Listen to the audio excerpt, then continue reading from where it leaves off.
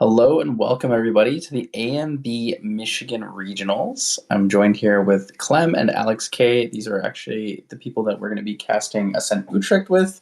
Currently for the first round, it'll be myself, Once in Love, and Clem here. But we're just bringing you guys the first of, I believe, 6, possibly 7 rounds here at the regional. But it's going to be Brando versus Krells. So we're going to be seeing I believe a Spirit of Wind Kong Gale, so a Kong Ming Razor Gale deck versus a little bit of spice here with the new ALC altar cards, but we're gonna see the Spirit of Serene Wind here with a Star Call Arsana build. Yeah, it's looking very interesting. I look forward to Arisana this season with the altar cards. She's gonna be very, very good, I reckon. What do you think? Yeah, I really like a lot of the cards that are available here with ALC Altar. So we do know there's only 20 cards being brought in, some with new arts and stuff.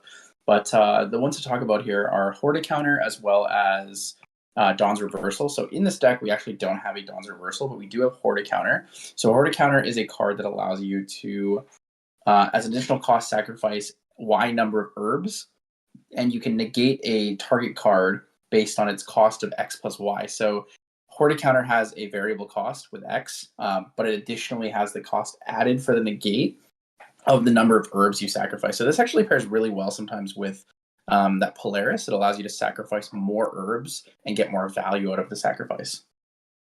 Yeah, yeah. And it seems that Arisana is the one going ahead first here. Glimpsed, I believe, 2 to the bottom of their deck.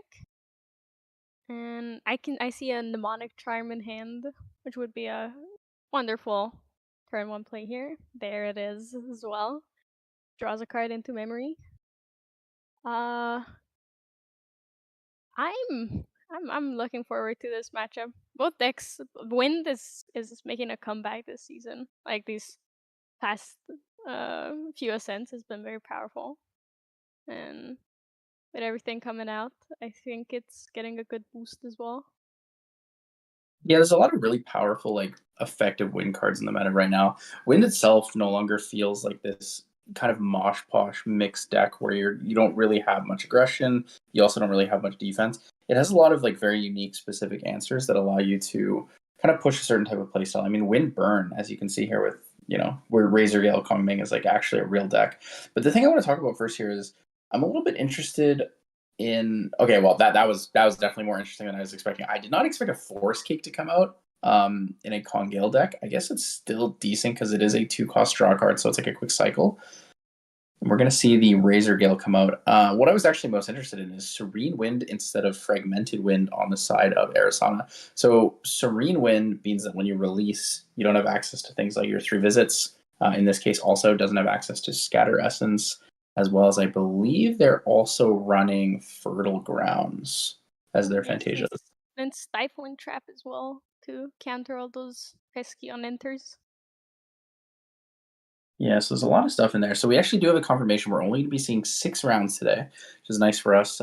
Being in Europe right now, the time zone is a little bit tough. 11 a.m. here at the Michigan Regionals.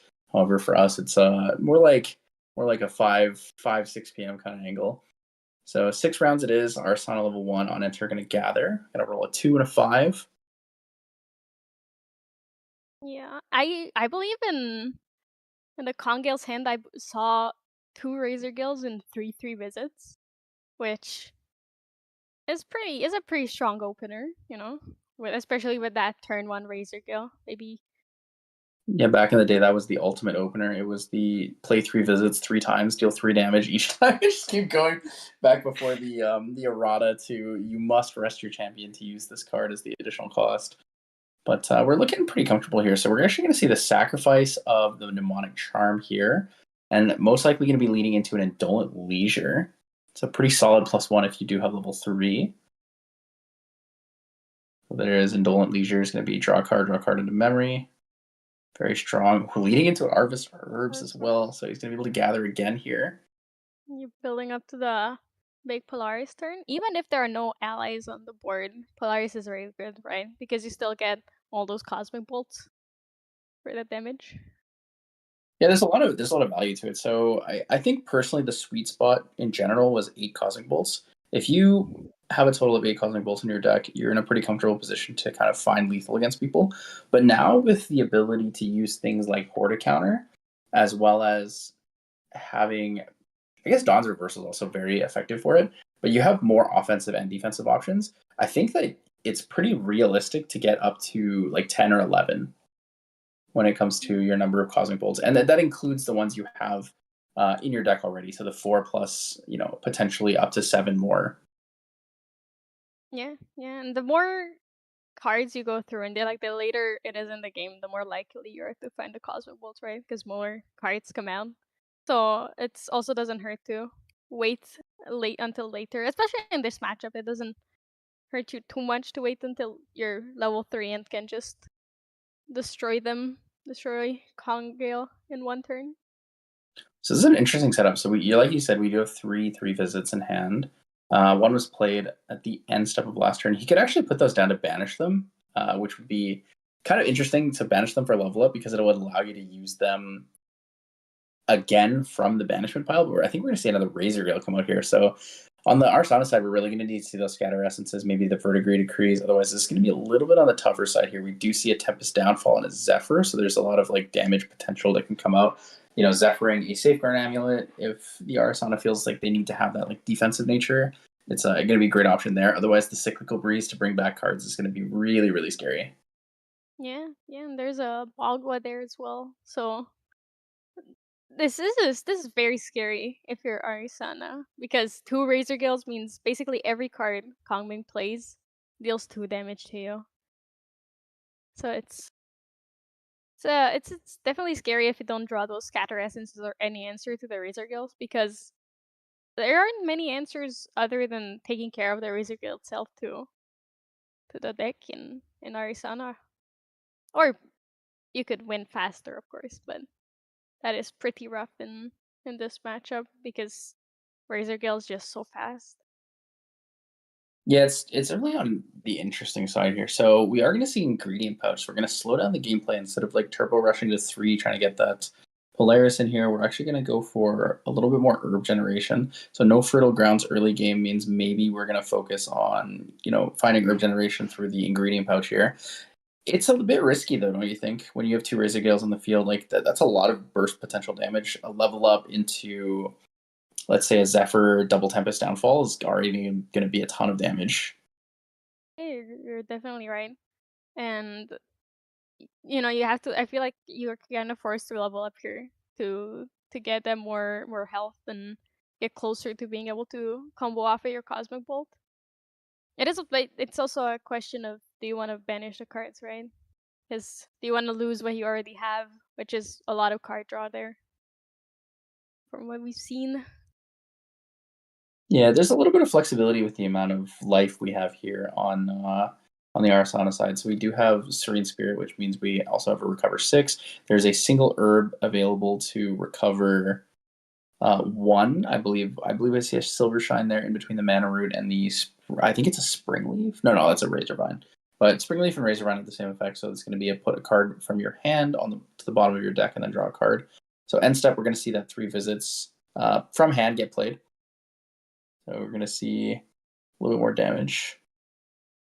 Well, actually, maybe we didn't see that. Maybe he realized he wasn't actually Kongming yet, so I think he's probably going to play it pre-Recollection instead. Yeah, so he didn't have one in hand because he only had the Zephyr, the Tempest Downfall, and the Bagua, I think. I realized he wasn't actually able to make that game action. I believe you're right. There's a Veiling Breeze in hand as well. It's a pretty comfortable place to actually just pass here. So we have 7 cards in hand. We're Kongming 1. Pass, move to end step, Shifting Currents face west. And then you can play your Bagua. You can activate your 3 visits on your opponent's turn to go from graveyard to banishment. You have a kind of flexibility here. I actually think that having 3 visits in hand is probably more of a detriment than a gain here, because now that you can only activate it if you have if you're able to rest your champion, it's a little bit on the weaker side, right? Yeah, I definitely agree with you. It's like it doesn't have that as much potential as it did before, and 3 means that there are 2 that you cannot play, really, right? Because once you go to Kongming, you can start recycling them. from graveyard and banishment, which means for for a lot of turns you're just gonna be doing. You can't play more than one, so they're kind of useless. They're unplayable cards. Yeah, I mean, the best usage for them is to banish them, right? So we can use them from the banishment pile, put them back in the bottom of our deck. We're going to see a level up here into our Asana Master Alchemist. We're going to gather 2 using an Indolent Leisure from memory as a random banishment, and then a Harvest Herbs, which was in the graveyard from last turn. I believe that's a Cosmic Bolt drawn. So is there a Dungeon Guide here available? I do see a Dungeon Guide, that AMB art there. So Dungeon Guide to 3 here would be pretty comfortable. We have 6 herbs on the field. Could bring out, honestly, it's a pretty safe time to bring out the Polaris. I don't think you need to worry too much about bringing out Polaris rested against Wind. I mean, at best they can dematerialize it. Yeah. I guess they could play like an Unbroken Mustang if you're a little bit afraid of like a more meta call focus on that. It could be something that you might want to play around. If you Dungeon Guide to 2 Comet Falls, I believe. If you do Dungeon Guide to 3 here, then that means that next turn, if you wanted to, you could actually raw materialize the players to make sure it is safe. Yeah, you're absolutely right. And there is, unless he uses those herbs to draw a card. Oh no, it seems that he's going for the rested materialization. I wonder Yeah, if he's. Oh yeah, well, it doesn't matter at that point because he cannot use, you know. But if he waited, would you wait to draw a card, or would you just draw to have as many options, defensive options in hand as possible? I think you have to take the Polaris out there regardless, so that you can draw the card more efficiently. Because the thing is, even if they dematerialize it or they Zephyr it or interact with it in a way where you can't sacrifice it yet, it's going to come back whether you want it to come back in your materialization or your main phase, and you're still going to be able to get 5 counters on it, right? So losing 2 counters to draw a card, this kind of pressures your opponent. If they do want to interact with the Polaris, they have to go -1 for it, which is fine. The only real risk you're taking is against an Unbroken Mustang or something like that. Alcahest if they had extra level counter manipulation. But pre-recollection here, we're going to see a Boggo of Carnal Fate. So it's going to be double Razorgale trigger, goes to 6, glimpse 3, and then draw a card. Tempest Down. Is that a baby green slime or a Tempest Down? I think it's a baby green slime. The baby green slime. I see a Razorgale. Are those 2 Razorgales? Hmm, I couldn't quite make it out. I definitely saw one razor go, Okay, so he's which going to he take the Razorgale into hand here. May activate a 3 visits, but I don't think it's necessary because he already knows what the other 2 cards are. So he's going to get the Baby Green Slime here. Baby Green Slime targeting the Forest Cake is decent, but you could also target the Polaris if you're afraid of that. yeah, I think it's safe to play defensively here. Deny the Cosmic Pulse for one more turn. Putting down the Veiling Breeze is an interesting choice to me. I think that in most cases, you would want to put down probably one of your 2-3 visits and one of your Razorgales to play another Razorgale, but I think holding the Veiling is pretty important. They're not quite in a position where they can pressure you for a lot of damage since the Cosmic Bolts haven't come in and influences on the lower side. Oh, we're going to see an Astral Seal here onto the Razorgale Calling. So Astral Seal will just negate the activation outright. It does have an effect as a class bonus where if there's already one of these cards in any banishment, you can activate this for free, but he's going to pay full cost because there is no banishment on Razorgale Calling yet. I think this is probably the best play here, because you can, even if they play something that just triggers the razor gills, um, obviously the trigger comes off, but in this case it was amazing. But in any other case, he can still negate anything that targets the Polaris, so it's very defensive. Yeah, it's pretty good. This is actually a decent time to play the Baby Green Slime. Baby Green Slime will Yeah. trigger the Razorgales, putting Arsonic to 10. I believe we're going to see target. Oh, he's going to target his own Force Cake, so he does want the extra draw. Okay, not bad. 1 damage can come in here from the Baby Green Slime. Can't forget about, combat damage is pretty good. Yeah, not afraid of that Polaris there.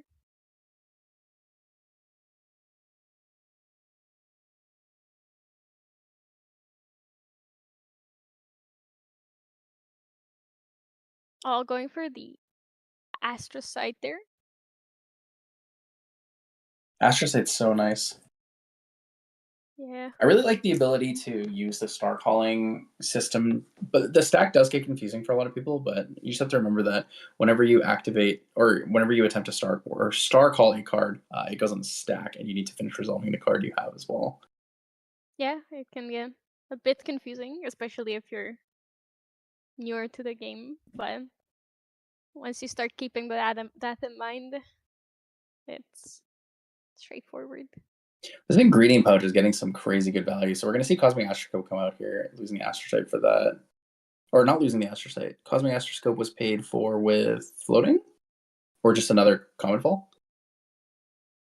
I think I missed what happened there. The visual cut out for me for a moment. Fortunately.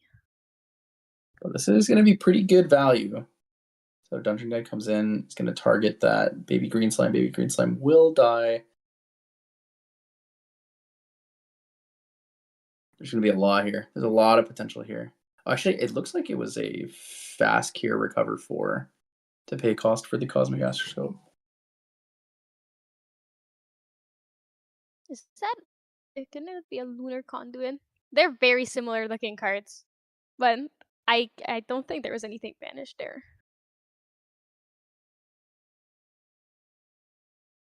And lunar conduit costs 1 less. It costs 0 to materialize if you're a cleric.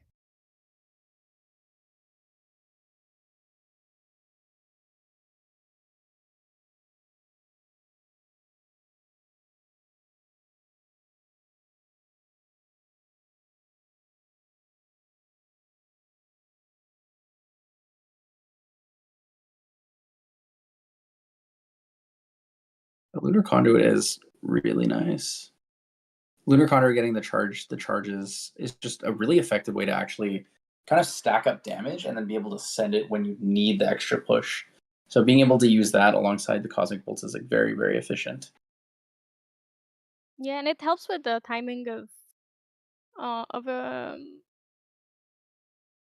Veiling Breeze as well, right? Because if they play it, you can still respond with the lunar conduit resting to deal Yep. dirty damage. So Safeguard Amulet's really nice. It's a very defensive option here for the Kongming Razor Gale. We're going to see an activation of 3 visits here from Arasana in response to that. Maybe trying to push out a little Cosmic Bolt before the Safeguard hits the field, but don't have anything. Put them straight to the bottom. I believe I see an Ardent Cloud Striker there for Kongale. So that's like one of the really strong cards. It allows you to push for a lot of damage. The only problem is that the Polaris can be activated to deal with that right now, should they wish. So it's kind of a little bit troll to be playing that in this turn, unless you're trying to force the Polaris out right now. Yeah, yeah, but could be a good idea to force a Polaris because 8 is already a large number, large number of cosmic bolts. But if you leave the Polaris on board there, it just keeps on growing, right? With the ingredient pouch, basically guaranteed value every turn. It grows by 1 cosmic bolt, and then with how low the amount of cards it's getting in the deck, it's just gonna be a deck full of cosmic bolts soon. Yeah, big old Cosmic Bolt soup. So one of the other, like, you mentioned the value of the ingredient pouches. Every time he manages to roll another healing herb too, it also like pushes back the damage of this Razor Gale potential. So like there's a lot of flexibility in what you can do. The setup here is just so comfortable. We also have the Serene Spirit still, so like we're kind of big chilling, right? Yeah, yeah. It's 3 visits in the banishment there. So we are going to see another Razor Gale come out here. So that's the 4th Razor Gale for the game. Activation is going to be good after the triggers of the other 2 Razor Gales. So 3 Razor Gales, 3 visits available for act. It's going to be tough. I believe we're holding on to are we holding on to a Veiling Breeze there in a 3 visits? I believe so. Yeah. Unfortunately, Arizona did miss out on the second astral seal there. They could have played for free, but can't have it all. Yeah, so it looks like we are going to see Most likely Astroscope, Cosmic Astroscope here coming out. Oh, Nullifying Lantern, actually. So potential for Scatter Essence. I believe I see one in hand there. It would make sense because that disables Cyclical, because Cyclical specifies a wind spell. Yeah, so it's going to be really big here. So like when the Nullifying Lantern comes out, you know something's about to happen, and you don't want to be in that position.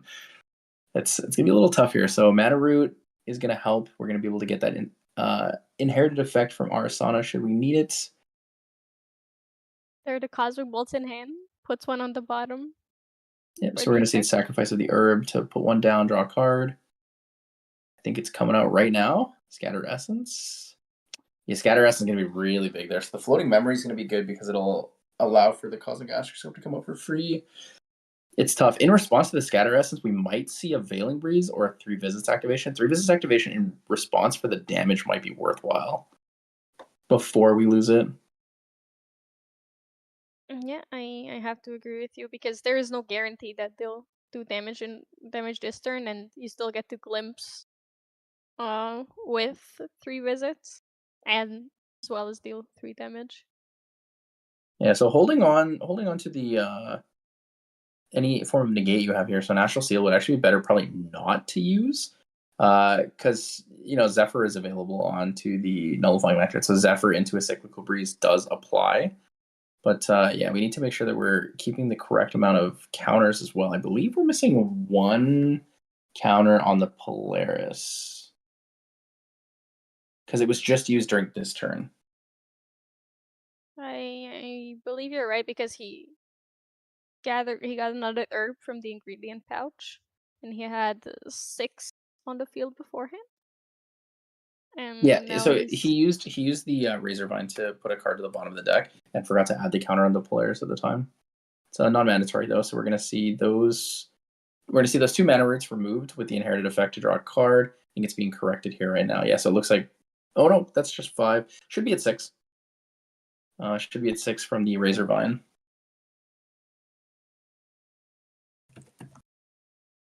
yeah, I believe you're right. If my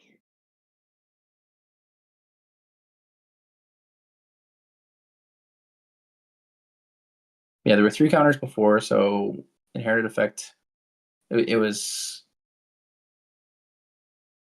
That's It 6 should be at scanners. 6. Yeah, it should be. It should be at 6 due to the Razorvine activation.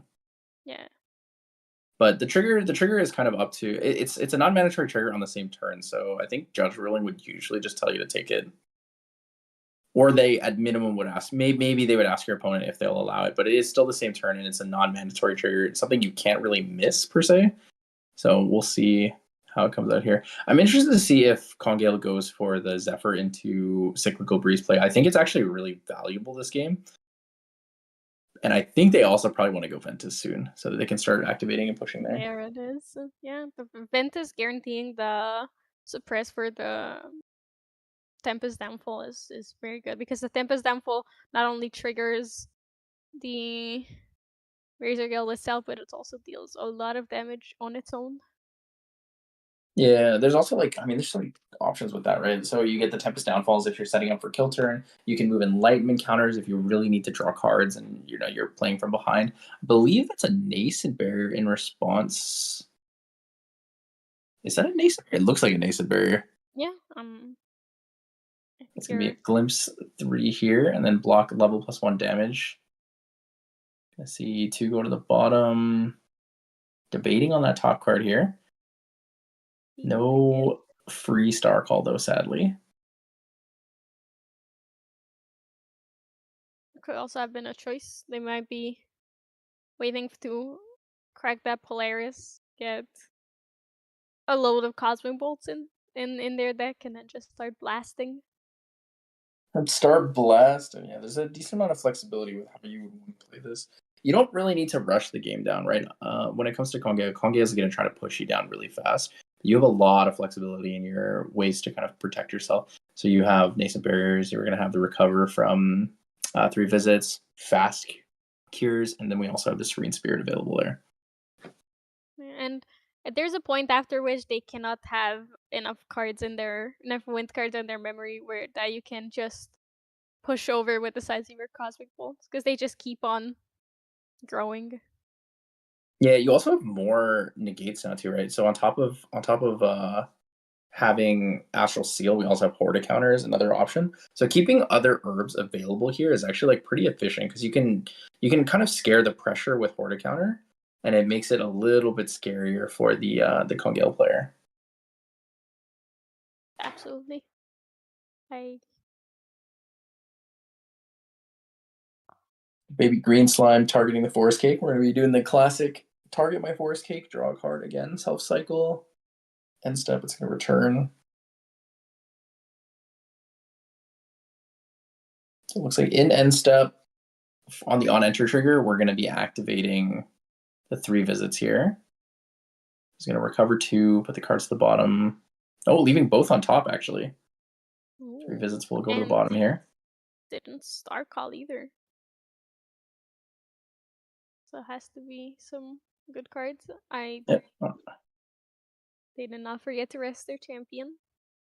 It's interesting, too, because I think this turn is where we're going to see the fast cure getting paid for the cost, or I guess Scatter Essence as well, for the cost of Cosmic Astroscope. So we're not going to be using the Cosmic Astroscope in Recollection. So no free Star Calling. We are going to see the payment for Ingredient Pouch in Recollection, though. This is going to be a really big Polaris. So we're looking at Polaris for 10 right now. And Polaris for 10 is huge because 14, assuming you have 14 Cosmic Bolts, like available to generate 10 more, there's a lot of Cosmic Bolts. It's a lot of potential damage on the board. If you're holding on to like, 2 Wisdom Surprises or some Astrocytes, you have a lot of potential to really throw extra damage out there. Yeah. Oh, is that another Scatter Essence in hand? I believe he did draw his next Scatter Essence. Oh, that is brutal. Yeah, It so we're is. not going to see much here. I think he's debating whether or not he wants to activate a Wind card for the damage before we lose the Razor Gill. Otherwise, it's just going to be Escape the Wreckage here, targeting the Baby Green Slime. Escape the Wreckage targeting Baby Green is pretty good, though, because you can Baby Green the Nullifying Lantern in the same way that you would use it for your Zephyr to pull Cyclical Breeze. I mean, at this point, we're what? 1 negated Razor Gale, 1 in graveyard, and 2 on the field. So we've seen all 4. Kind of in a position where we really need this. So we're going to see Zephyr targeting probably the Baby Green Slime.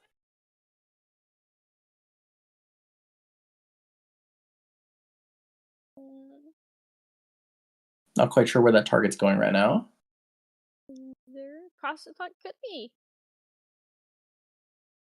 Oh, yeah, so it is Zephyr targeting the Baby Green Slime, and then we're going to see a Stifling Trap in response, also targeting the Baby Green Slime on the stack. Does have a second Zephyr. Could pop that down. So Stifling Trap is on the stack of the activations of the Razor Gale Callings, because those haven't been activated yet. We're going to see Bagua. So he's going to take 2 from the activation of Bagua, puts the 2 Razor Gale triggers on the stack. Bagua will resolve. Then we'll see whether or not the Stifling Trap resolves, and then 2 more damage from the Razor Gale Callings, and then finally the Zephyr. That's going to die, and he's going to take... So he is going to take the Stifling Trap. So Stifling Trap will resolve, and he's going to take 2 more from the Razor Gale triggers coming from the Zephyrs. Or the first Zephyr, sorry. We'll go to 14, and then he'll lose one of the Razor Gale Callings. And Razor Gale Calling is one of those cards that really makes the stack super important. You have to be very, very clean and understand where your triggers lie and when they resolve, because damage coming through is really, really important to track for these things. Right. Definitely one of those decks where I think you should really have a piece of like a pen and paper to mark your damage, on top of having a tablet or a phone available. Yeah, it's a lot better if you can keep track of the exact damage you took every time a wind card went on the deck. It's similar to Luxem in this regard, I think, because with Luxem it's also very important that you don't mess up your recovers and damages you deal. Yeah, the order of your triggers really matter here. So we're going to see 3 visits activated from Graveyard, put to Banishment, recover down to 0. Actually put a Forest Cake to the bottom, and then kept the Windmill Engineer on top. So Windmill Engineer is going to help for the cycling. We're trying to figure out what to materialize here. There's not really too many great options. available for Kongale. So we're going to see the backup charger. It's not going to be able to be used pre-recollection. So many things were damaged. Basically -2 for the last turn here. Oh, sorry, my apologies. We do see the Forest Cake. It was actually the Windmill Engineer that was put at the bottom.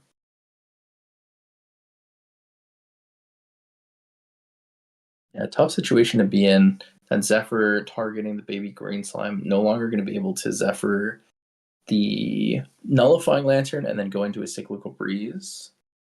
Kind of has to play around that. It's hard too because you want to play that Ardent Cloud Striker. You want to push for the damage, but you know you can't because the moment you play it and it swings, Polaris is just going to come out. So keeping the Polaris on the board and just kind of playing defensively here allows the Starcaller Arasana to just really play in a way that controls the game for a later game push. Yeah, yeah, definitely. And with the Razor Girls being gone, it's definitely more safe for them to just hold back and, stay alive. And with the more cards going out of their deck as well, it's the longer Polaris grows and the more cards go out of their deck, the more the whole deck is just going to be Cosmic Bolts. Of course, if they have enough copies of it, but it's still, being able to stabilize here is really really good for the Arsana, I think. Actually, Bagua come out here. So Bagua's actually we're gonna get Bagua out, and we're also gonna have 3 stacks on Ventus. So Ventus is available here for the Tempest Downfall combo. So if we had 3 Tempest Downfalls, we could do a decent amount of damage here. It's not gonna be quite enough though. So let's see, 17 Tempest for 3, Tempest for 3. So double Tempest here with the Ventus would actually be lethal. However, we do have a Healing Herb on the side of Arsana, and we also have the Serene Spirit available still, so we actually would need a third one to really push for that. Yeah. Might I see another Fairy Whispers here. Hold 3 cards for the backup charger next turn. Yeah, yeah. There was 3 Fairy Whispers on top from that we saw from the Bagua, which is great. You can just pump them out one after the other. That would have been such a wonderful top deck if he still had just his second Razor Gill. Yeah, it's crazy because we saw all 4 Razor Gills get played this game, and one of them gets negated, 2 of them get destroyed. It's like such a strong impact on the game here. Pre-recollection, we're going to see the Astroscope getting used. Limbs 3. I see an Astral Seal, Wisdom Surprise as well. It's kind of good. Wisdom Surprise going to the bottom. Astral Seal, I couldn't see the second card there, but Astral Seal will be on top. I believe it was 2 Astral Seals. 2 Astral Seal is pretty comfortable. Let's see the damage come in from Dungeon Guide. Yeah, having that Healing Herb plus the Serene Wind is very efficient in this game. I normally knock people for playing Serene Wind. I think that Fragmented Wind is just so much more powerful and explosive. But in this matchup, having that defensive nature is actually really, really strong for you. Yeah, I have to agree with you. I feel like for this deck, as in general, Serene Wind might be better just because it guarantees that you survive longer. Because sure, there you have a lot of defensive options, but if you let something resolve, or if you cannot negate something or cannot take care of something, and you're forced, for example, if there is one big ally and you're forced to use your um Polaris, that can feel very bad. But I think the Serene Wind here gives enough of a buffer where you don't necessarily feel pressured the moment a big ally hits the board, and you still can take your time and stabilize a bit more. Yeah, there's a lot of flexibility with it. I actually think maybe I'd want to run both spirits, but that might be a little bit too greedy in this regard. So we're going to see a Nullifying Mirror in that deck. Nullifying Mirror, Nullifying Lantern, not really useful for you against the Starcaller Arsana here. So maybe we're just going to see... I guess we're just going to see Nullifying Lantern anyways, interestingly enough. So in response to Nullifying Lantern, we're going to see 3 visits activated, recover 2, glimpse. We do not see anything relevant there. Straight to the bottom. I believe one of those was a Harvest Herbs. Don't really need that where we are in the game. Yeah, yeah. I would think that Nullifying Lantern might have also been a. I'll bring it out to see if they do something, because at this point there's not much that Kongming can do when Yeah, I the think opposing Kongming just team is realized nullifying. that Cyclical Breeze is useless after they activated Yeah, it. And they said, oh, wait a minute. There's no wind. That's unfortunate. I see. So his opponent's actually letting him take it back, which is quite nice in this regard. But I think that's because where he's at in the game, he knows he's going to win. You're so far away from the potential to survive or even find lethal. Like Yeah. you would look at this and you'd say, okay, 16 damage counters on Arasana, has Serene Spirit. Okay, I need to deal 15. 15 is possible, right? Triple Tempest Downfall. I have a Razor Gale available. I could bring back another Razor Gale maybe, but it's a lot harder than you think because Astral Seals exist. Oh, okay, so here it is. We're gonna see 5 cards down for the Ardent Cloud Striker. 2 cards in hand here. Ardent Cloud Striker is gonna probably attack, attempting for 6. We're gonna see the activation of Polaris. We might actually just see a raw Astral Seal here. Yeah, it's they did get that they did put the Polaris on top. Or the Astral Seal on top. Ooh, Horde counter. Oh, So Horde counter, sacrifice 2 herbs. It's going to be Horde counter for 3, so it's impossible for them to pay for it. So they paid 1 for Horde counter and then used 2 herbs as a sacrifice. So it'll be 1 plus 2 as the negate amount. And so that's going to get banished. And then we're going to get 2 counters on the Polaris here. yeah.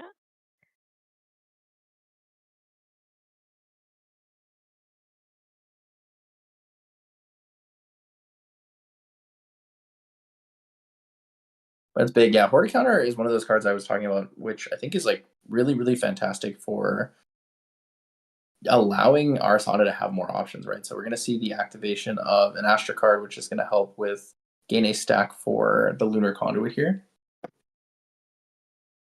Lunar Conduit's interesting. So every time you activate an Astra card, it gets a counter, and then that counter will allow you to you can, I believe it's remove 1 counter, rest this, and then deal damage to a unit equal to the number of counters.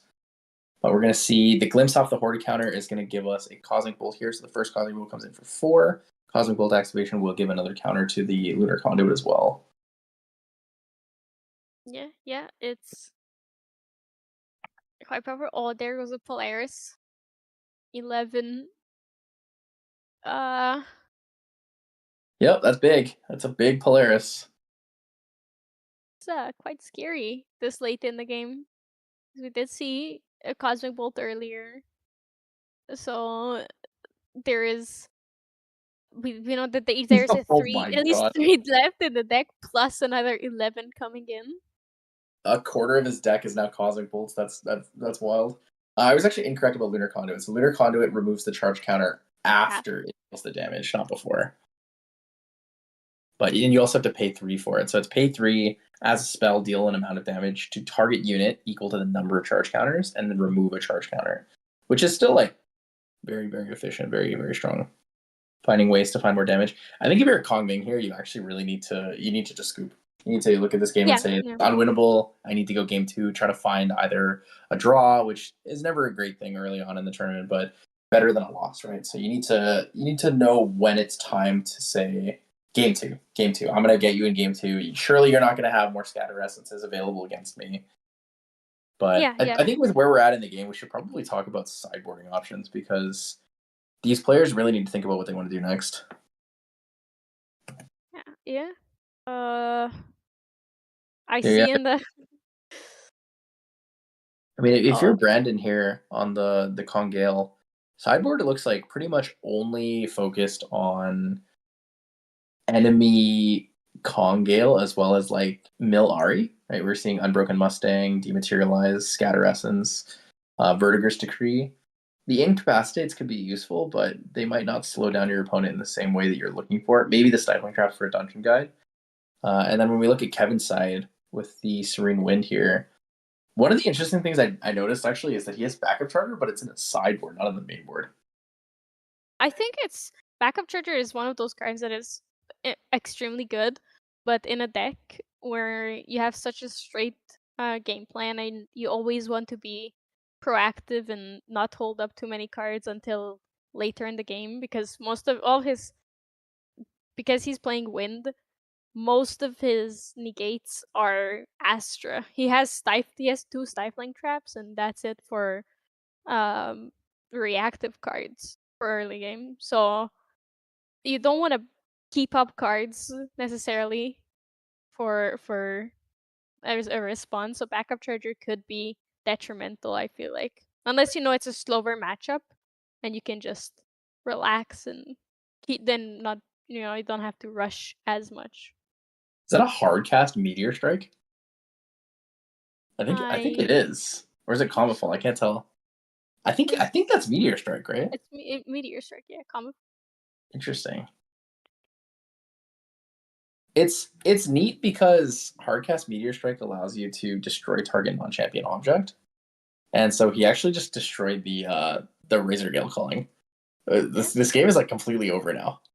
Yeah, I don't believe that Kongmin can come back from this. Of course he can get lucky, draw the Cloud Strikers, but even then by that time I believe Arisana's gonna have enough Cosmic Bolts that there's no coming back from here. I would say it's basically impossible at this point. Wait, did he not All have your three Razor cards? Galleries. He had three cards, right? He could have activated backup charger for your collection. I believe you're right. Yeah, it's unfortunate. Yeah, so for those who are wondering why the Razor Gale was destroyed there, Meteor Strike, when it's hardcast, not star called, it says destroy target non-champion object. So target non-champion object is pretty much anything on the field that is not your champion. It's basically Astra's version of Excalibur, but the way it works is that if Meteor Strike is star called, it deals 3 damage to all units except for your champion. But if it's not star called, then it has destroy target non-champion object. So it's either a Comet Fall or an Excalibur in a sense. So it's actually like super efficient in this deck. Hmm. It's a very good m- kind of modal spell because depending on how you activate it, it can be. I totally forgot it was non-champion object too. So when he played it, I was really confused, and then I realized I was like, wait, that's crazy good. Like goodbye Razor Gale calling, right? Yeah, it's a very good card. I feel like many Astro cards got overlooked because until Polaris there wasn't a reliable way for Astra to finish out the game, but it is a very powerful element that has a lot of answers to everything. Yeah, Astra has a lot of really good cards. It's nice that we finally have an engine that allows us to both find a win con, but also kind of make it to the mid end game portion, like where you can start off playing as level 3. One of the biggest issues I found with level 3 decks in Grand Archive is that it's very difficult to stabilize once you hit level 3. Like on Crux, we have Ghost of Pendragon, right? Ghost of Pendragon allows us to draw 2. It's a 3/4 body. It's just strong in that regard, right? But when we look Yeah. at other elements, there aren't as many really strong cards that either we play the first turn we hit level 3 and we start like scaling, or it's a really big struggle to get to level 3 without giving up too much resource, whether it's giving up too much board presence or giving up too much for your own life. Yeah, absolutely. There's Crux has a lot of cards that you look at them and you can immediately tell how powerful they are, while other elements need to have supporting cards for it. Yeah, it's nice that the flexibility of the game is kind of moved around. That Lunar Conduit starting to look a little bit scary here. So 4 charge counters on the Lunar Conduit. We're going to see the materialization of Terror Fring, which means we are now on the 12th materialization of the game. 43 minutes in, round 1. It's going to be kind of tough here. Game 1 looking very in favor of the Arsana here, which is, I believe, Kevin. Me kind of tough. He's destroyed, I believe, 3 Razor Gales, 2 with a Scatter Essence, 1 with a Meteor Strike, and then we've also seen an Astral Seal come out to negate one of those. Yeah. Do you think Brandon, because it's so easy to forget the Serene Spirit, right? And do you think he may be still doing everything he can to survive because he forgot about the Serene Spirit? Maybe he might also just be unfamiliar with the matchup. It's hard to say though because ALC alter cards, like especially that new Horde counter, is like one of the ones that you're not. A lot of people aren't going to be quite certain on how it works or how to play around it. So we're going to see a Veiling Breeze here for 2 in response to the I believe it's a Cosmic Astro pre-recollection into a Cosmic Bolt Star Called. Here it is. We're going to see another Cosmic Bolt here. So Cosmic Bolt coming in for, I believe, 10. 10 minus Mhm. 2 is going to be for 8. It's going to be looking pretty grim here. I think that's going to be lethal. And game 1 is going to be going to Kevin. Yeah, that was a very, very long game one. We hadn't had time to discuss sideboarding already. Yeah, so sideboarding here is basically, I mean, with how much time it is in the game, Kevin's probably going to take this as a 1-0 victory. So I think in a lot of cases, we're going to look here. We're going to say, all right, well, Safeguard Amulet's going to be really important because I can use it on the turn where I need to protect myself from Tempest Downfalls and such. Bringing in the two extra Scatter Essences is going to be absolutely vital. I think that's an absolute must-have. No other way around it. When you're doing your Serene Spirit Glimpse off the start, you're looking for Scatter Essences, right? Yeah. You're looking for a way to slow down your opponent instead of looking for a way to accelerate your own gameplay. Yeah, yeah. He got very, very lucky this turn with this game with the two scatter essences. Even though he glimpsed a lot, it's still not guaranteed that he will find them. But I'd have to agree with you that he does have to bring in the scatter essences. Unfortunately for Brandon, it doesn't seem like he prepared for the Arisana in his cyber that well. Um but it is a very, very rough thing to prepare for after a new set comes out, even if it's only 20 cards. Um, Figuring out what the meta is gonna look like at an event is very tough. But I feel like overall, Brandon Cyborg is very solid because one of the worst matchups of this deck is his own, is a mirror. It can drag on forever, but and the cards obviously can be used for other things, other matchups as well. Um, but yeah, in this case, there isn't much he can do. He has to be a lot faster, and obviously, with Kevin only playing two scatter essences in his main board, as I mentioned already, he is he got fairly lucky. But at the same time, Brandon also got very lucky with seeing four of his Razor Gales. Yeah, That was 4 very Razor it's Gales is crazy to see. I can't believe he not only saw 4 Razor Gales, he attempted to activate all 4 of them. At all one point, yeah. he had 3 of them on the board at one point, which is kind of crazy to me. Yeah, it is quite wild. Both of them got fairly lucky this game, I feel like. Yeah. So you were talking about how relevant it is here for Brandon to have the sideboard like focused against like Razor Gale stuff with the Verdigris Decrees as well as the Scatter Essence. It's also worth mentioning that that's really, really good against Watermill Arasana because they're focused on the Fractals of Rain, having Fractals of Polar Depths, and then also their Fantasia if they're playing Fragmented Spirit. Yeah, So like either way, it's still like it is a good meta call to have those things in your sideboard. It's very, very efficient if you're playing Wind. yeah, yeah. With all these fractals have become a major part of this game, so you cannot just dismiss them anymore at all. So it's definitely a good good choice to prepare for it. Uh, Especially in the meta as we know it currently. Yeah, it's gonna be tough here. A lot of time spent sideboarding. Definitely one of those things where you want to like really rush in. You gotta also make sure you take out every bajillionth cosmic bolt that you put in your deck.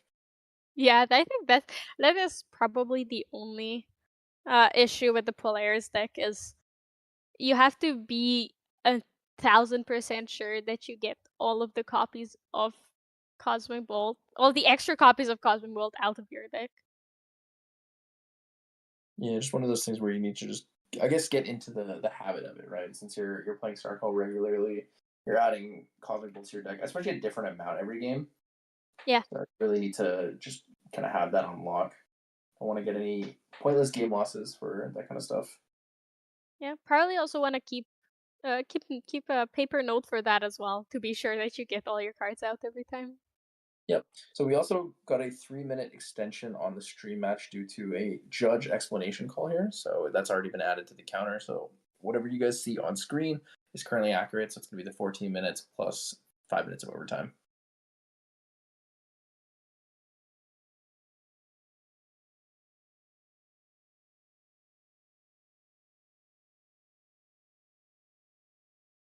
Oh.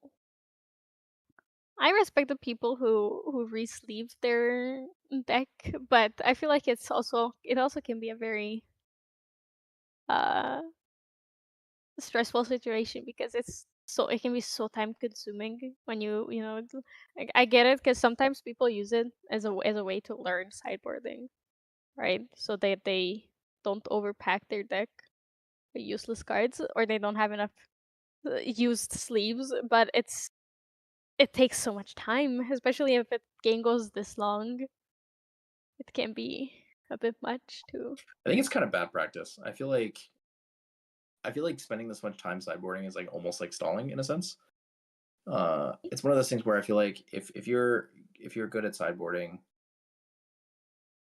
I maybe not even like if you're good at sideboarding. I feel like sideboarding should just be a more efficient, faster process because it's really important to be able to like have time to play the game. Yeah, yeah. You're right about that. At the regionals level event, it's definitely not. At locals, I would understand. Like at locals, I feel like it's more forgivable if you pre-practice there, but at regionals, it can be a bit frowned upon if you take so much time to sideboard. Yeah, I mean, respectfully, you just ask your opponent to sideboard quicker. Yeah. If you really need to, you can call a judge and stuff like that. It's also probably worth mentioning that like at premier level events, guys, it is not like it's not BM to ask a judge to come and like, hey, can you let my opponent know that they're taking like forever to do this thing? Like at this point, like why are we pile shuffling as well? We're just taking so much time to this point where I think that just the mass shuffling should be good. Yeah. But the other thing is that if Brandon wants to go first, like I think at this point he could just like start the match. He'd be like, hey, continue to shuffle. I'm gonna go first because I lost, so I make that choice. Mm. Yeah, Just because it that's is gonna the take a long time to get through this, and he only has a limited amount of time to get that first game right. He needs to find basically lethal in 10 minutes, maybe 15 minutes if he can. yeah, yeah. I wouldn't be surprised if Brandon wanted Kevin to start here and be lower on influence. And like too less influence can be very detrimental. So sometimes you do want to go for that. And if he draws well, he can immediately start attacking into into Arisana. So I wouldn't be surprised if that is why he didn't start yet. But yeah, it is. I do agree with you that it's a bit A bit cumbersome. It's a bit too much. yeah. But here we go. We're gonna be starting off game two here. So the Star Call Arsana, Kevin, on the top side of the screen is up 1-0 right now. We're gonna see Congale going first here. Draw seven. What do we see? Opening hand, Razor Gale calling. That would Opening be the hand. I see dream. Ace and Protector. I see two Ace and Protectors. It's With not the best. I think there's a Forest Cake in there. Also a Windmill Engineer. Forest Cake draw. Yeah, Windmill Engineer would be pretty good right now. yeah, the draw engine, windmill engineer, and Oh, it's the baby green also immediately. That's yeah, not it's bad. also not too bad. Yeah. Oh, and the baby gray, drawing a baby gray there. All the draw cards Yeah, if he's able to in return hand. that baby green, then he's going to be able to play his baby gray with the slime shield in hand too. Yeah, maybe he could if he. I believe he's gonna have enough influence to Ace and Protector to return the the baby green and do some shenanigans with it. Yeah, he also has forward claims in the deck. I don't think I saw him draw one off with the opener. I believe, unfortunately, you're right. So four cards to the bottom here for Kevin. What is Kevin's opener? Do we see the Demonic Charm opener? Demonic Charm, fantastic opener here. Fast Gears. Fast Gears not bad either. Play those. I think he's a dungeon guy too. So two Fast Gears, a dungeon guy. It's not bad. He's gonna be able to remove the damage there from these chip on the baby green slime plus the Ace and Protector, and he's still gonna be able to utilize that. Oh, interesting. So the backup charger. So that draw into hand from the Force Cake and end step is really efficient for the backup charger turn here. So it's going to go to, I believe, 9 influence. Oh, and there's the Razor Gill as well. Yep. So BB Green comes in for 1. We're going to see Ace and Protector Actually, maybe Razorgill first into a Windmill Engineer.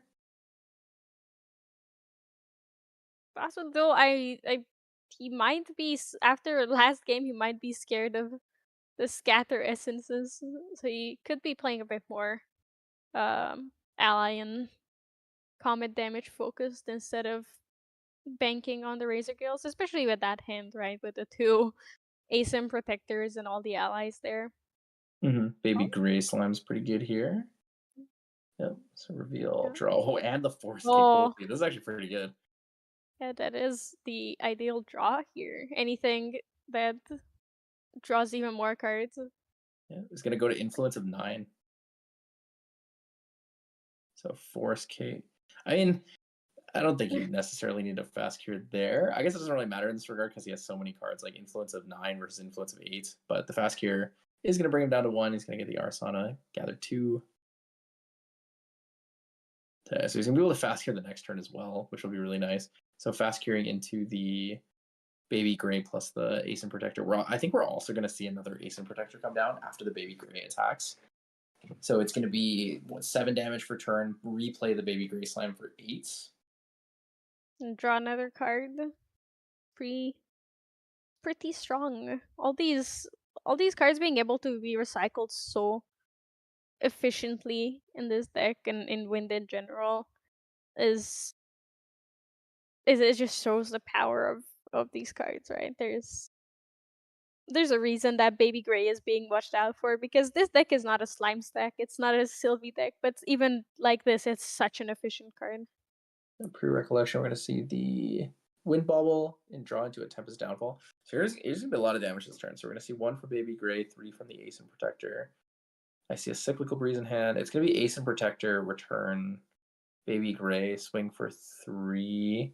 He's trying to push as much damage as he can before the Polaris comes out and wipes the board. But he might also just not put the Ace and Protector out yet. He might go for a Razorgill Calling because he knows the Polaris has a lot of potential. Nope, he's just going to push. Big damage coming through. We are going to see the 8 damage turn. I just replay for value, right? He does have two Baby Grays in hand, so he could just play both of them to draw more cards, possibly draw into another Razor Gale and start pushing damage through that as well. I actually think playing Razorgill this turn is probably more valuable, but you might want to just keep cycling because, I mean, there's never really a bad choice playing Baby Gray to cycle. Oh, does he have 2 Baby Grays in his hand? He does have two Baby Grays, yes. So he's going to play Baby Gray, draw, and then he's going to play Razorgill Calling or the Baby Green Slime. Fast Cure. Fast Cure is good here. So Baby Gray and Slime Shield get shown. He's going to draw. He's going to draw into another Bagua.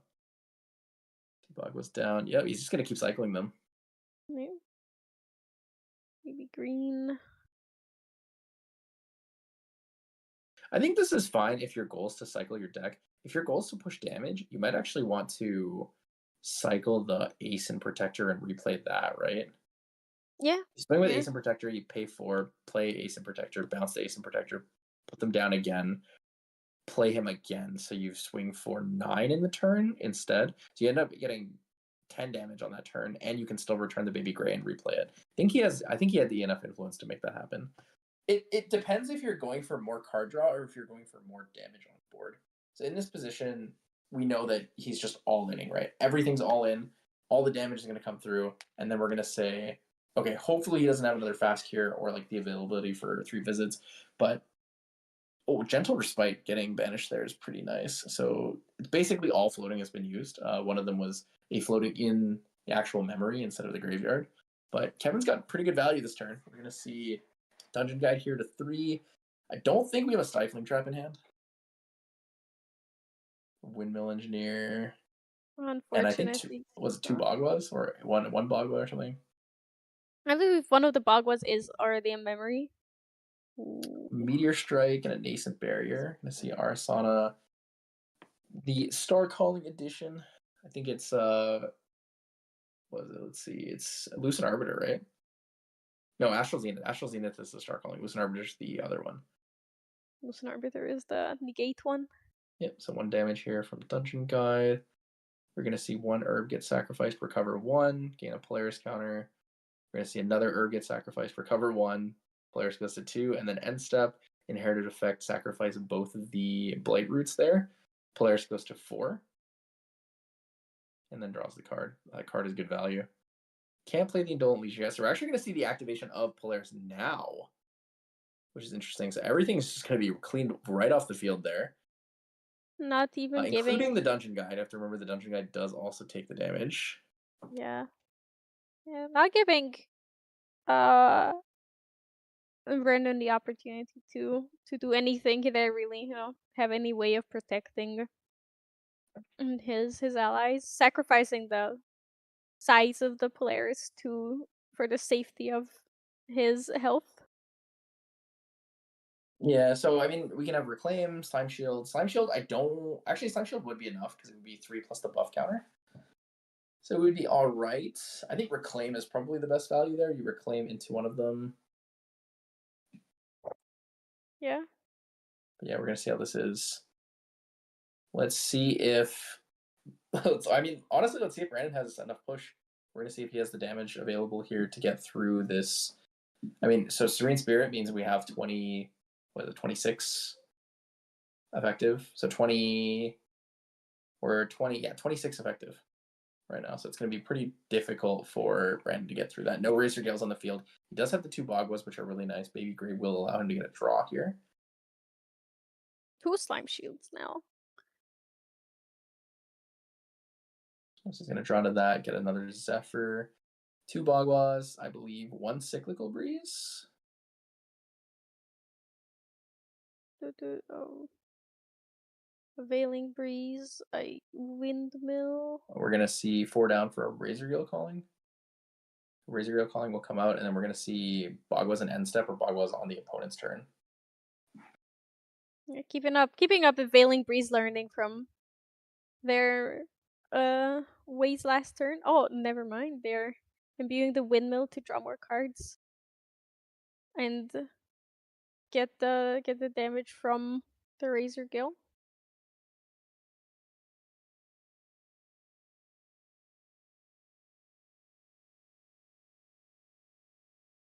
Windmill, so full hands down. It's gonna be kind of scary. So I do like how proactive Kevin is with the nullifying lantern. I think it's really good, especially if he knows he has a scatter Yeah, essence. Scatter Man. Essence. There Yeah, it so is. Yeah. scatter essence is like kind of a giant slap in the face to this deck. There's not really a lot that Brandon's gonna be able to do. He's gonna have to deal with that nullifying lantern, or just dig for another Razor Gale Calling, which is like kind of rough. Yeah. Does he find the Razor Gale Calling? Nope. 3 visits, activation, and response. We're gonna see Recover 2, Glimpse 2, and it's an Astrocyte. So Starcall the Astrocyte is good. 3 visits going to the bottom is like kind of whatever. You don't really care that much about it. Yeah. Starcall the Astrocyte, Glimpse 1, Comet. Is it a Meteor Strike? This is a Meteor Strike. The Meteor Strike will just be damage. So it's Starcall for free. It's gonna be 3 damage.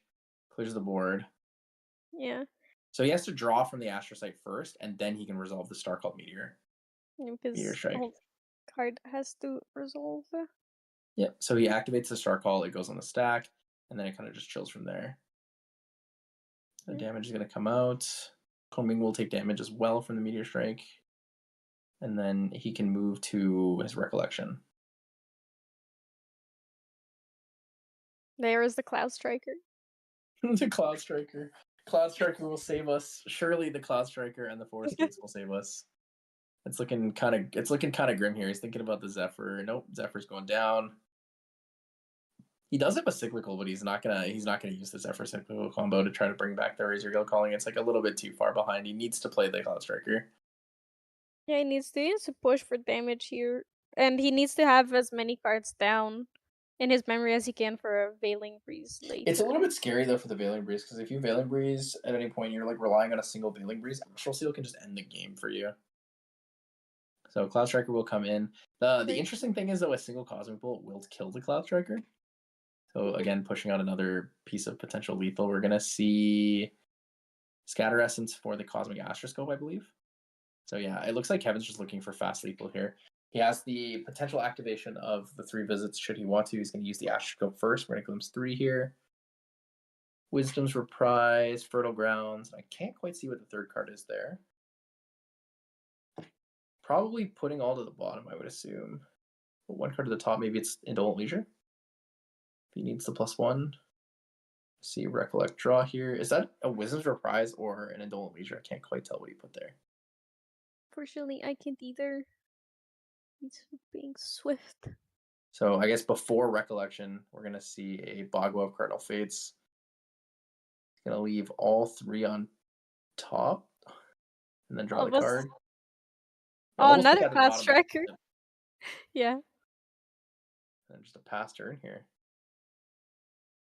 It is important to note that we are in overtime.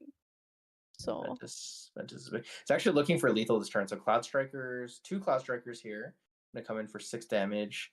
Ventus triple activation. So Bogwa of Cardinal Fates, another Bogwa of Cardinal Fate +1, and then Tempest Downfalls would be the attempt here, I think.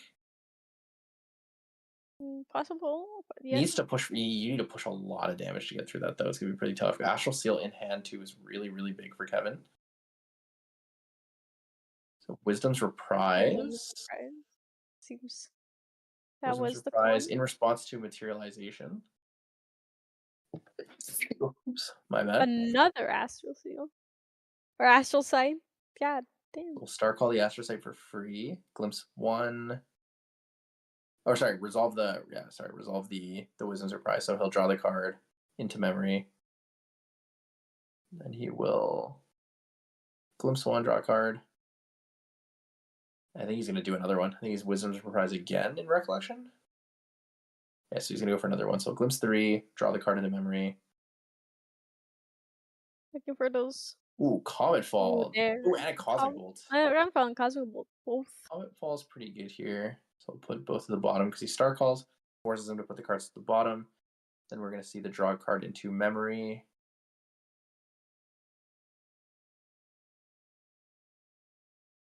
We need to see the draw card into memory. Yeah, so you need to respond to the. You need to finish resolving the.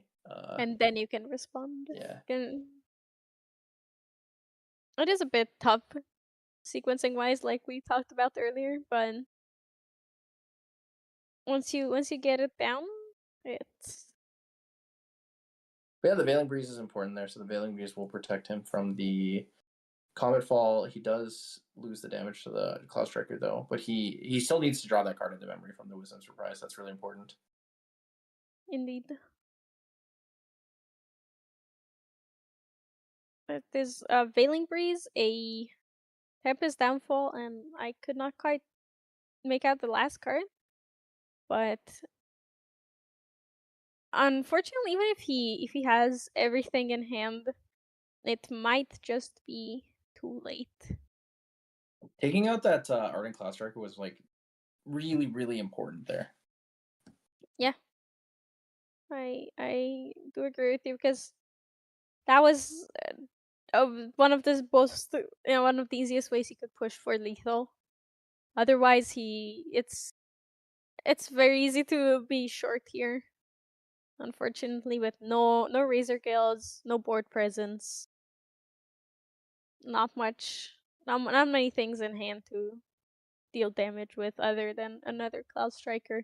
And the the 2 Cloud Downfall Strikers putting us to 22 is technically still like 16 due to the fact that the Serene Spirit still exists. And it's like we're so far from the fast cure. Third fast cure for the game going down to 12. It's looking absolutely Jover here for Mr. Brandon on the wind, Kong Ming. And I think that's it. I think overtime is going to get called here. So that's a GG. There's a handshake out. And that's the end of round 1 there. That was a long one.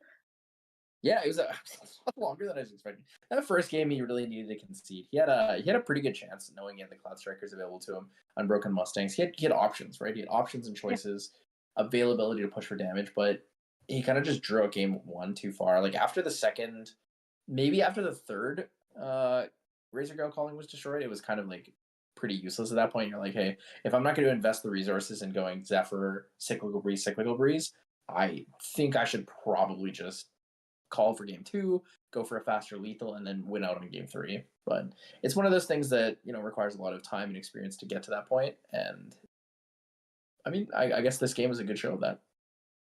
Yeah, yeah, I agree. It's a big part of the game that's I think very often gets overlooked is knowing when to concede. And like when you just have no chance of coming back in a game. Because of course you want to believe that you can win. Of course it feels bad to concede, but sometimes that's your best chance at winning the round and winning the game. Losing one game doesn't mean that you've lost. Yeah, definitely a big thing. Well, something I want to talk about is so this is the first or one of the first. I believe there's also a NorCal regional with Final Cut TCG going on, probably right now as well, actually. So there's a lot of GA content for you guys. But the big thing I want to talk about is ALC Alter is officially released yesterday, which means that these players are playing with new cards, and we actually saw that in Kevin's deck, right? We saw the Horta counter. He was able to sacrifice 2 herbs, pay 1, make it a three cost negate essentially, knowing that his opponent only had 2 cards in hand. The way he played the game, even without needing the fertile grounds, right, being able to play around that ingredient pouch, it allowed him to slow down the game in a way that other people weren't prepared for. Right, it showed us a different style of this win Starcall Arasana. Most people kind of really push for like a fast turbo, give me a lot of herbs, give me my Cosmic Bolts, let me pop Polaris right away. I'm going to start gatting you with all the Cosmic Bolt soup that I can. But in this matchup, he actually played it very slow, collected, very calm, and had an absolutely flawless victory in that regard. Yeah, yeah, and I feel like the like I mentioned earlier, the Serene Spirit really allowed him to just slow down and do this slower, more relaxed pace that you mentioned. It's interesting too because he didn't even need to lineage release at any point, right? Like he played all the Yeah, whole game at every point, not needing to lineage release, having those 3 visits available to him, having the Nascent Bear, even those fast carries, right? Those fast carries were absolutely fantastic. Kongale is one of those decks where you really want to play with high influence, so being able to be a lower draw spirit plus the potential to recover based on influence difference is very, very, very big. yeah, yeah. It's it's a rough matchup for Kongale, I think. It's a with the 3 visits change with the 3 visits errata.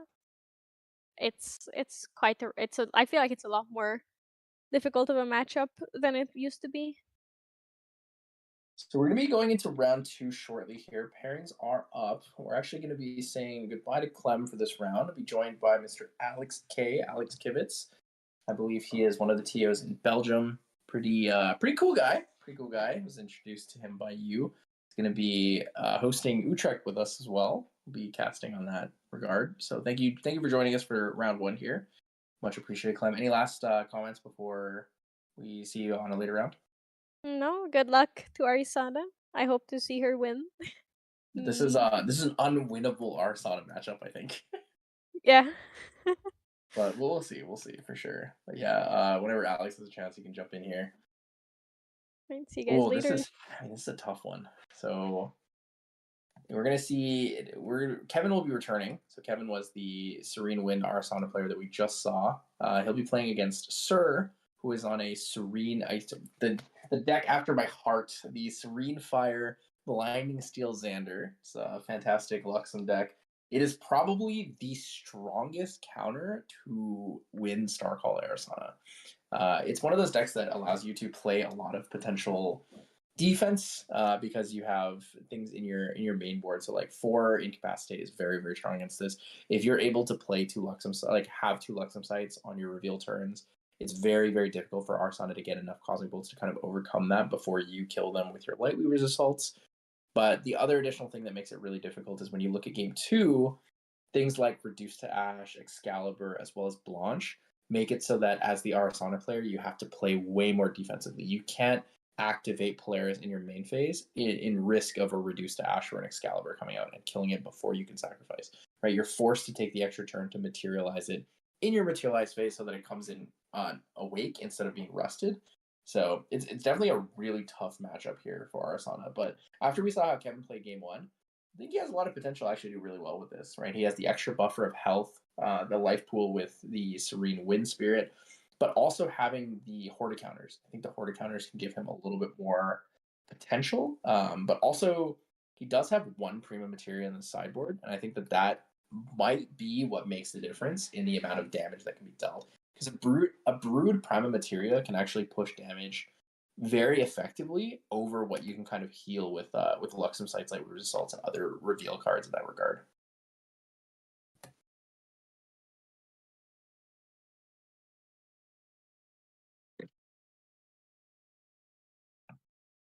We are Hi there, currently. everyone. Oh, Alex is here. What up? Hi, I'm back on. I'm online. Good to see you. Good to see you. That was an exciting round one. I'm also really looking forward to seeing this round two as well. I think this Fire Zender matchup is going to be the perfect counter to the Arsana Wind deck. I'm looking through the deck lists at the same time, and I'm seeing that the Arsana Wind deck doesn't have a lot of real like early game stabilization, and really need to hit to Astral level to really start fighting back. Even with the fast cures to try and mitigate damage, the Fire Xanders seem to go down in cards quite a bit to even prevent the recovery from fast cure. So I'm kind of excited to see this. Also, hi, nice to talk to you. Yeah, it's nice to have you on here, Alex. Something I do want to mention though in this Serene Fire deck here for Xander is there's no slice and dice, so there's no actual like aggressive, faster way to push lethal. We're gonna see Xander going first here, so I mean we'll just jump right into it. So Xander's going first here. You see on the glimpse he's holding onto a thieving cut, and I saw an incapacitate. I didn't quite see what he put on the bottom though.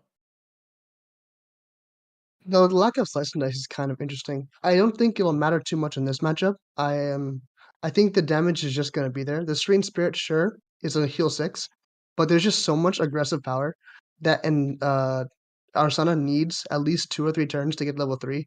Xander kind of just has free reign to throw as much damage as he can. I don't even see Veiling Breeze in the deck list, which makes it very hard to prevent any damage. Any damage you tend to stick is going to be permanent. Yeah, most of the damage is going to come out with things like Nascent Barrier or Astral Seal to kind of block and disregard those. But I saw off the glimpse here for Kevin. He actually is going to be starting with a Fertile Grounds, which is probably one of the best ones you could start with. So play Fertile Grounds immediately, and then move into level 1 Arsana, and then from there you're going to gather 2, and then you can duplicate one of them in your recollection. So it's like a really fast engine start for you. Plus, you're probably not going to sacrifice too much of the herbs to healing, but when you do, it's just that much more damage that you have to push through. Ooh, this is And actually really rough for Xander. So taking your off turn on the first turn is rough because you know that Arsana will get to Astra faster than you. So when you look at that, Arsana getting to Astra faster than you means she has access to Astral Seal. She also has access to Horta counter. So it's going to be a little bit harder for you to kind of push the same pressure that you would want to place against them when you know you have like things like Excalibur available to you, as well as being able to reveal into Gleaming Cuts off first turn. yeah, you're going to really want to like race to level 3. There is definite possibility that he could try and kill earlier, but really, being a Luxem deck, you want to get to level 3 as fast as possible. And if Arsana has access to her counter spells, exactly, you have the benefit of activating most of your cards from memory for most of the game, so you'll still get your effects off. But if you want to go for the kill and Arsana just has counterplay open, you have to play around that. Yeah, there's a lot of. I mean, you have to really play safe around a lot of this stuff. So we're actually going to see Grand Crusader's Ring here materialize from Kevin. He's not going to quite go into Arsana. So both players taking a weird off turn. It's unfortunate because on the Xander side, you don't want to take the off turn, but he didn't have any way to utilize the floating memory. There was no creative shock in hand. We're actually going to see a gentle respite here from Kevin. So influence of 5 with the gentle respite. It's going to be really difficult for Neelix to actually utilize enough cards to go down. So we're going to see it incapacitate. Incapacitate on this will deny the draw, but it will go to graveyard. So it's still going to be a floating memory available. Still floating. I like that Tough. subtly I feel you're rooting for Fire Xander, which is always good to have a favorite deck. Uh, it's nice that well, not nice. It with Arsana taking off turn with the ring, but Xander taking another off turn. Uh, it seems this game is going to go on for a little bit longer than we thought. Offer is interesting. I wonder if he's going to greed. He's 5 cards in hand.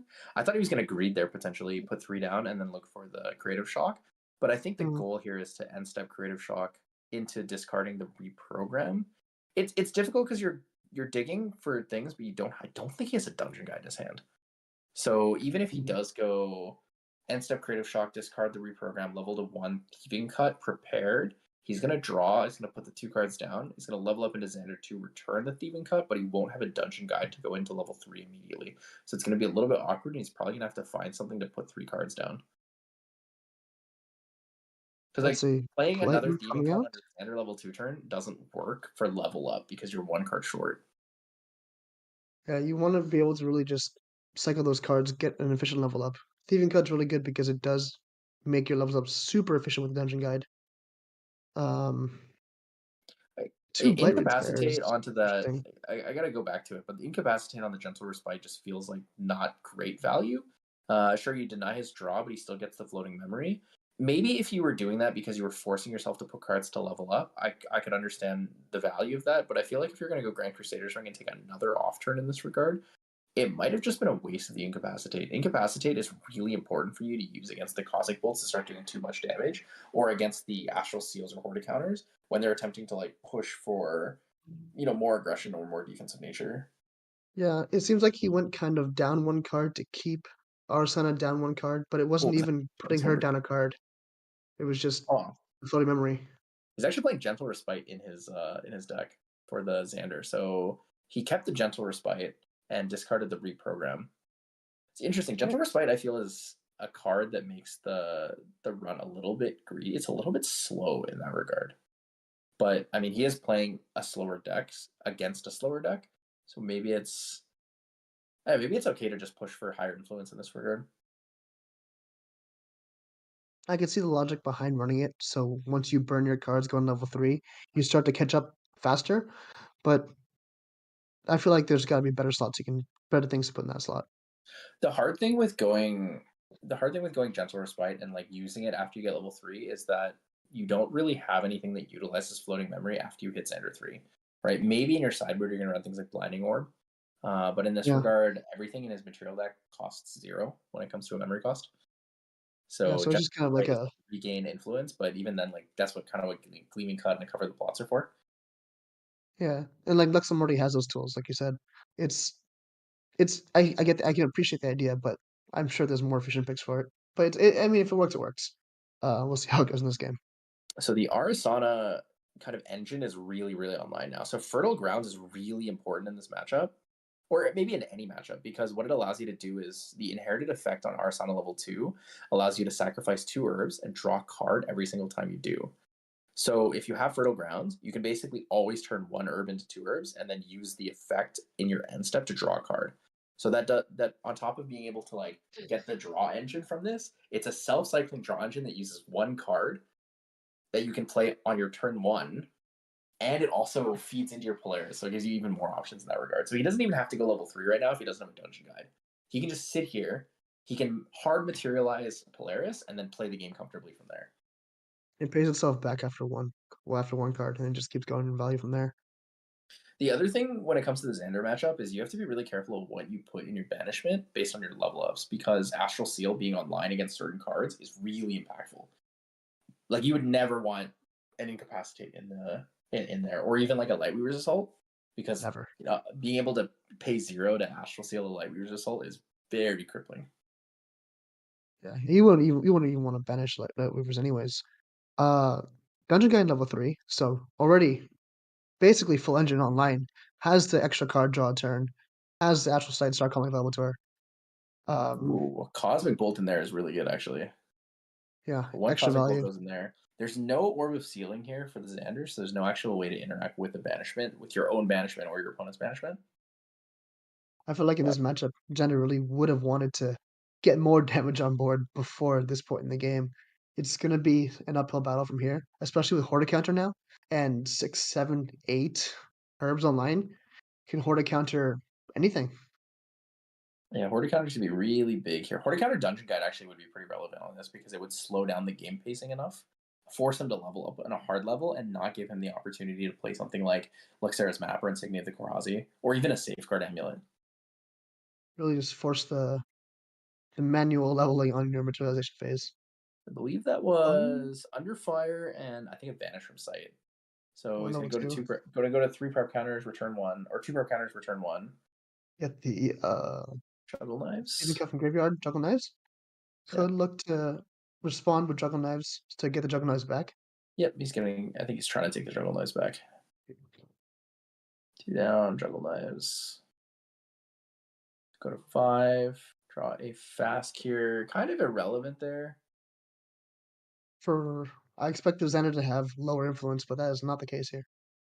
No, he took so many off turns to draw 2 cards on each of them, and then only leveled up on the +1 from the Creative Shock.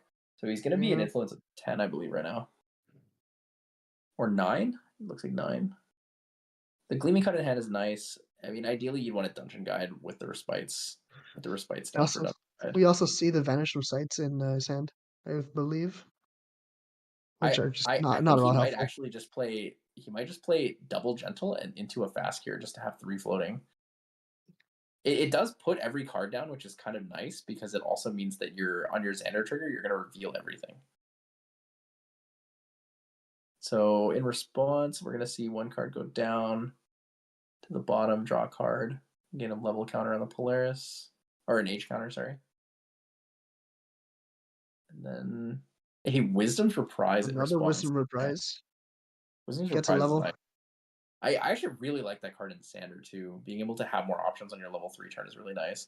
So Cosmic Bolt is an option here. Cosmic Bolt just fires in for damage. It's already starting the game plan online. Cosmic Bolt's starting to fire off for quite a bit of damage now.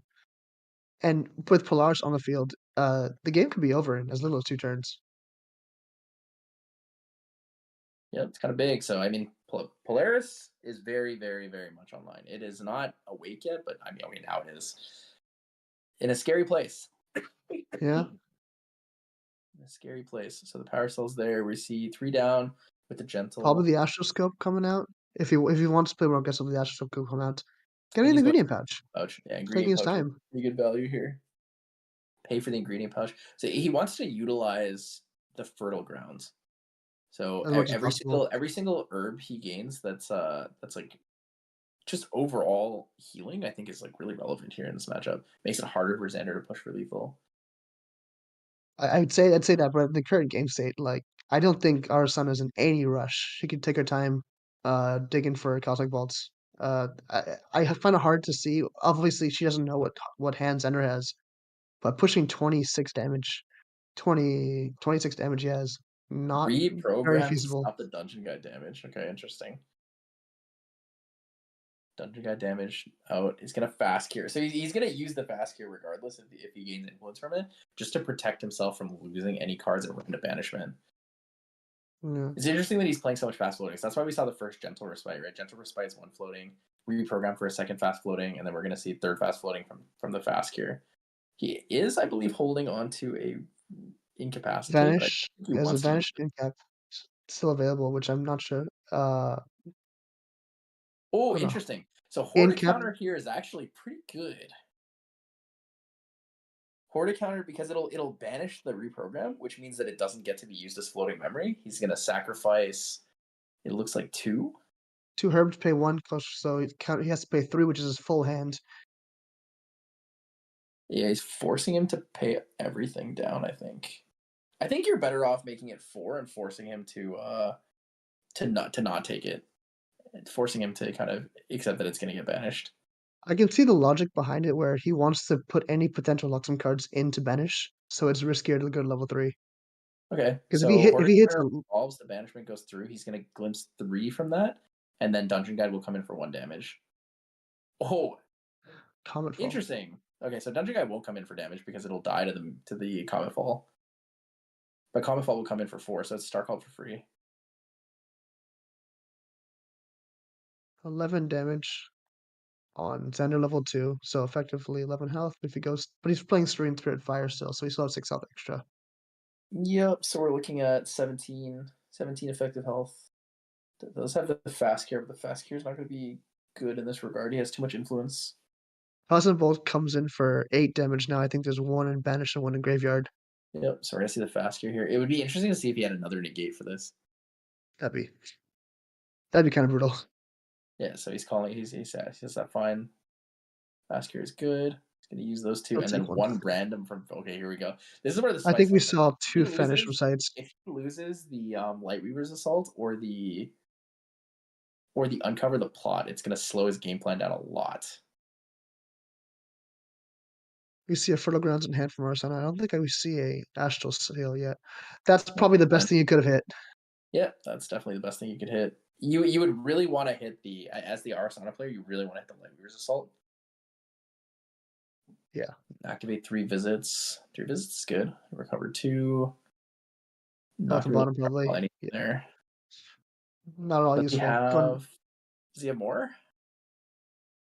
Astral Sight? Astral Sight's It's good. against 1. Does he want to keep the draw 2 cards? He's think that deciding was. if he wants to draw that or not. Nope, to the Nah. bottom. He's going to draw. Too fast. Couldn't see it. I think it's another Horde account. I can't tell though. Gleaming Cut, Lightweavers, Uncover the Plot, Incapacitate. So 3 cards will go down here. This is pretty good. Gleaming Cut banishes 2. He's going to go to Influence of 8 this turn. He's going to have 7 and then draw for 8s. Yep, and then Uncover the Plot will also draw another card and reveal Lightweavers again, which is nice. I think he's going to save the Uncover for when he has a Gleaming Cut or the drop, but Gleaming Cut will be pretty good. So we'll put down the Lightweavers Assault +1 and then move to... I could see him cycling with Creative Shock, but bit in the game for that. He's putting the Thieving Cut down. Interesting. Oh, so he's cycling with Creative Shock. Probably trying to dig for the next Gleaming Cut. Another Uncover and another Lightweavers. Another Lightweavers. That's pretty good. Good enough. It could be worth playing 1 Uncover now just for extra damage. You discard the Uncover. I think he should have put down more of the Luxem cards so he could discard the Vanish from Sight. The Vanish, yeah. Vanish from Sight was kind of useless for him to put down. It's not all relevant to the matchup. Luxem cards is like you can put your Luxem card down to pay costs regularly because you don't need to worry about them getting banished.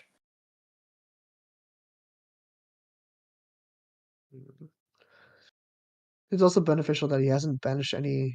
He's banished Thief, Gleaming Cut, which is not super sad to see go because like he can't counter the draw effect. Negate the draw effect. Most of the time, you're not going to activate Gleaming Cut unless you really need it to find lethal. Like Gleaming Cut to reveal a Luxem Sight could be valuable, but really depends. But in this case, it's mostly okay. That's a lot of 12 bolts. 12, I think, yeah. Oh my god! So what's that? 14 Cosmic Bolts in the deck.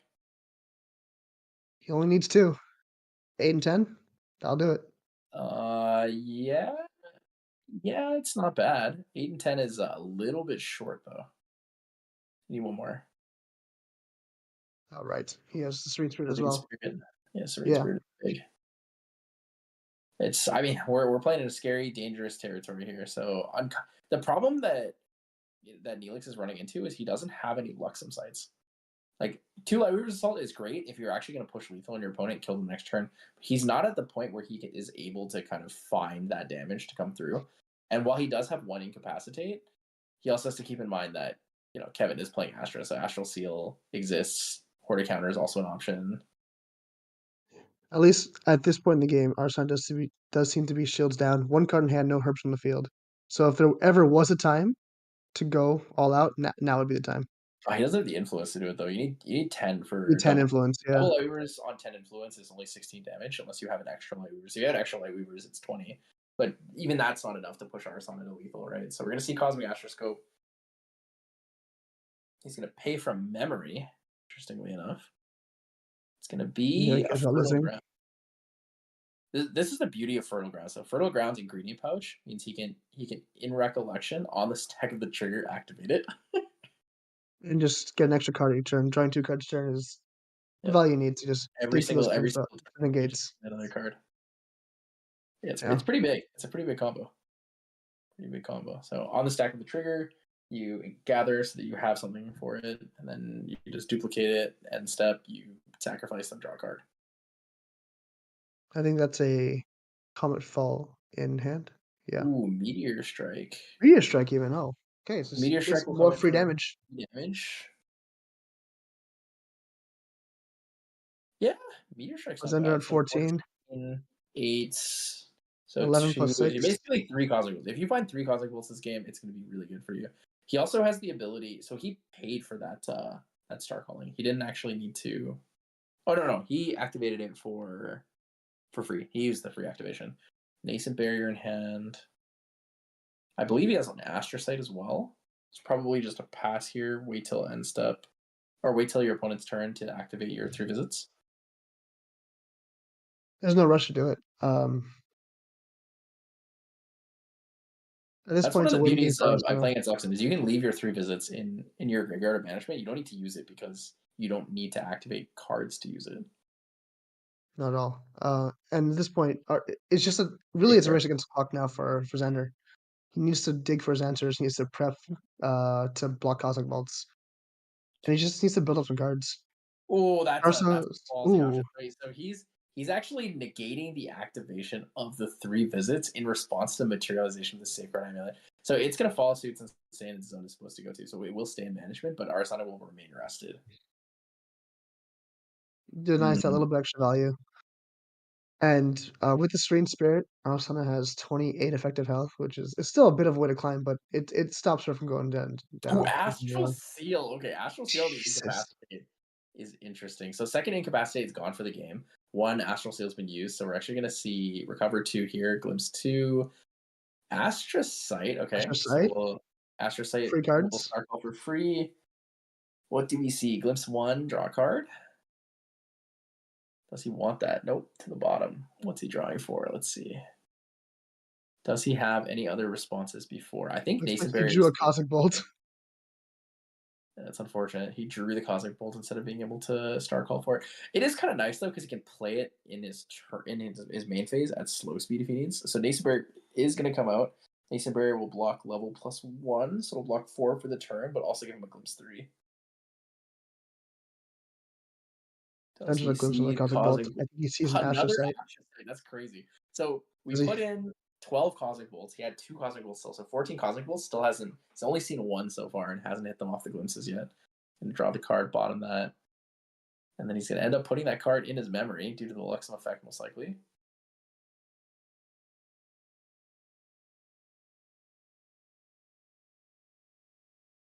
Double Lightweavers comes in for 4. I guess he could uncover twice. It's not bad. It pushes that's a 3rd Lightweavers now, so he's getting closer to lethal. But damage wasn't taken anyways because Nascent Barrier. Yep, Nascent Barrier Getting, big. Yeah. Safeguard Amulet on a card. I think the plan here now is just start digging and just trying to get more go up in influence. Yeah. Uncover is good. He needs to dig for a Luxem Slate so he doesn't die. So reveal, draw, get 2 preps, and then trigger. I don't think he takes the damage still because of the Nascent Barrier still active. No, Nascent Barrier is just the instance. It's the the one next time. 4. Next 4 damage. It's not every instance. Yeah, it's not Sacred Amulet. Yeah. And we're gonna see a second uncover here, I think. Or a Thieving Cut, probably. Thieving Cut is like pretty good value right now because he's Thieving Cut's 3 damage down, and card draw. Guaranteed to get your on-hit effect. You can also draw a card to dig, which kind of helps for your uncover. So you put 2 down, you Thieving Cut, prepare, draw the card, and then you uncover based on what you get there. I guess really you don't have to put down your Lightweavers. You can hold your Lightweavers, but you can't play it, so it doesn't really matter. He's choosing to uncover when he should be Thieving Cutting order-wise. Because you want to draw the card to be able to potentially put down another card, right? Yeah. So you draw the card, you see what you get. If it's good, then you're able to kind of reveal this. But he's going to go for a double Lightweavers again. He's going to draw. On top of that, like you could sequence it in a way where you could also go Thieving Cut first into uncover if you want to get the extra 2 damage from the 3rd Lightweavers. But it doesn't seem like he's doing that. That's entirely like the goal there, right? So he's holding on to the Lightweavers, but I think he only has 4 cards in hand, so he can't actually play the Lightweavers. I can understand holding on to the Lightweavers if you drew up to 5, right? Because then in response to something, you could activate it. We've already seen the ring, so I don't think he can draw again before Recollection if he wanted to go for that. Yeah, so he's just going to pass turn here. It's being chilling. Necklace of Foresight's good. Necklace of Foresight's very good here. He's going to be able to glimpse 4 off of that. The only problem here is not being able to utilize the ingredient pouch plus fertile grounds due to the Xander effect, forcing him to put that one card down. Gonna drop return here. Is that 3 visits? I think it's 3 visits. We see a Cosmic Bolt as well, and I think that's a Hortic counter as well in hand, which is slightly less scary with no herbs on field, but still not what you want to see. Arsana Yeah, probably now has I the mean, influence. because it's variable cost, you can actually still force them. So like if you hoard a counter for like 6, like Yeah, you can just 6, still play it. you You can can still hard force them, cast it, yeah. right? Yeah, Which is, I the only think, benefit what of the herbs Arsenal is wants they to can do now cost a lot anyways. more. Like, the Arsana game plan now is just she's gonna hold up interaction and glimpse Cosmic Bolts so she can stay alive, and it's up to Xander to now push through that. Yeah, he's trying to find a time to force him to use the safeguard amulet. So he's gonna activate 3 visits this turn. So 3 visits, recover 2, rest. Astrocyte again. So that's the Might see third another Cosmic Bolt. Third Astrocyte of the game, yeah. That's a Horta counter, I believe. So he's gonna Horta draw the counter. Horta counter and then put the 3 visits to the bottom.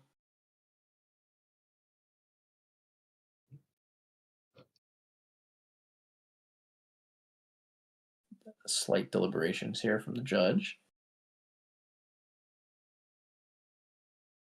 Looks okay. I mean, I didn't see any error in what was done there. He astrocyted, glimpsed, then kept it because he And wanted it. drew. So back on Yeah, top, drew the card, and it was good there. seemed So fine. I believe still in response to the Recollection? to the materialization of the Luxera's map. We're gonna Realization, close the yeah. 4 here. Dude, that's crazy. Still no Cosmic Bolt. That's gonna all to the bottom. They'll all clump together somewhere at the The bottom of the problem deck. with it clumping here though is that every time you star call a card, you have to put every other card at the bottom. It's gonna be a little tough here. So we're gonna see 2 down for a Jungle Knives. Jungle Knives kind of nice. It's gonna be able to get that Lightweaver's Assault into memory here. Are we gonna see You're a Nascent going Barrier or Fast Cure? Nascent Nascent Barrier. Barrier. Just keep that Barrier's good. health topped up. Yeah. So Barrier's good. It's gonna block for 4. He's gonna be able to get that Cosmic Bolt out there. So he has to put 2 at Comes the in bottom for though, sadly. So still comes in Cosmic for just Bolt 8, I think. 10. He can hard pay for that too, which is nice. He doesn't actually have to use it for free. He can hard pay for it.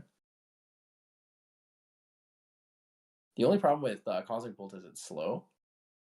Yeah. So he has to start call it on opponent's turn if he wants to use it then. Yep. It's close. It's close to what he wants to do here. So he's gonna get the herb, which is useful for next turn. Cosmic It's Bolt for also 10 would be 32, so he still recover needs herb 2 is more good. Cosmic Bolts. He's gonna fast here. Influence Staying of alive. 6, I believe. 7. 1, 2, 3, 4, 5, 6, 7. Yeah. And then he'll still be able to block 3 more damage. Yeah. Yeah, so that blocks 1. 25 plus 6. 31 effective health this turn. The Lightweavers are going to eat a big chunk of that, though. Yep, so he's going to take 3 damage from the Lightweaver's Assaults.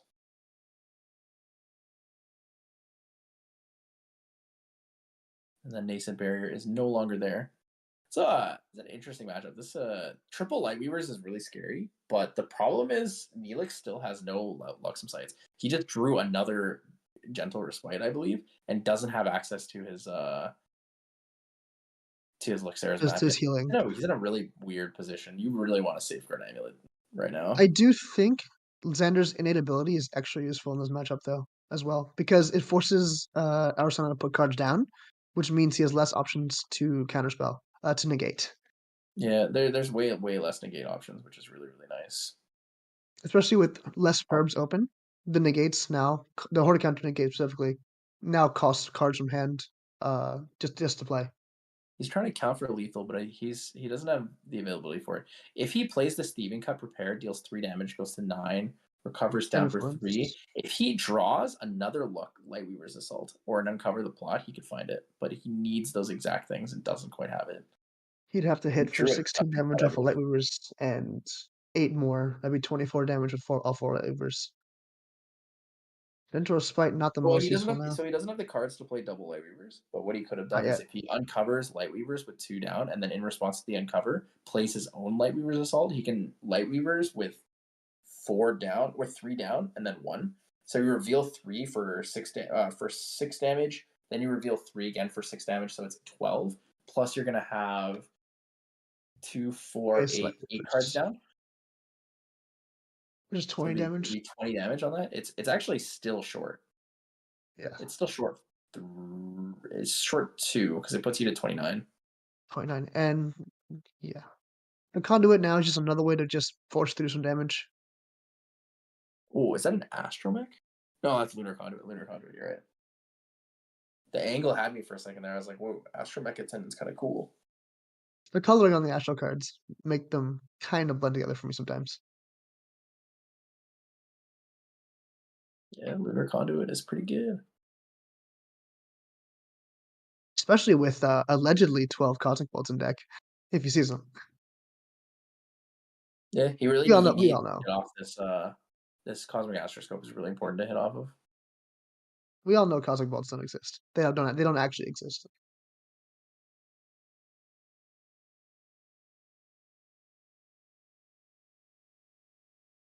He still has a Cosmic Bolt in hand, and that Cosmic Bolt will deal 10 damage. So as long as he can glimpse 1 Cosmic Bolt in his own turn, he should be fine.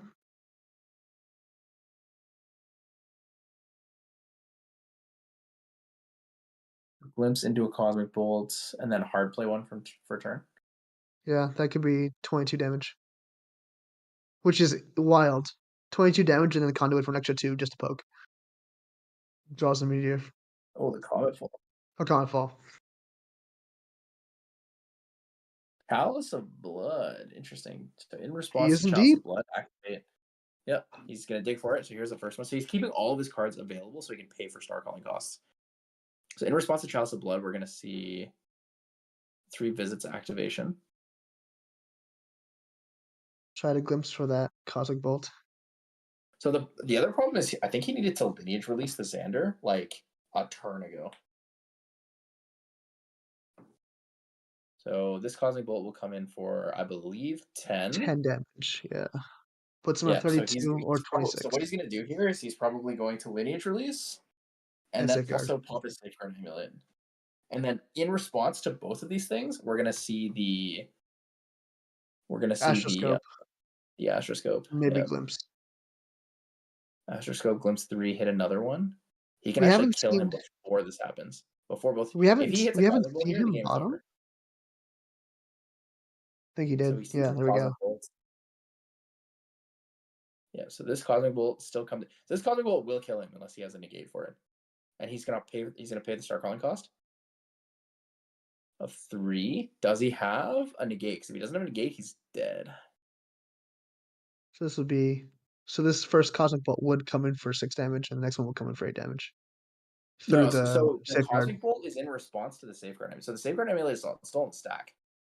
Oh, right. So this one So will it come in for actually 10, it's been and the banished, but second one it's will come in for 8. that hasn't resolved. Yeah, so the game is over. He doesn't have an answer. Yeah. Doesn't have an answer. So that's why I said he needed to lineage release earlier, so he had the health available to him because he had too many damage counters to play things in that order. I think he was going for the Chalice of Blood play just to get the extra card draw. I think he really wanted to find Nathan that turn. I think if you wanted to do that, instead of going Luxera's map, you go Chalice of Blood. You hit yourself with your Lightweaver's Assaults, push yourself to 20, draw the cards, then you banish your Spirit to heal to recover the 6th, and then you play from there. I mean, the biggest thing is like the matchup is so favored for Xander, but he had no Luxem sites, and he didn't play in a way that gave him he didn't give himself an opportunity to push for the defensive cards. He didn't play towards his more defensive outs. I think he was too focused on trying to find the last couple cards he needed to go for that end game finish. Well, this deck is also just inherently more, the way it's built is a little bit more aggressive in a sense. Like we see things like Gawain's as well on the main board. But I think the biggest thing, in my opinion, is that he didn't utilize the Thieving Cuts ever to keep digging cards when he had prep counters. He doesn't have any other usage for prep counters in his deck. He's not using Thousand Refractions. He's not using Slice and Dice or anything like that. So every time you get a prep counter and you have a thieving cut in your hand, You utilizing just the use thieving it. cut to deal 3 damage to draw a card is really, really impactful. It speeds up and accelerates your gameplay by such a significant amount. It also just pushes the extra points of damage, which you kinda need in this matchup as anyways. Yeah. We're probably gonna Speed, see those Vanish from speed of the sites deck. come out as that main deck as well, and we're probably gonna see I think I saw 3 Blanches inside that are probably gonna come in. Yeah, 3 Blanches will come in. The Underfires and the Vanish from sites will come out.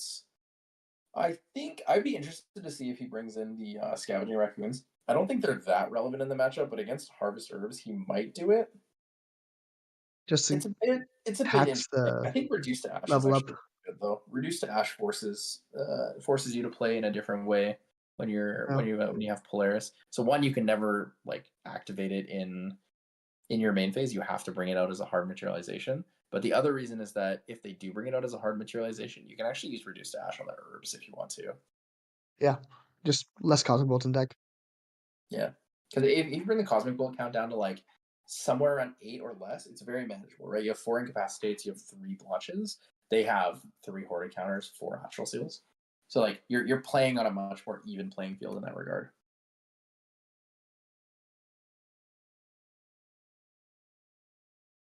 On the Just other gonna take side, a though, look at the Kevin's definitely bringing in a Safeguard Amulet. That's really yeah. important for the match. Uh, With the amount of time that he took, I could see a backup charge to just get more cards. Backup Charger could be good if he does backup. Yeah, you backup Charger, think of Terraforming probably. And then 'Cause he took Safeguard he took Amulet or 2 Nullify off them. turns that game. Hey, both of them took off turns, but the thing is, Kevin's off turns feel more valuable because he has the Fertile Grounds available to him. Yeah, he just gives him more cards. He gives himself such a strong draw engine with the Fertile Grounds plus Ingredient Pouch. They don't quite feel like off turns because you're actually setting up the engine. Whereas on Luxem Xander, like the engine comes from being Luxem and revealing He cards lets and them. forcing your opponent to have less interaction overall in the game.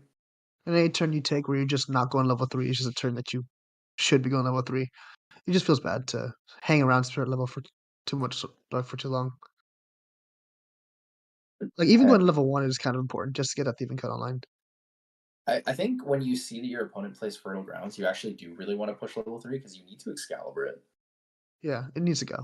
It's I just mean, it's a free card every turn. he drew 7 cards off of the Fertile Grounds, and the Fertile Grounds also gave him, I believe, 5 or 6 Cosmic Bolts, which is pretty impactful when you really think about that in the game, right? It gave him 5 or 6 more kill conditions, but it also drew him cards. Like he was playing with influence of 6 throughout the game, right? Without those extra draws, playing at influence of 6 is like kind of whatever. Also, him looking at Lightweaver's Assault, I'm pretty sure this is possibly Kevin's first time playing against Luxem. Really, that's Oh, he just read Lightweaver's Assault, so I'm not super confident that he's well versed against the deck. Right, this is a deck that hasn't really been played much in MRC us. season due to the fact that Incapacitate like kind of murdered the deck. Like even though you can use Incapacitate as Xander and it's great, like having Incapacitate on Tristan just made it feel Made so it so good much harder playing because Luxem. it felt bad that you had uninterruptible interrupt to an extent on your main combo, and you'd have to hold up at least 3 more cards just to incapacitate the incapacitate. If you were playing around incapacitate, at least 1, you'd have to have 13 cards for your full combo. Yeah, it was tough. I mean, we had Core out of the Outlook at first, which made it even harder to interact with things. But then after As that, well. it was like Incapacitate was just also so valuable for Shadow Strike one shots. And it's like, cool, I can under fire it, but then I also just take 1 million damage from under fire.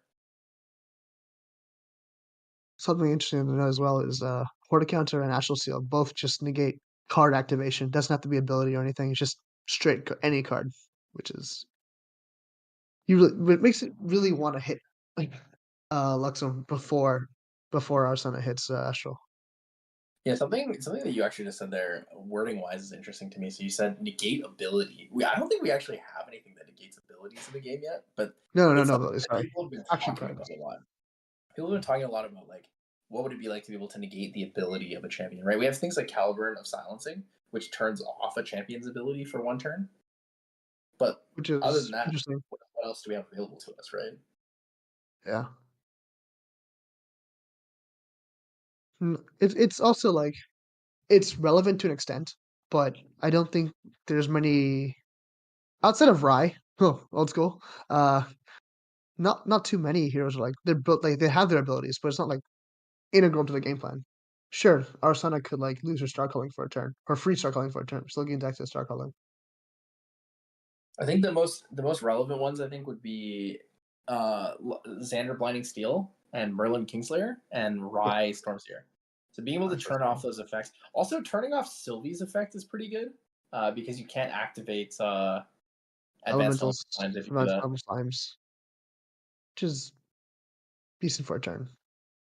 But then you have to connect with Caliburn, which again, Sylvie is not the easiest thing to do. Mm-hmm. We're gonna see a draw pass here from Top Brass. Serene Spirit of Fire, the classic. Classic creative shock play coming up. One would hope might just be a backup charger play. I don't think he has a creative shock. I do Oh see a yeah, gentle play. Gentle Spite is decent. If you backup charger though, I don't think you can gentle respite. Nah, Yeah, which is why it's like a little strange for me to see gentle respite in the Xander deck. I think it's like playable, but it's a bit on the stranger side.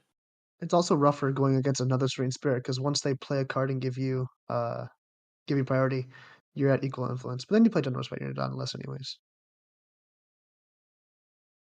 No mnemonic charms, yeah, nascent barrier there, but I'm just chilling for now. You know, we see a fast cure, we see I think it's a natural site. Nascent barrier too, just for in case Xander comes out swinging. I think at this point you just backup charger anyways. If you're gonna take the off turn, you backup charge. If not, you just play like a fast cure for nothing and use it as floating Yeah. memory so it's targeted. Going for the ring first, Either but if you have the card anyway, if you have the cards anyways, unless he's planning on playing something recollection, I guess not. If you have the cards available to you anyways, you might as well just backup charger.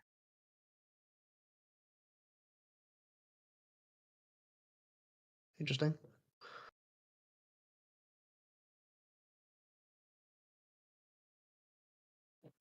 Maybe he's trying to stay on lower influence so he can play both Gentle Respite to get those out of his yeah, hands he's, possible. he's trying to find a way to use this gentle respite.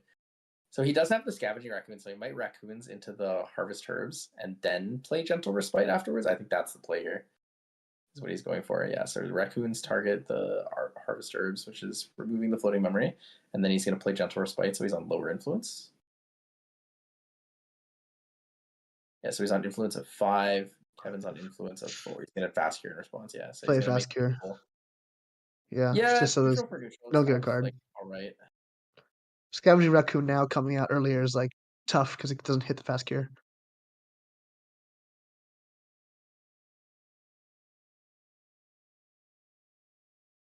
More herbs.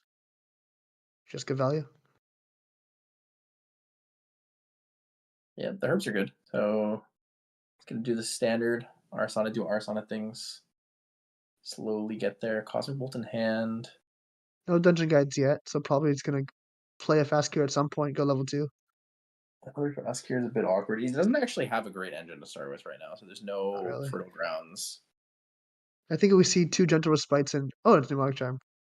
Not bad. Demonic Charm's pretty good. Demonic Charm to level up is good here. 2 down, Demonic Charm, draw the card into memory, cycle from there. Does keep influence neutral at 6. But you won't really fast cure for the health now, you just want to get the footing in anyways. Yeah, Get level fast 2 and you have pretty 2 good. herbs already. Start drawing those extra cards.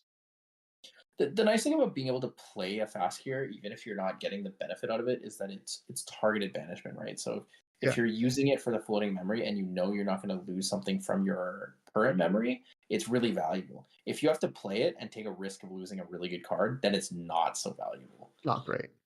Yeah, Did you so see the Juggle gentle Knives? respite will be here just for floating memory, but he can also just put it down if he wants to, right?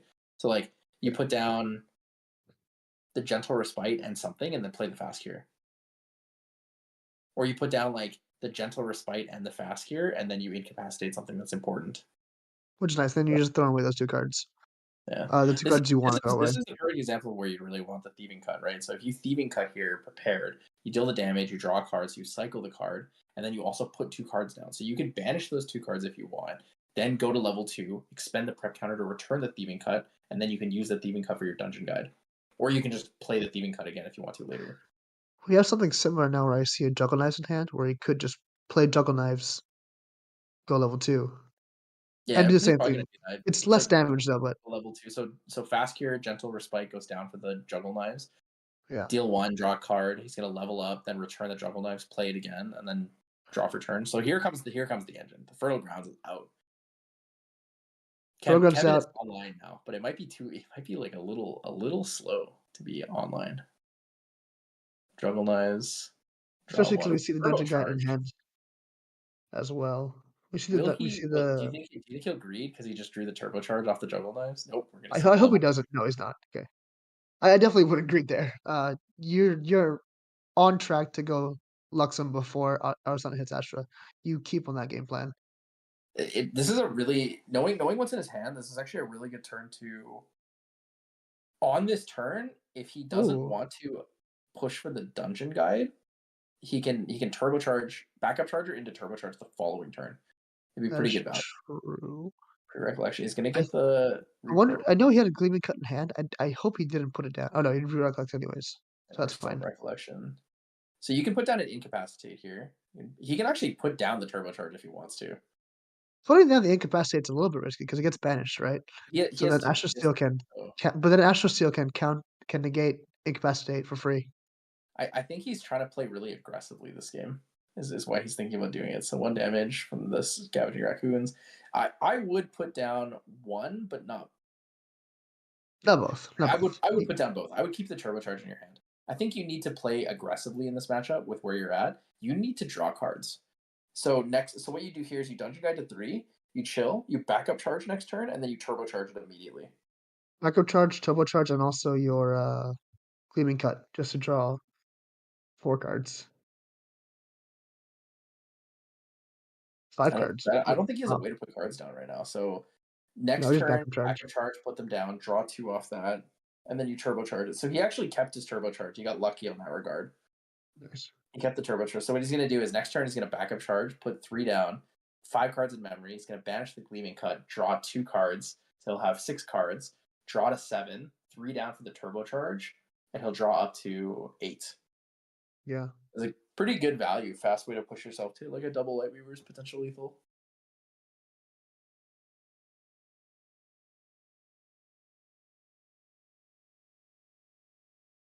He also still holds up incap just in case he needs it.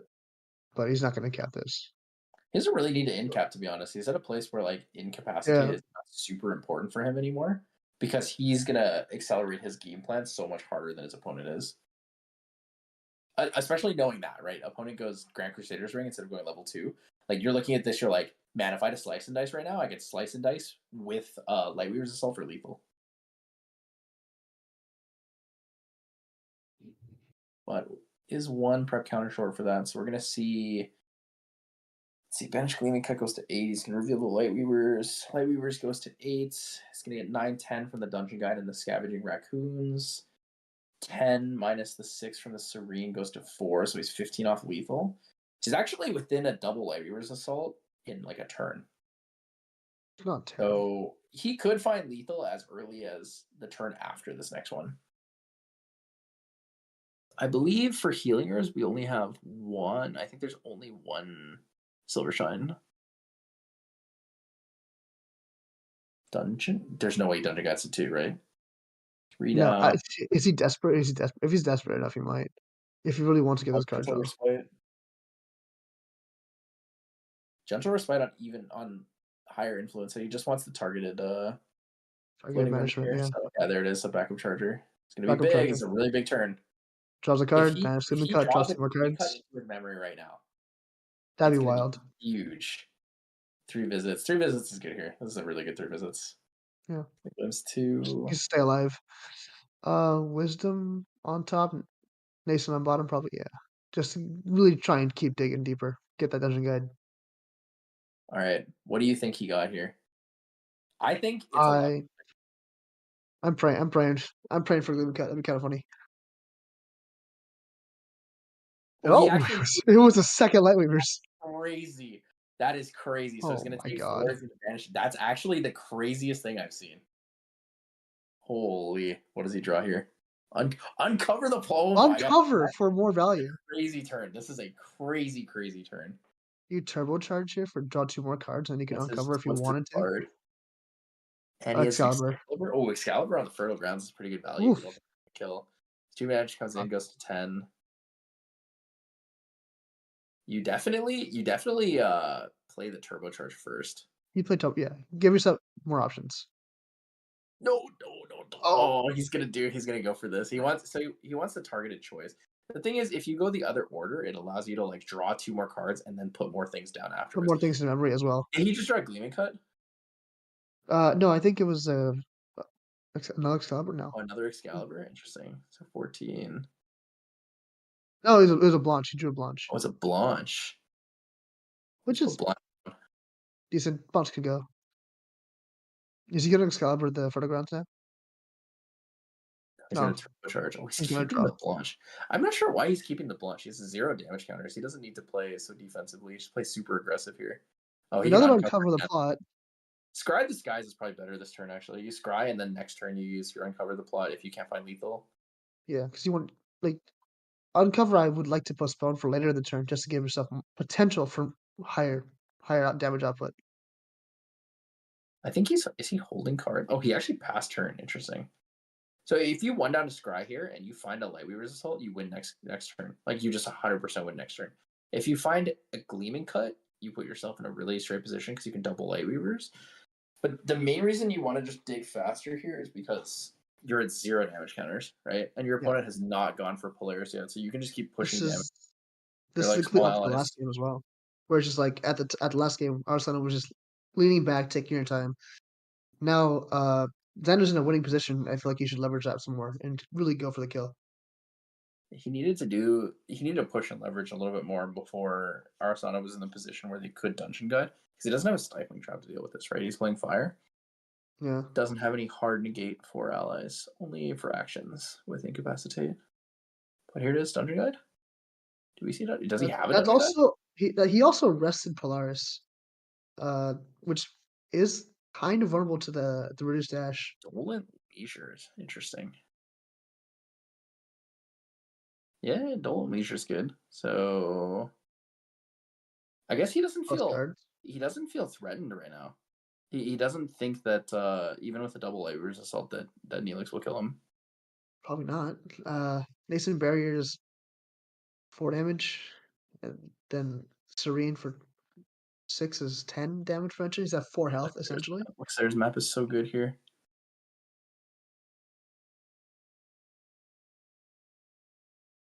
There's no way he's gonna play as Blanche, right? Yeah, I think so. Especially now with Polaris out. He could fat. Well, Polaris requires resting to be used. So Yeah, no, but what I mean is like you probably want to bring that in after Polaris has been used. you could use it to block damage. It's not. It's honestly not bad. Normally, you just hold the Blanches so you don't die. You use it against the Cosmic Bolts. Nascent Barrier.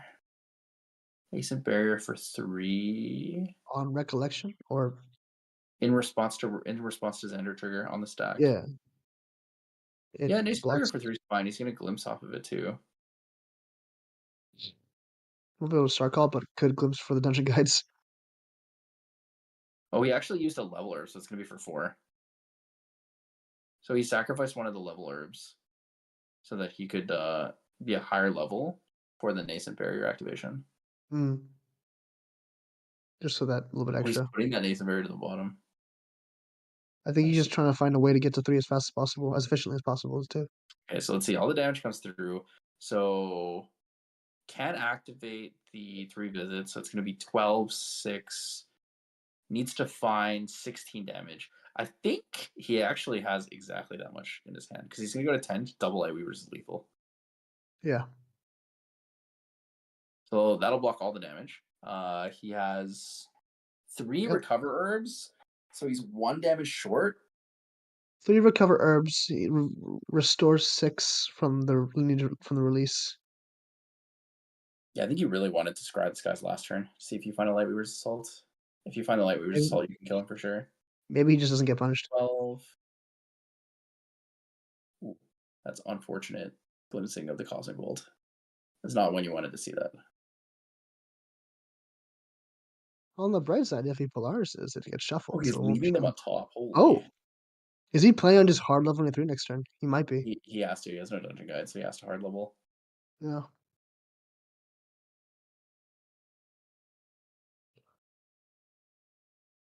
Creative Shock. Interesting. 2 damage comes in from allies, goes to 14. Double Light Weavers is. You probably scry 10, the skies here goes first, and then you 24. can Creative Shock afterwards, because he can't push lethal with the double Light Weaver's Assault. It's not enough damage. 14, double Light Weaver's 30. It's 1 short. Yeah. Well, it's 3 short because he has 3 herbs to heal. Goes to 14.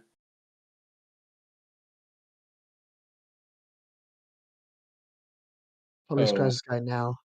if you scry the skies, what it allows you to see, so you put down Light Weaver's Assault, you scry the skies, glimpse 3. If you can get a Light Weaver's Assault or a Luxem Sight, you grab it. Excalibur, Fast Cure, Is a Luxem Sight. Yeah, so you keep the Luxem Sight, and then you put the Excalibur on the bottom with it. And then you can Creative Shock to draw your next cards to see what you want to do from here. But you you basically just hold. You wait and let your opponent play from here, and you just play on their reaction.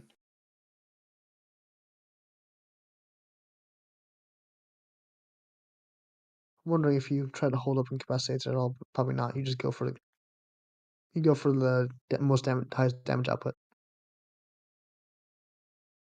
Alpha gets prop counter, draws you another card, deals 4 damage.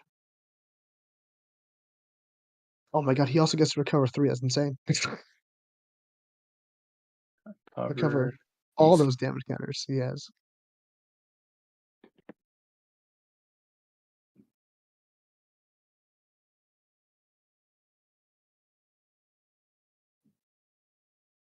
Oh, so it looks like he sacrificed 2 level herbs. So it was actually Nacebear 5, not for 4, which is why he went to 13, not 14. Uncover's fine. I think you're kind of chilling with the Uncover. Yeah. He's going to Excalibur the Polaris. Excalibur the Yeah.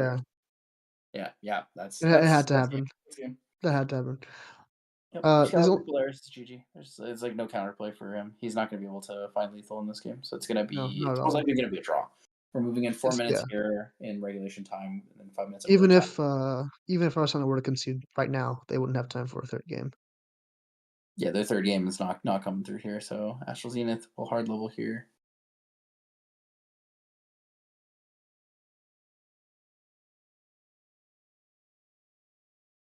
Let's see, what do we get? 3 visits, Astrocyte, and Cosmic Bolt. That's actually kind of good. Having 2 Cosmic Bolt means like you can activate them later. Cosmic Bolt still buffs damage, I guess. Yep. But without Polaris, there's no end game here. Is he gonna activate his? Oh, so he's gonna. Okay, so he goes to Recollection. He's not gonna activate the 3 visits right now. He's gonna wait till opponent's turn. I was wrong. He's activating it right now. Oh. We see Glimpse first. Glimpse the Cosmic Bolt.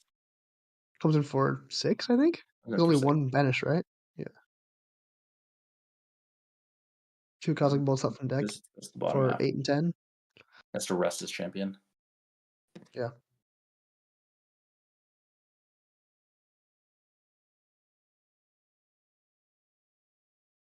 Right.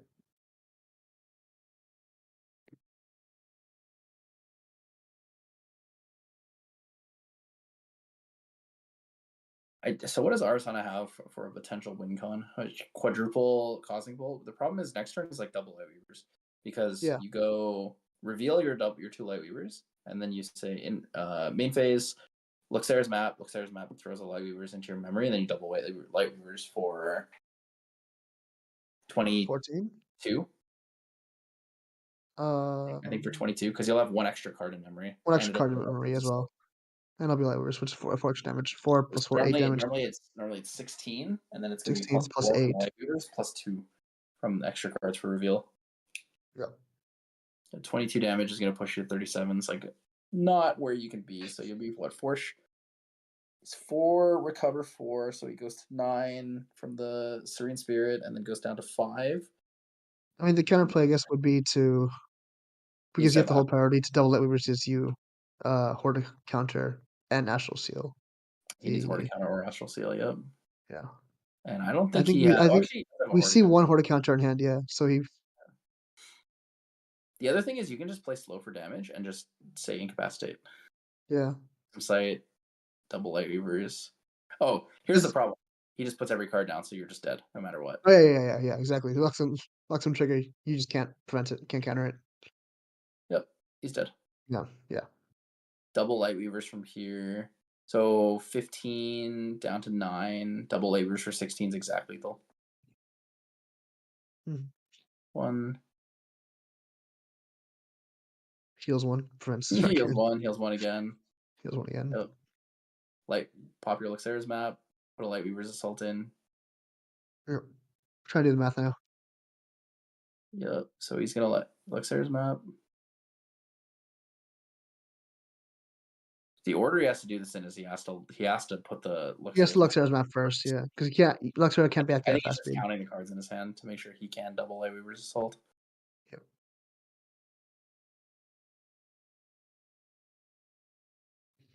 Yeah, only because it says this has to be activated at slow speed. So yeah, here it is. So Lightweaver's Assault comes through. It's gonna put 4 cards down. Lightweavers. It'll In be 2 response, Lightweavers one for Lightweaver, 11 damage Lightweavers each, again. and then 4 damage from the Lightweavers being revealed twice. So I have a question. I want your opinion on this because I mean we're in overtime. The game's looking pretty much like a draw here. I'm playing Luxem Xander. I go to Luxera's map, pull out a Lightweavers, and I say, I'm not going to shuffle my deck because I'm going to kill you right now. Is that BM or do I shuffle my deck anyways? No cards in hand, no interaction. You don't have to shuffle your deck at this point, Yeah, honestly. I feel like I tell my opponent like I am going to kill you here, so I'm going to skip shuffling. I'll shuffle Yeah, afterwards. If I don't kill you, I'll shuffle. yeah. Like you don't have to. No, double There light, there are double light there are weavers, some or light weavers like down for 22. it goes. There are some games out there where you shuffle your deck a lot, and you just as long as you don't search your deck and you don't draw before your next time you search your deck, you don't have to But shuffle does your he deck. not have enough cards for this? There's no way. Is he 1 card short? Oh, I thought he had 10. I also thought he had 10. I think he might actually be 1 card short. Did we count the Luxera's map as a card in hand? I did not. For no, I don't. I'm pretty sure he had 9 last turn. He should have 10 now. Uh, Oh, Wayne. Okay, interesting. okay. So Was he he short? actually he is 1 card short. He is 1 card Oh short for man. lethal. Okay. So Gawain will come in, swing, deal 1 damage still, but the effect will sacrifice her, and then he'll be able to get rid of a card. Get rid of a counter if he wants to. So Horde counter, Astral Seal, Astral Seal. Probably Horde counter because it potentially played for free. Yeah, probably Horde counter. I mean, I don't think it really matters because she's just gonna keep over damaging him. He might get rid of the Yeah. fast here, to be honest, so that he can't heal. Because he I can just kill him with reveal triggers. with 3 minutes left on the clock, though, he probably has to pick up the pace a little bit if he wants to draw. He needs to kill him is the problem because He's he actually is yeah. running out of time to kill him. He needs to do it. So you play 1 Lightweavers here, and then you reveal next turn to kill him. If he He's can't double passing. Lightweavers him, he needs to play a Lightweavers. Yeah, because he played the Gawain, which is minus 1 card, and then he's gonna draw 1 card. See, if he didn't You have have 1 to play card in, last you turn, have he's to gonna have 1 play in card this response to turn. the Safeguard Amulet right now. Because you need to push the damage and force him to release, so he can't play win cards either. So he can't play Yeah. 3 visits.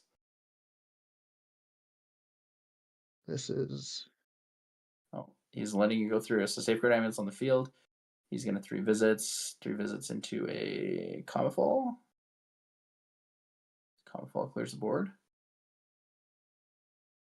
Ooh, he might actually not find lethal here. He might lose 1-0. that could be a bit rough. You could give the Arsenal player a chance to misplay, activate 1 Lightweavers, and see if they safeguard. And if they do, then activate your second Lightweavers. He doesn't have enough cards to do it, though. Oh no, he doesn't. He went down a card by playing Gawain. Probably should have just held on to Gawain then. I think He he's used holding back. his Lightweaver's Assault to put 2 down to in-cap something. Did he? It is 4 more damage, I guess. Unless he no safeguards because time. He's gonna end step Excalibur the Safeguard Amulet. Oh yeah, that's good.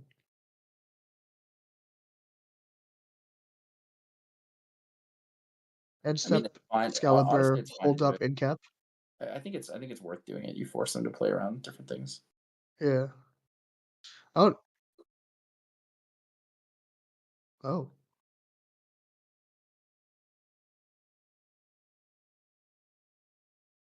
He doesn't have the cards down though. Yeah. He's gonna Safeguard Amulet in response to the. Yeah, he He was needed supposed to to play it. He needed to play the Excalibur. Excalibur last turn. He's I think gonna he was he's gonna worried lose about on the counter play right now. spells. He was worried about counter spells, So but in response to this, I think yeah. he's gonna actually play the Lightweaver's Assault. Yeah, he has to. Nope, it's banished. Okay. You have to kill him on your opponent's turn. The only way now. It's like very Yeah. rough.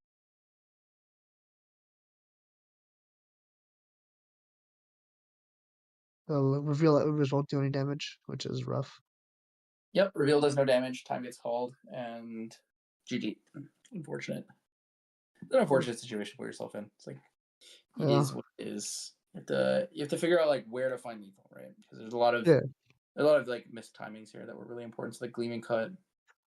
It's a very math-heavy deck, and you have to be very meticulous on how you play it. And if you miss time when you play certain cards, it just gives your opponent time to interact with you and just stop what you're doing.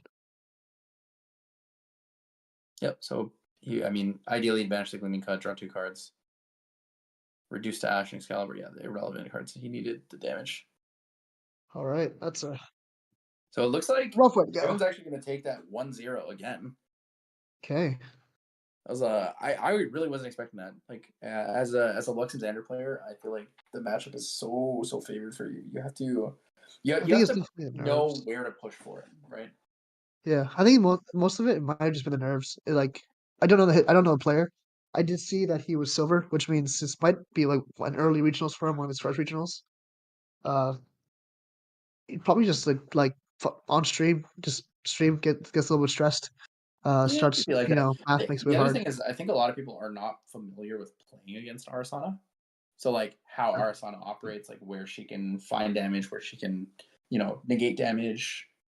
It's definitely like an experience based matchup. There are definitely pitfalls you can fall into. Um, Taking into account Horda Counter and Astral Seal, you could definitely misplay around those. For example, if you're holding up 2 for Incapacitate and you think, oh, they can't stop my Incapacitate with 1 card. If you already banished one, then now Astral Seal's online can negate your Incap. But it's we didn't see many of those type of mistakes this game. Most of it, I think, was just planning ahead. I think he did what he did most efficiently for the current turn, but he wasn't as efficient for future turns, if you know what I mean. Yeah, you got to spend a lot of time thinking about ahead of like where you want to push for lethal. Because he had Luxera's map. He held those 3 cards in his hand when he had the Scry the Skies, and I think that was like the big turning point where he needed to find the damage and find the aggression, but he didn't quite have it there yet. Really just wanted to dig there as well. And I think in the early game, he really wanted to get that gentle respite value. I think it was in game 1, or no, it was game 2. He wanted to get that gentle respite value, where I think you just have to accept that you're not going to get it, and plan around Yeah. moving I on mean, from you're playing there. like you said earlier, right? You're playing against another Serene Spirit. Sometimes you're just not going to get the value from that card. Yeah, So you put it down, you banish it for your level ups and stuff like that. So exactly. Like, I'm on watching. that turn, he could have backup charged instead of ringed, so he could ring later in the game. And he would have been more efficient on his turbocharge turn as well, where he already had the power cell. He could have backup charged and just accepted he wasn't going to get the value. Because in the end, he didn't even get the value. The opponent fast carried, and so he didn't even get the extra card anyways. Also sequencing. Sequencing is really important too, right? Like we talked about the turn where he had the Uncover the Plot and the Turbocharge. If he played the Turbocharge, could have drawn 2 cards, see what he got. If he got a Lightweaver's Assault, Gleaming Cut, Luxem Sight, could have put it down for the Uncover the Plot. Yeah. Like He just more there's just precision sequencing damage. things, or even if he got a Thieving Cut, right? Getting a Thieving Cut off that allows you to utilize the prep counters you're getting. Because I don't think I saw a Yeah. Thieving Cut anywhere in game 2, which is really unfortunate because that is like such a good engine card, and people kind of underplay how much value you get from 3 damage recycle the card. It's right? just It's yeah, it's it's like 3 extra Nascent damage a Blast. Nascent turn. Blast is basically 3 damage, recycle the card if it's empowered. Yeah. And it's just the fact that you can reuse it over and over again. Also, 3 damage is nothing to scoff at with a Serene Spirit that's 10% of health anyways. It's an old card. It doesn't I don't think it sees a lot of play, but 1,000 Refractions is might be a way to make use of all those prep counters you have. At least having 1 or 2 in sideboard could be a way to do it, because like, if you're not running Slice and Dice and you only have Thieving Cuts and you're getting Yeah, all these prep counters, I've always been a big fan of Thousand Refractions, especially with things like Exploit Vulnerability during very heavy ally meta. But it's kind of greedy, I'll be honest. One of Thousand Refractions is very fun to play. It pairs well with the Insignia of the Karazi if you're low influence. yeah, The only problem is that like Slice and Dice is just a significantly better card. it is Slice and just Dice better. is like It's 9 damage. insane. 3 prep counters, deal 9. Awesome, cool. That's yeah, Right? very above par for prep counters. Like, most prep counters give 2 damage, I think. Or what? Explosive Trap does 2 extra damage if you prep it. Yeah, two extra power for that. The thing is, when you look at Slice and Dice, though, there's like another level to it. So if you have what is like 8 cards in hand, and you can go Luxem Sight, draw into something, and then you're like, cool, I got my Slice and Dice. 2 down Slice and Dice, and then 4 down Weaver's Assault. So you deal 9, and then you deal 6. So like Just finding that 15 is a lot like of a damage. little bit different, right? It's different than needing 2 Lightweaver's Assaults, where you're pushing for 16 damage on 10 cards. You're instead Yeah. pushing for 15 damage with 3 prep counters on 8 cards. I think it's one of those things where it's about finding lines and planning ahead for each turns. Yeah, And I it just also gives you more lines. And I yeah, think Gawain is too slow these days to find those lines. Like yeah. I'm Gawain trying to is think of so what matchups use controlling and so going in. defensive. It's decent, I guess, in the mirror if you want to banish their Lightweaver results. Uh, but like a lot of decks have multiple ways and multiple outs to end the game. Um, and if you just play Gawain to get one of them, there's like 9 or 10 other cards in the deck that can end the game still.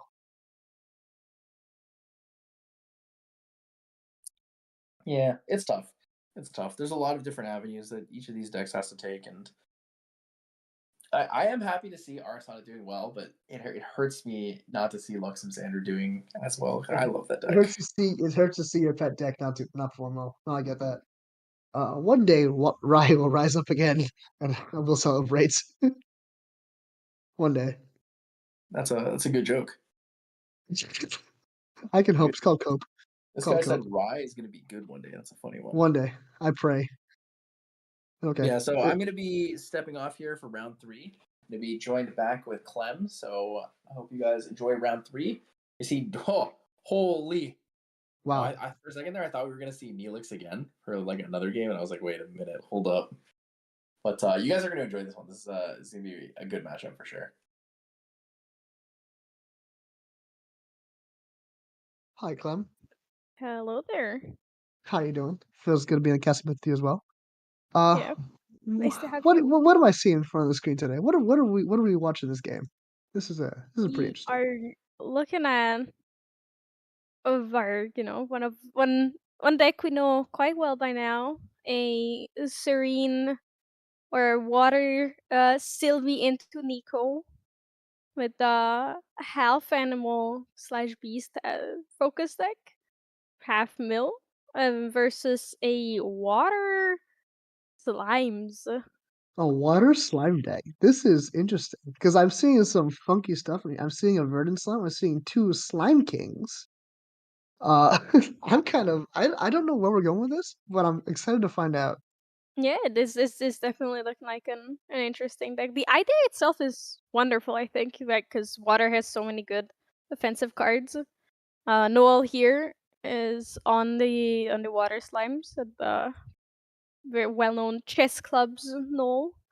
Hell yeah. Um, water has a lot of good defensive options, and that coupled with its slimes just seems like a very A good very good option. combo. Yeah. You lose so what I'm thinking about is, what are you losing when you're not playing the Prismatic Spirit or you're not playing the Wind Spirit, right? So we don't have the baby greens to cycle the Forest Cakes. But what we Yep. do have is more floating memory to more efficiently go to level 3. Because water, if anything, has floating memory. Yeah. You have counterplay, I guess, if you want to. It's a more controlly way of playing the deck. You have Frostbinds, which can like interrupt game plans, force your opponents to play more slowly. Uh, I don't know. It's interesting. I also like that we see Tidestone Bovine here. It's floating man. It mills. It's decent enough. And other than that, it seems to be very similar to an almost similar enough. I see more diversity in the advanced lemon slimes. I think there's a Twilight slime in here. There's a Verdant slime in here. Still there's Slime Kings in there. Yeah. Um, it is another way to do this a similar game plan. You are efficient with cards. You are efficiently getting the 3, and then you have a strong end game with a lot of really big slimes and big creatures. Um, Yeah.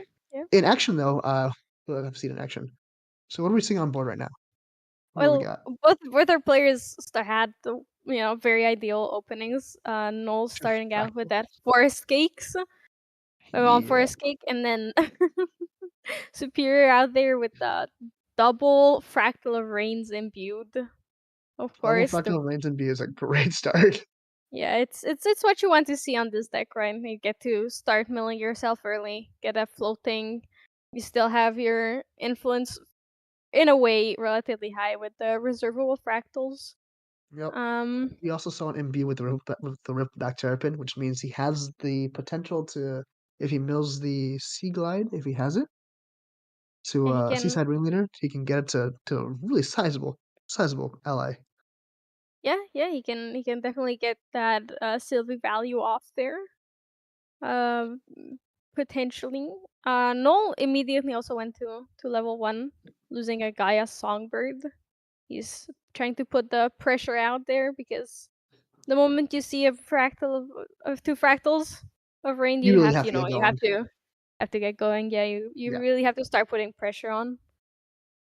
And I'm it is I think it's very likely that Superior thinks that Null is on your average Sylvie Nico build as well. So he might be playing more yeah. as a mirror. I do like something in the matchup that's kind of new with Alchemical Revolution Alter Edition because it is out now. Uh, Mm. Frozen Dismissal.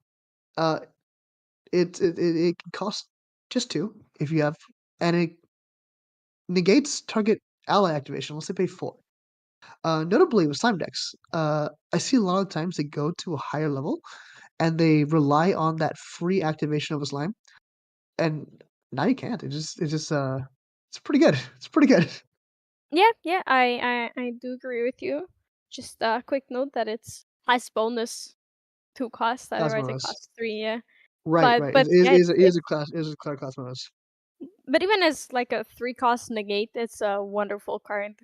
Because you're absolutely right that more often than not, slime decks go to level 3 with just 1 or 2 cards in hand, so they can't really pay for Yeah, anything. Even if they have, if it's a water matchup and they plan around a Frostbind or Cerulean Decree and they keep 2 cards in hand, yeah. they can't pay for Frozen Dismissal with that. On top of that, like we see Slime King here, which means that if it gets discounted, which I don't have no idea what I'm talking about at this point. Slime King and Frozen Dismissal. Wow. Um, going to level 3 Sylvie calls you to play Slime King for 1 card. And then if you have to pay 4 more for that, you have to have 6 cards to play around that card. It is insane. But we see some good floating memory, well, or potential floating memory milled from Fractal of Rain. We see the Storm of Thorns and we see the Fractalize hit the graveyard. Uh, Yeah, so we very have unfortunate to Null's side losing the Storm Slime there been for unfortunate, the yeah. Bovine, but We'll it's go the on level price of 2. the gamble. But I think so.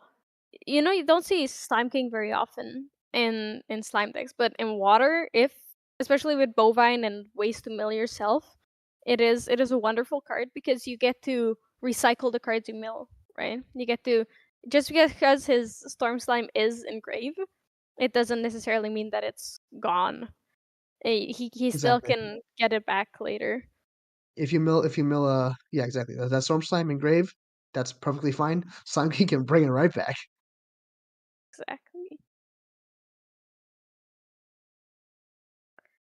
I've also been wondering a lot about with Alchemical Altered now, if people will play Nico level 1 over Silver level 1 and what the benefit of each one is. Um, Mm. I like the consistency Nico 1 offers, but The Terrapin play and the Seaside Ringleader play just seem quite good. Second Yeah, bovine yeah, coming out, which is nice. the value from the animals is quite high because not only do they mill you, they also contribute floating memory towards your level up.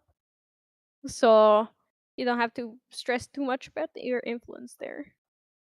So I think it depends on what you're focusing on. If you're focusing on a more Nico build with less like diversity, then Nico is probably better.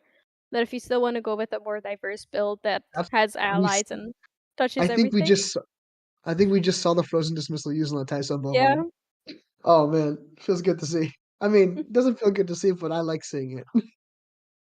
yeah. Well, it's yeah. If you obviously if it's played against you, it feels very bad. But if you're the one playing it feels wonderful Yeah. to see. I don't know. Control decks are always very divisive. You either love them or you hate them. No, that's very true. Oh, Primordial Ritual doing its job as floating. Yeah, You gone. see s God, the sleeves make it hard for me to see. I think that's Subtiliminal coming out. With the cost, I would think so as well. And the Yeah, card being proxied also being allowed to be proxied also makes it harder. It's not as recognizable. yeah. But cool, Subtiliminal coming out level 2. 3 cards in hand. While refracting miss out to the bovine or the face, I couldn't quite tell. Ooh, Million Icebound Slam is kinda rough. Uh, I it could be on the bovine. He might be trying to remove it. I You believe need to take damage so. to face. Oh, Doing 4 Terrapin? for the back Terrapin, so it's probably gonna trade into the bovine now. Get rid of it. Yeah, and bovine is 2 gone. buff counters. That's a big boy. Yeah, that is the value of Sylvie. You get Yep, and he gets a wonderful ally, a pretty big that's very, very hard to remove. Um and without using a lot of resources, and it's great to counter uh big threats with as well it's without just good board needing to invest presence. too much. Yeah. 4 cost, 3/6. No one coming in with a For nullifying lantern, probably turning off for both the decks. Probably not really. oh for Um, I think it's more for the Asbound Slam, but yeah, the Milling 5, even without the extra damage, it is still wonderful it value for Nico. it's It's yeah, it's not that too detrimental to the deck, but it obviously does slow them down quite a bit. it's not like you're drawing 5 cards, but with floating memory, it's as if you're drawing 5 cards. Sometimes. If you're lucky. I mean, we're always lucky. It's It turns off also a lot Icebound. of damage. Yeah. And Turns off Icebound, later it turns off Stratagem and Mirrored Ice as well. Oh, no, it doesn't turn off Stratagem and Mirrored Ice. It turns off Icebound, but he still has Stratagem available to him. If he has Title Locks, it makes them cost a bit more expensive. Cost a bit more, I guess. yeah, although there's only one stratagem in the deck, so I Right. I don't believe that's Not the most relevant. It's there just in case. It's like, oh, if they play nullifying, I guess I have it. yeah, but there is the Plus, you're also damage Nico. is still very, very good from the little chips from the animals that you play earlier. That's why this deck is so resilient, because even though there is a nullifying lantern that in theory shuts off the biggest damage dealer in the deck, Yep. there's Missile still 3. many, many things that add that can chip in for damage, and then in on that big Nico turn, these little things add up to enough where you're just milled out and your deck is gone. Exactly. Exactly. Especially the Ravishing Finale as well. And I noticed in early games, right? Like, if you Ravishing Finale someone early enough, even if it doesn't kill them, if it mills out their slimes, normally that'd be the end of the game. Like, you just couldn't play out of that. Like, sure, milling slimes is not always the smartest idea because they can banish them for Gaias. But in this case, it was Slime King in the yard. You can get those slimes back. Yeah, Uh, yeah. I'm not sure if you want to mill if it was for non-lethal in this case. I mean, it's not. You know, Slime King is very, very good, but you don't really expect them to play Slime King, right? Sure. Exactly, And it like, seems, we're taking for granted that we have the deck this year. They have no idea. They don't know what monstrosity this deck is. Who knows? yeah, it seems that indeed was a Scepter of Luna because Noel just paid 5 to draw 2 cards off of it. Nice. And right after, Superior also brought out his own scepter from the Chilling Okay. Touch he milled from the bovine. We see Blissful Calling and Bovine getting banished. Not the worst. Bovine did his job. Yeah, leveling into Sylvie level 3 with 4 total cards and a lot 6 of total cards. influence. 7. I I have believe a 7 influence now. full 7 influence, going up to 8 now. You don't So have to worry that about the frozen first dismissal is not that scary anymore not in scary. this active. It's also been used as well, which is great. I mean, do you assume your opponent plays 4? I guess you do. But, just in case, let's play the Crux line first. So very, very 0 powerful cost cards. 5/5 stealth, true sight. Pretty decent, can't complain. Yeah. Not enough to remove the ripple back on his own, but with some support that he's getting, definitely. Yeah, and playing another one of those ethereal slimes. Keeping it up, I think just one shy I of think being he's able debate to pay for if he has another frozen dismissal. But I exactly. think I can't If quite it wasn't tell what's in the hand of Superior's hand. Can you? I think I see Primordial Ritual, which is not helpful in this case. You could use it on the Terrapin. I don't know. Use it on the Bovine if they try and kill it. I think Sylvia's debating on if they wanted to pay the cost for the Crux Slime or not. They are getting the extra card draw and the extra buff counter. I think they were waiting it to see if Superior has any responses, and then taking out the Terrapin. Yep. Big Booty is gone. Alright, still have 4 cards in hand. Could play another side if they wanted to. Even if you don't have responses, you always gotta hold up as if you do. Just you can't let your opponent play too freely, Force them to play around things you don't have. Yeah, yeah, and it's best to be safe rather than sorry.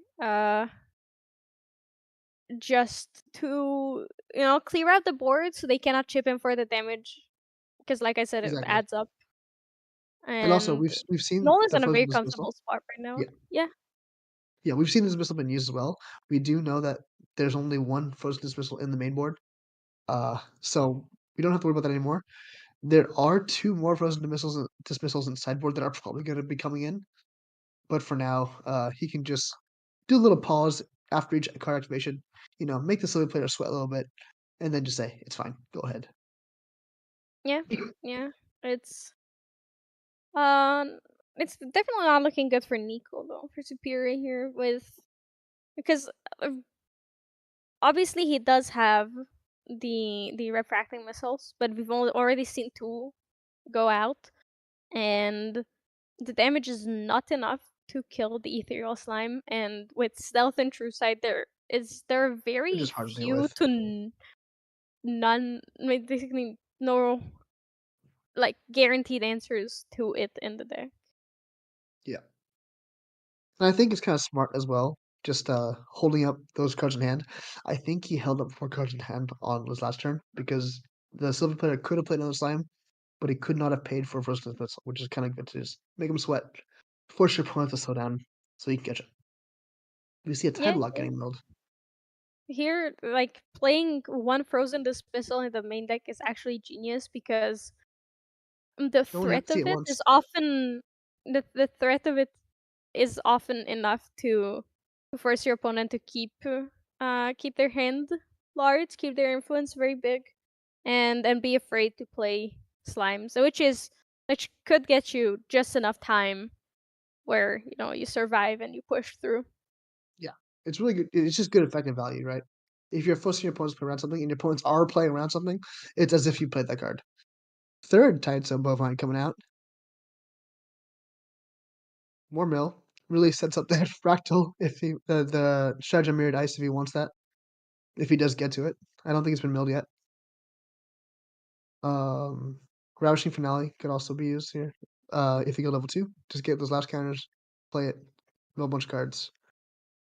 Mm, Yeah, I believe there definitely seems to be at least 3 floating memory in the graveyard, so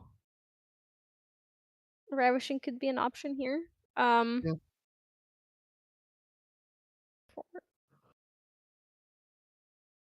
There is the Gather Slimes, Gather revealing Slimes. one whole slime. One Great. entire slime card, which I guess if you're playing a water deck, I guess it happens more often, but damn, you hate to see it sometimes. Yeah, yeah. I believe I Noel's digging for any endgame slime here. Or something. anything that Just just draws more. Yeah. But yeah, just it's not like he's in a tough spot at all. no.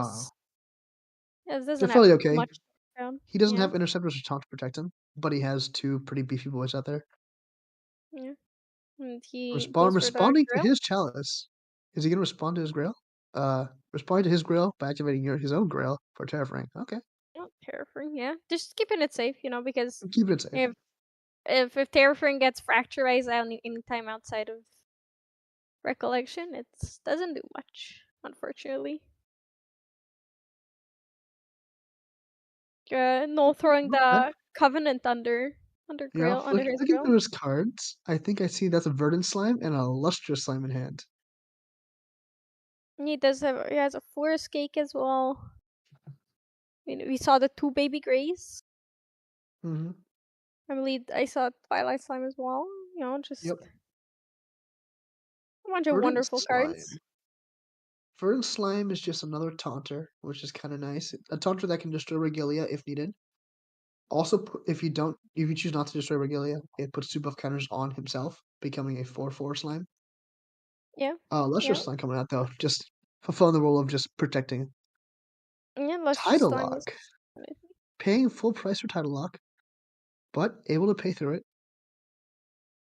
Yeah, Getting it to it. stick, it's gonna make it that much harder for, Nico to climb out and take out that slime. 4 buff counters. Yeah, 9 yeah. Dealing 9 damage with a nullifying lantern on board is is definitely hard. a You don't wanna rough waste a Ravishing thing to Finale into do. a Lustrous Slime as well either. That's just not good news. Yeah, yeah, and he still needs multiple turns to Setup. build up. Yeah, and set up his board and build up, and that might not be enough with looking at Noel's board here. He is. Yeah, it's pretty wide. We Yeah, he's have quite the ahead. we have the Crux Slimes to just clear whatever is developed. We have a big shield. Sure, the Seaside Ringleader could potentially develop a buff board, but with what, 1 Bovine and 3 Terrapins off the deck, it's looking like a tall order. The thing with, like, water decks, I guess, like this against slimes is you wanna prevent those slimes coming out, you're not as good at dealing with them if you don't have Icebound Slime available to you. Uh, Yeah, another Seaside Ringleader? Oh, there's a Judge Call Stream? Gets yeah, it last was bonus to mill, but he's still yeah, but Sylvie. definitely saw the Seaside Ringleader be activated before Yeah. recollection. So did he forget the Every time you get the one on two? attack trigger has to happen before damage. You have to You have make to sure do to the go attack through trigger. them. Yeah. So it seemed like he forgot to it looked like he was gonna forget to mill, but he did mill. Okay. So we're hitting the Lustrous Slime. 2 damage on Lustrous Slime. 7 to go. It's Luster Time Oh! retaliates, which makes him lose taunt He's opening. there. He still has the intercept available from the Baby Gray. So if he It can do it, the is Baby Gray true. still. I hope unless he forgets about it. No, he doesn't forget about it. Oh, he's going for the Stratagem. What's that? Oh, 8 I cards? Is that 8 cards? Is that 8 floating memory cards? Okay, this is probably gonna be a amulet. yeah, the Oh, covenant no, covenant, covenant covenant. comes out and he fracturizes in response. Well, Actualizes the covenant. I yeah, I believe he I lets the don't think that covenant works. resolve and fracturizes once the covenant is attached, which makes it lose Right. everything, lose Makes ally it lose link, lose everything and just kill utility, him. Yeah. Because once it's and attached, he just factorizes it and it's gone. yeah, Okay. Well, that was a with one stratagem mirror ice in main decade. I wouldn't have expected to see it yeah, in play so it's soon, but hey, it pays off. he did get it. All Want right. to talk about sideboards? Want to look at what do you think they Well, will 2 more bring in? frozen dismissals are definitely coming in. Yeah, Those have to come in for sure. Would he bring in an extra frostbite? I'm not sure. Um, but he definitely wants those frozen dismissals to just prevent any more slimes. For forces your opponent to play around it. It guarantees you see one earlier. It's good to develop the board early. We don't see another stratagem mirrored ice, so it's just a one of in the deck permanently, which is fine. It's a good out if you have it. You go through enough of your deck that you might mill it, sure, but if you don't mill it, you draw it. It's pretty good. it was a really good out as we saw because we were talking about how it's basically lost, and then Yeah, stratagem like came us up and just completely came out at the end of the changed the game. game. Yeah, it just Like immediately was over. us knowing there was one in the deck, I wasn't really paying attention to the card. I was like, if he sees it, he sees it, but I'm not going to assume he's playing around it. He might have had it in hand the whole time, which is great. Safeguard Amulet was in Noel's sideboard. Definitely coming in now that he knows stratagems in the deck. Can't be too careful. Yeah, Uh, I don't think he's gonna bring in. He has 3 Song of Frost. Is he that worried about Icebound Slam I and mean, Vanishing Finale? you have to Yeah, bring in Song of Frost because the whole deck, most of, oh, the whole Nico deck is based geared around around attacking, going attacking. Yeah, face. Yeah, and if they cannot get you, if they cannot push the damage and cannot mill you out, yeah, it's you have a very very good chance of surviving on exactly. We on do on see Slime's deck. a Twilight Slime in main, uh, which is I guess if you wanted to be cheeky about it, you could like have your Crux Slime if you had a level 5 bonus, play Twilight Slime, Covenant of Thorns, your Crux Slime, and just be immortal apparently. But with Factorize, that game plan goes very much out the window. So I think it's just Safeguard Emily coming in, Song of Frost coming in. I'm trying to see if there's ways for Sylvie to hit level 5. Let's see. I don't believe Not a Noel lot. is doing playing anything, or it's really easy in I see Beastborn Ears for water. level 4, but yeah, it's a bit rough. So it looks like he's just Yes, playing around it. So he has. Twilight Slime is interesting, but may not be most useful. Yeah, I don't think I've ever seen the level 5 bonus of an ethereal slime be activated. Because No, it's rarely if ever relevant. focused Well, on, we because have a you need to invest too much into yeah, it to we for have a it to pay stellar off. start, by the way. This is an amazing start on the Slime player. Drawing 2 cards. Dungeon Guide in hand, and a Blissful Calling, which means he's drawn his Dungeon Guide, he can now dig freely for whatever else he needs, without worrying about putting them on the bottom. Drawing those 2 extra cards, and I think I saw another Forest Cake in hand. No, I did no. It was a not Forest Cake. Blissful Calling. Blissful But calling. Blissful Calling. Perfectly set up though to just draw his cards, dig for what he needs, have intercept on board. Another turn 1 Fractal of Rain, by the way, which is great to see for the Nico player. Yeah, it's both of them with their ideal starts again. Yeah, Tyso Bovine here to just get that Start value. milling. Oh, not start milling immediately. Oh, that Ooh, is that ooh, is perfect. That you just is love what you to want to see it. see. Yeah, Yeah. Lost in Thought just gets to that level. And I'm just like, I have money to spend. I'm going to spend it. I'm going to bring out that Separate Lumina. Yeah, just You know? start pushing the damage, draw a card. So it's wonderful value, especially if, but it's basically no penalty right now. You just get it out. It's Yeah. nothing to lose. If they fracture it, you have an extra fractal for your You have a Fractal for memory, so now refracting you have missile. two Or Fractals. yeah, 2 really good starts from players. Fracturizing the there it Lumina. is. Hey, Fracturized yeah, indeed. it gets Fracturized. Use that to level 1. There What is player's just Null's like, Scepter of Lumina. Both players just agreed to like, hey, let's just draw some of the best hands we can and just play from there. No durdling around. We don't need off turns. We'll just go pedal to the metal, start playing. Yeah. Yeah. Decides to Just level one. yeah. It's another floating, although that is class bonus, so Class it'll bonus, won't good be for the future. relevant until level 2. For With now, the it's two still very solid. fractals, he could Icebound Slam for full cost if he wanted to. Yeah, just hands down, go for it. I, th- But I think he is. Oh no, he's not. He's no, playing enough back Terrapin. they're He's yeah. he's he's doing the responsible play. He's doing the good play. Terrapin is a I think it's the best level 1 play you can make here, or in general on this deck. It's just such a big threat and so hard to take care of. Yeah, and it has to be dealt with, otherwise just coming in for a 3 damage turn is pretty good. With 2 Yeah. fractals on field, choking the Sylvan player on cards is pretty good. Forcing them to slow down their game plan. And with all the cards he has in hand and the 2 fractals, he could feasibly just with now with the chilling touch, he has 2 floating. He can just go level 2 next turn. Uh, I think he's pretty set up. This could be a very quick game too, unless Yeah, Nico can yeah. develop a interceptor or predator sometime soon. It very much depends on the hands as well. Cause Exalted nullifying. Icebound Slam is offline now.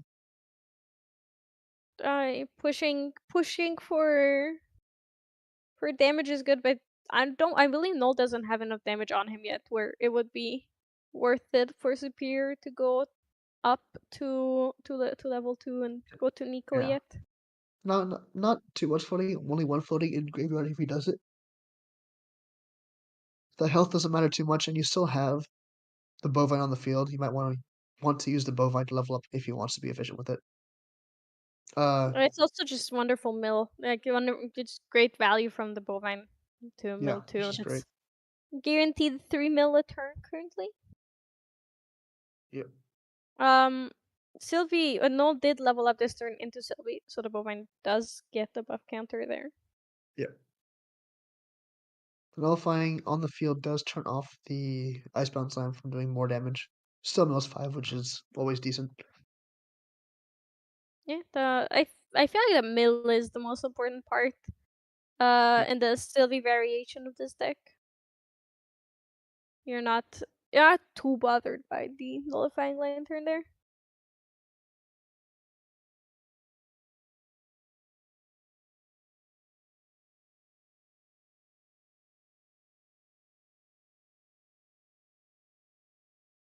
Oh, and he is Superior is going for the fast Nico name, and there goes Going a for the festival. ravishing. Mills are ravishing, which is rough to see. Don't you hate to see that. But I guess like Yeah, you have the resources to spend, might as well spend it. yeah, it's only gonna get more from here.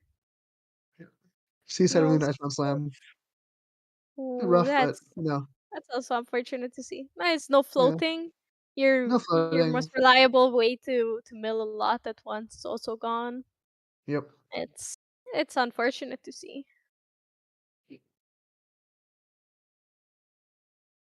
I was kind of hopeful this would be the first round we'd see a game go to game 3, but this game might be taking a while now. Bovine milling another 2. 2 more non-floatings, which is, you know what? You can't win them all. Frozen Dismissal getting milled as well. Just a little reminder to know that, hey, this card exists. Play around it.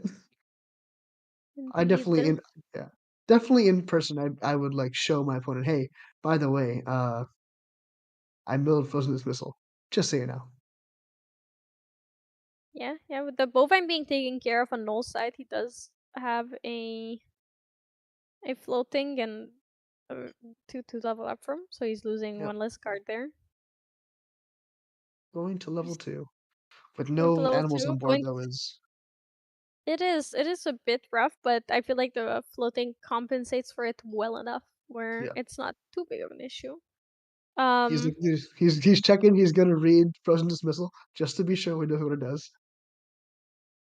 Taking the grade Uh, to see. he's probably gonna Dungeon Guide this turn. Could he pay? Let me check if he can pay through Frozen Dismissal. Right, cost 3 Dungeon Guide.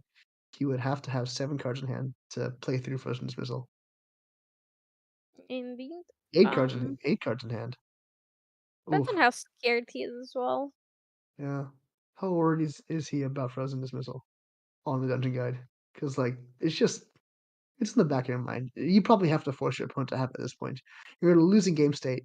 You just need to force your opponent to have Frozen Dismissal and just play for your route. Yeah, you have to go for it. Yeah. Because just sticking around another turn on level 2 is not going to accomplish anything.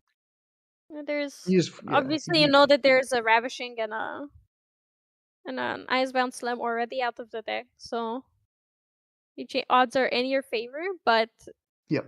Nico can very You quickly can cut. just Yeah. turn the game around. Can bring out some damage.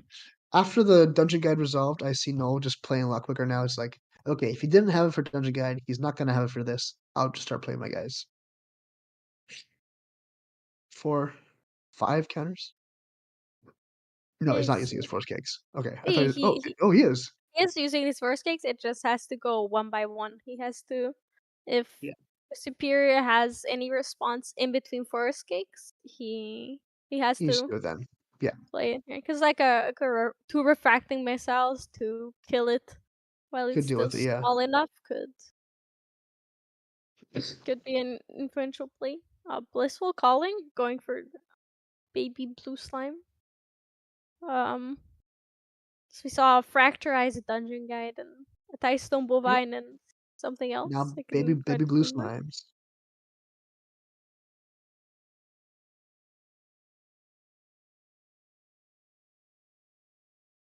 Baby blue is interesting. Prevents 2 damage. Not the most relevant in this, I would say. Yeah, Coming in for yeah, but 7, kill bovine. More worried it about the could. mill than the 3/6 terrapin. Yeah, but baby blue can also, if your opponent missequence. Oh, two fractal rains being milled is terrible. Oh, he's milled so many cards, and he's hit such a few floating at this point. He had a great start, He's but he has 2 he, still. he milled so many valuable cards Yeah, that he would that you don't want to see in your graveyard. yeah, he It's don't want to see it. it's really quite unfortunate.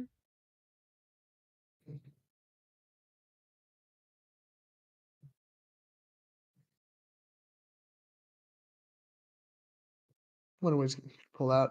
Could he go for the Mega Vein Lash if he wanted to? The value of He's the looking. baby I blue think he's slime looking is at that it can Terraforming. very heavily punish missequencing.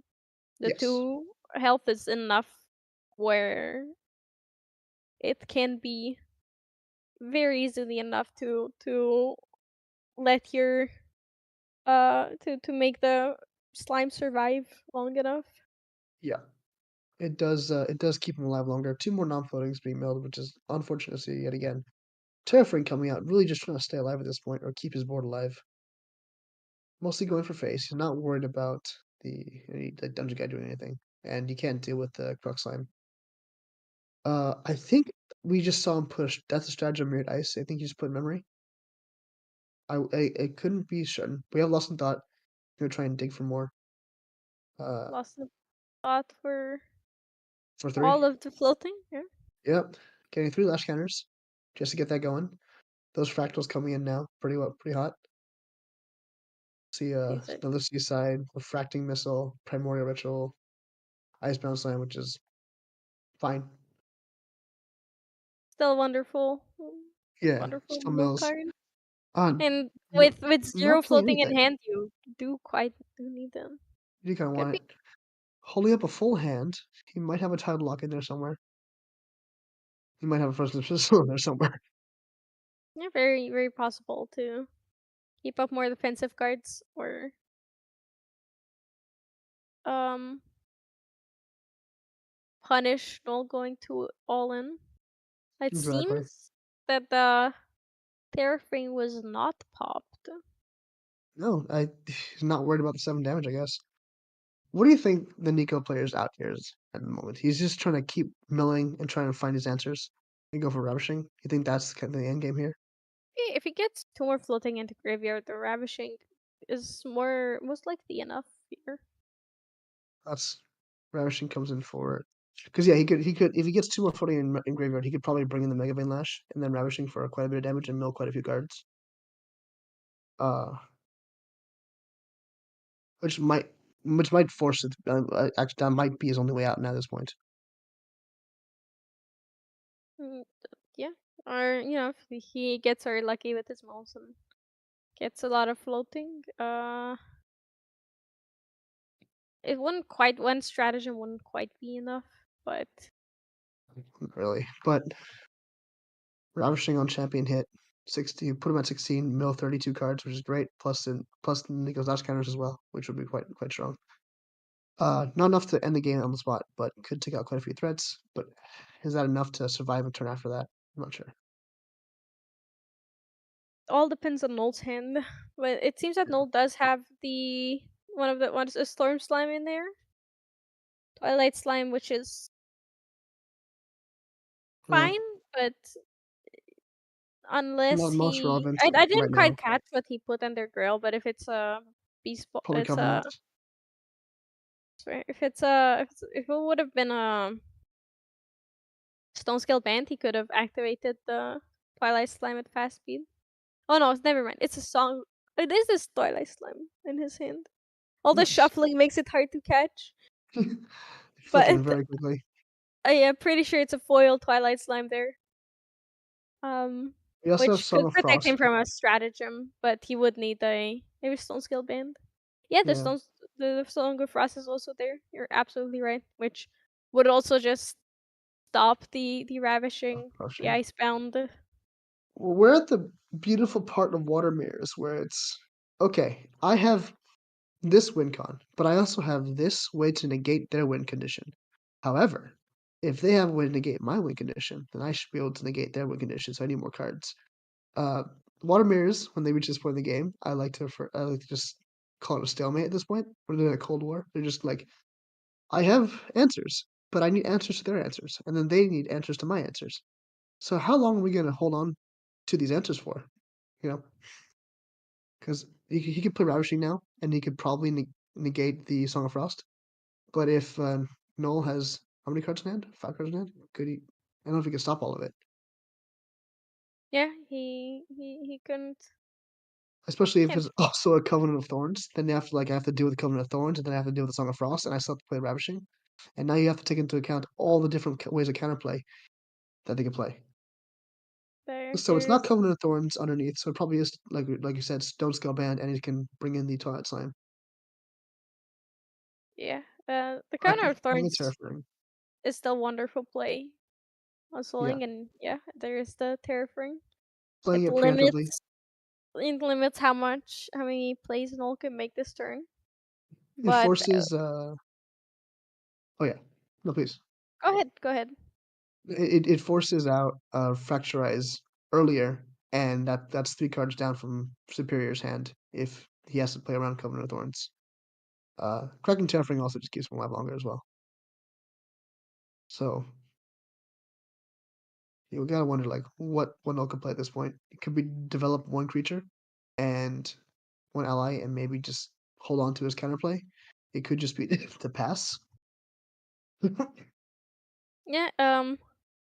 Spear has to answer both Song of Frost and the Covenant here if he wants to Yeah. kill next turn.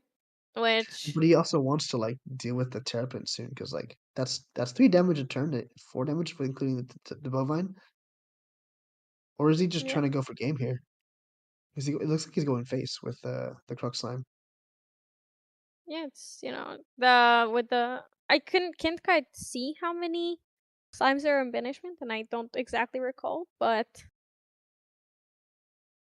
think both there's Cerulean Decree you imbued. know in the banishment there's 2 Slime Cakes and Blissful Slime, Blissful Calling. So there's I think 2 slimes in banishment at the moment. Not quite enough for a Mm, Storm Slime. it I think it would have been exactly lethal With if Superior didn't have the Cerulean Decree there, because the Storm Slime, the Ethereal Slime was attacking for 7, plus 1 from the Dungeon Guide, plus 2 from the Storm Slime would have been enough. Yeah. It still did force Superior's hand to play that Cerulean Yep. It Decree also right now. forced counterplay out, but now, how many cards did Null keep in hand? 5? There's a Viridian Decree. There's 5. Viridian Yeah, Protector Trinket, yeah. exactly. So he can play a It Song of did Frost count. still, but I don't think he can play a Song of Frost and counter. Okay. So he fracturized the Covenant of Thorns. He played the Viridian Praetor Trinket. Uh, so Yeah, now it's probably gonna be Ravishing and negate the Song of Frost, which is probably the only option they have left. yeah, but even just straight up attacking with Mage Even just Bane, yeah, attacking with it Mage is. It Bane Lash. is. Yeah, even just Mage Bane Lash on its own at this Yeah, point. it's enough. Do, do, do, do, do.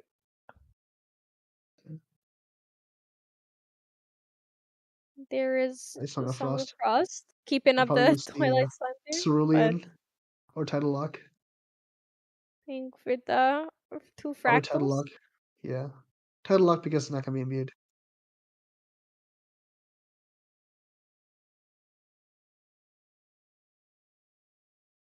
Oh no, just doesn't refracting even missile. just kills him. Just kills him.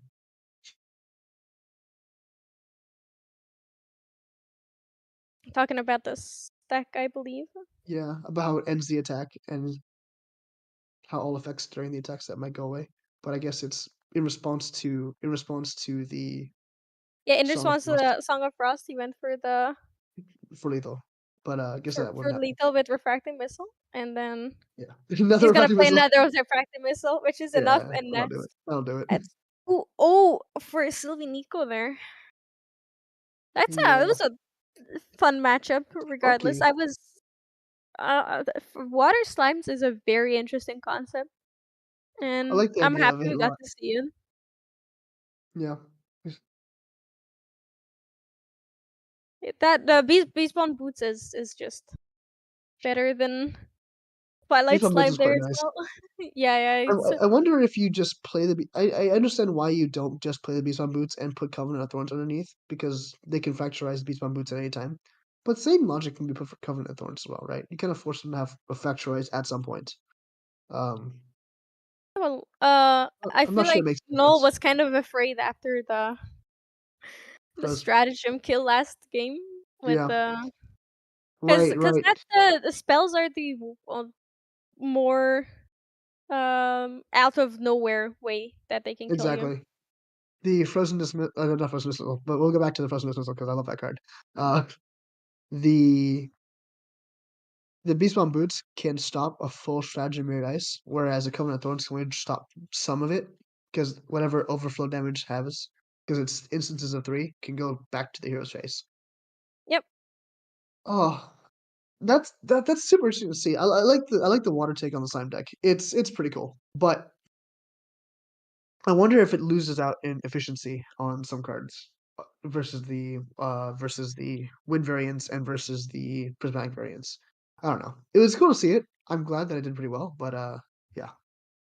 I don't know. How do you feel about the water slimes going forward? And honestly, do you think it's promised and it needs some tuning, or do you think it's dead in I the feel water? like with the baby blue slime being the weakest of the baby slimes, it's quite unfortunate because baby blue slime and the normal adult blue slime are both um the weaker ones of the trio, right? I feel like they're both of them are the weakest of the slimes. Yeah, I can agree Um, with that. so you are very much reliant on good water cards and your advanced element slimes, and that is not quite enough because for both fire and wind slimes, you do use your own slimes quite a lot and your own slime cards. And while gather slimes is also pretty good, I feel like the other elements have just strictly better utility slime Yeah, cards. exactly. I'm not sure it's worth sacrificing like baby green and forest kick for gather slimes. I'm not sure if that's quite the trade off you want to be making. Yeah, and like I like slime the shield as well, yeah. and think I like the idea potentially of running slime's blessing. Tidestone. Yeah, Yeah, and Slime's Blessing as well. Especially Slime's Blessing, Slime Shield. Even Baby Red is quite decent. Um, I see the benefit of trying to include Tidestone Bovine in your deck for more milling. Especially if you're gonna link it up with Slime King to get, big slimes in your graveyard, play through them all at once when you hit level 3. That's pretty cool. I like it, but I really enjoy the consistency of the slime deck. I think that's probably its greatest strength. It is just it's just I don't know. It's very consistent. Yeah. yeah. Uh, The Sylvie Nico deck is also just with the variance in it is it's so multifaceted that it is um it is hard to beat if your deck is not fast enough. No worries. All right, so that's fair.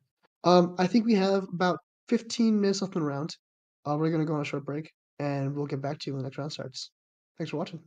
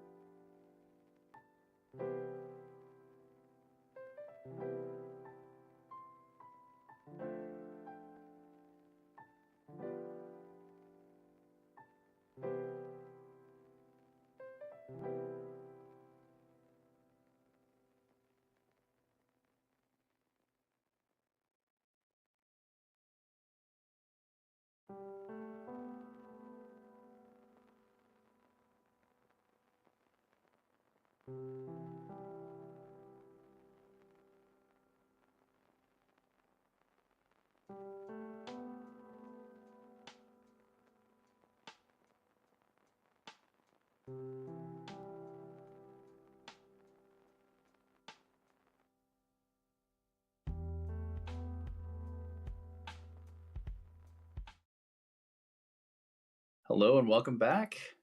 The AMB Michigan Regionals. I believe we're going into round 4 now. Should be round 4. So we're going to be having Mr. Mullen, Eli, versus I believe Dad Smoocher, Jeremy. So pretty cool peeps here. So Clem, would you like to tell us about the deck list that I think you are probably more familiar with? Yeah. On Jeremy's side, we have the good old reliable Wind Allies with just Tonoris as the only champion in there. Level 1, very straightforward. Spirit of Wind into level 1 Tonoris. And then on Eli's side, we have pretty standard Polar Depths Arizona mill deck. Yeah, Polar Depths are very good. Very good. Very strong deck. Extremely consistent in some regards, but also extremely gambly in others. Consistent in that it finds either a win or a loss really quickly. A little inconsistent on the fact that you're milling a lot. You're kind of hoping to really roll, like high roll, when you're looking for your Icebound Slams, your Fractal Polar Depths, and sometimes your stratagems in that regard. But we're gonna see the opener. I believe that's an Awakened Deacon. Yeah. I believe you're absolutely right about that. Oh, the good old Shimmer Cloak on Jeremy's side. Going for a double ally first turn with the lurking, or oh no, it's my footage is not quite the best. I can't quite make it out. Can you? I think it was a Swift recruit. It looks like an AMB Swift recruit. And it was title locked actually. So in response, the title lock came out. It's going to deny the second ally from coming out here on the Wind ally side for Jeremy. Taking away that floating memory can be quite significant. Is that a Swift recruit? I think that's AMB Swift recruit.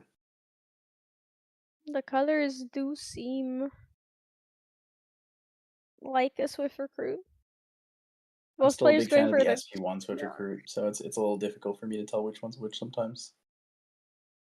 full arts are very nice. Yeah, that is a Swift recruit. So I had one in hand, so it's correct. So Shimmer Cloak in here. It's going to take 2 damage. Giant round 4. So we are on round 4. I was just correct about that. I was worried that we were actually on round 5, and I said we were on round 4. A big oofers here, but 2 damage coming in. Jeremy actually starting off with a slower start due to that title log. That title log was very, very effective here. Yeah. When I'm looking at the deck list here, though, I think that one of the things that is nice that Jeremy's running is he's actually running Nullifying Lantern and Nullifying Mirror. So he has a lot of respect for the different decks in the current meta right now. So we're going to see Lurking Assailant come in here. Lurking Assailant, pretty solid, kind of just general ally. 3 cost, 2/3. It's got that 2 power, 3 life, but also has stealth while it's awake. So it's like really, really relevant and valuable in that regard. Yeah.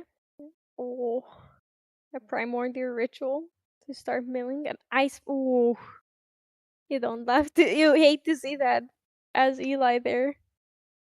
The Icebound Slam, and I believe Losing an Icebound Strategy. Slam's a little rough. Not the end of the world. So we'll get the Awakened Deacon as floating memory now that you are Arisana. One of the interesting things though is running all of the Awakened Deacons in this deck, but not playing Fragmented Spirit is a little bit interesting to me. So normally Awakened Deacon is played for the intercept, right? So when you have 2 Fantasias, you get the intercept bonus. But in this deck list here, he's actually just running for the extra card instead. Yeah, I agree with you. That's unexpected, but the deck doesn't necessarily want to go to level 3 or try and reach high level. So unless obviously it's very good value if you have the Fantasia, but other than that, you don't get too much use out of it. Yep, so that Awakened Deacon is going to get used here by the Frostborn Paladin. So Frostborn Paladin on enter effect will banish a floating memory to draw a card and get a buff counter. It's funny that so we don't normally go level 3 here when we're playing the quote unquote casino Arsana. However, the funny part is that he did actually get 2 level herbs, so he could have used it to sacrifice to draw. But one of the other main things is the Crystalline Mirror, right? Crystalline Mirror being activated once you have 3 Fantasias under your control. It's definitely helpful to push for that anti-nullifying lantern tech early on in the game. Yeah, yeah. Eli here forgetting that Lurking Assailant has stealth, points the Frostborn Paladin at that, then says, oh, my bad, let me point it at the Shimmer Cloak and says, wait a minute, that has stealth too. Yeah. Allies. Allies generally nowadays have one, even if they don't inherently have stealth, there's so many ways to give them stealth or protect them that it's just hard to deal with allies.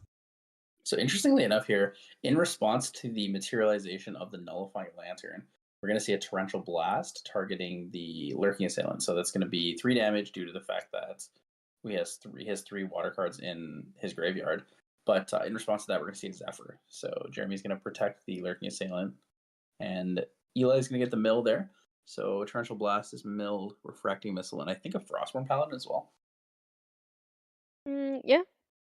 That does look like a Frostborn Paladin, which is a bit unfortunate here because allies can be very very fast. So you have to push damage. You don't necessarily have too much time to mill yourself to get to a point where you can reliably mill them out. But Eli does have Polaris, so if he can get just a few more herbs, he can take care of Jeremy's board for a turn or two.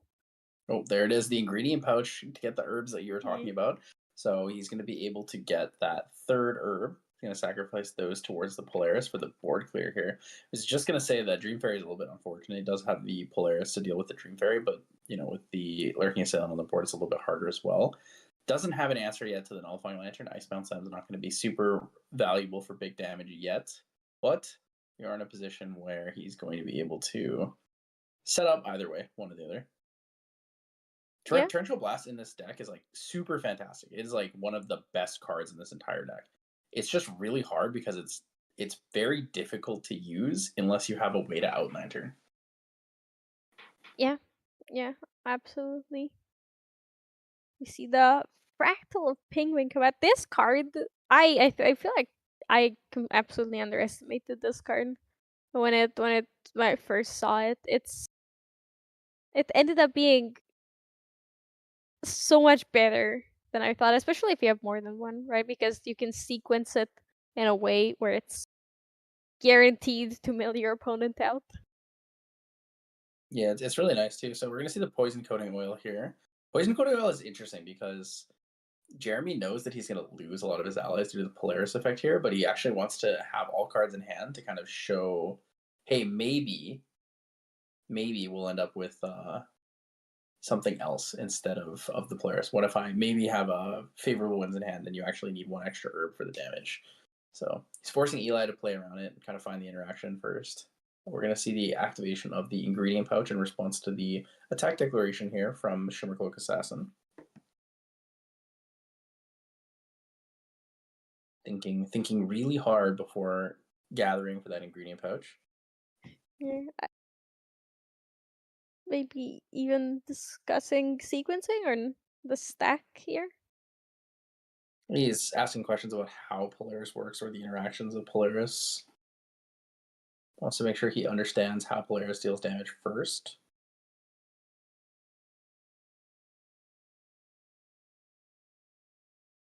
He's waiting, trying to figure it out, thinking what he could do here. He's going to let it go through. The gather is going to be a recover herb, which is nice. Very, very good. So we're actually going to get 3 herbs here for recovery on Eli's side. Yeah. Eli probably thinking about if this is Polaris sequencing because he could. There's obviously a reason he did this before damage went Yep. So through. he's going to So sacrifice the herb, get a counter, recover one. He is going to sacrifice one more. Again, following the same suit, get another H counter on the Polaris.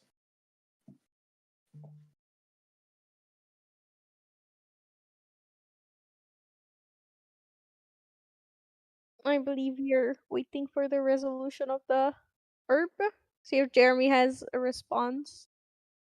Yep, just being double checking things. Some judge questions have been asked.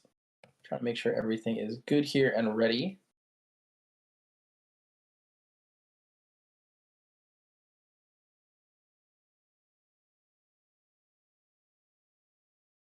The Polaris is going to come through. Polaris will be killing everything on board here. Polaris for 3. Wait, Polaris for 2? I believe it was 2. Was it not 3? I think he had 3 herbs, no? He had tears, but there was a card played that I think I missed what was interacted with there. That protected, was it a Zephyr on the Lurking Assailant? I don't know. It was an interaction with an herb, but I couldn't quite catch what it was.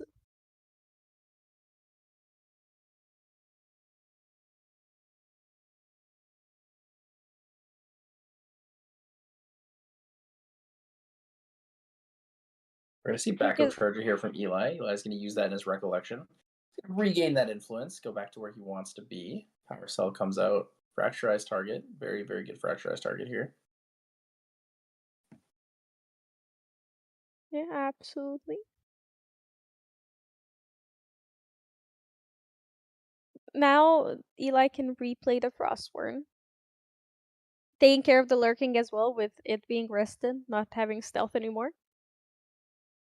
Which is what seems to be happening here. Yep, he did take care of the lurking assailant, banishing a refracting missile and drawing one for getting a buff, putting a buff counter on Frostborn since the Dream Fairy is gone. So it looked like what happened earlier is actually the Zephyr targeted the Polaris after it had the second stack before it got the third one. So what happened was there was one counter on the Polaris, and then he targeted the Polaris with the Zephyr. In response to that, he sacrificed the last herb he had to get 2 counters, and then sacrificed the Polaris with 2 H counters on it. Oh, makes sense. Yeah, so every time you sacrifice an herb, the H counter going onto Polaris goes on the stack. So you have to actually let that resolve first before it's on the Polaris. I see. Makes sense. The setup's looking pretty good for Eli though. Even though it's just one like fractal polar depths, once he gets another fractal out here, he does have the fracturize to get a Fantasia into his power cell, which will allow him to utilize the crystalline mirror to break the nullifying barrier. Yeah, and he has a fracturize. He has refracting missiles. He has revitalizing cleanse if Jeremy gets a bit too out of hand here and starts dealing a lot of damage every turn. So he has lots of ways to stabilize as well. I Even really if like materializing Viridian Trinket. I feel like it might be a little bit too early for it. I feel like Viridian Trinket is really on the turn where you're going to push for lethal, but it does kind of stop more aggressive interaction here. So if a Dream Fairy were to come out, okay, so the Gildas will come out. Balance Gildas coming in potentially towards the Frostborn Paladin here. yeah, the intercept can also be quite big here. So you would it's very likely that he has started targeting the Oh, Frostborn Cerulean here and Decree. then a factor there. Interesting. Oh, messing up the balance for Gildas. So the interesting thing with the Cerulean Decree is actually I'm pretty sure that you have to pay the cards face up, right, for the imbue. Yeah. Yeah, so those should be shown here to Jeremy. Uh, yeah, because you have to reserve all costs. All of we have to reserve the cards face up, and if there is at least 3 water element cards there, then Yep. it gets Yeah. So imbued, I believe. the MBU checks after the modified cost. So he will have to reveal those two cards as part of the cost.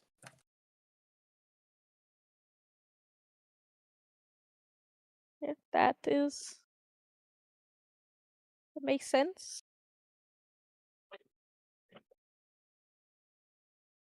Yeah, it's a rare interaction that comes up, but it is relevant. It's one of like the benefits, I guess, of having a Viridian Trinket is that you have to show all because of the way imbue works. So when you imbue, you have to pay the cost, and you have to reveal all the cards that you pay for that cost.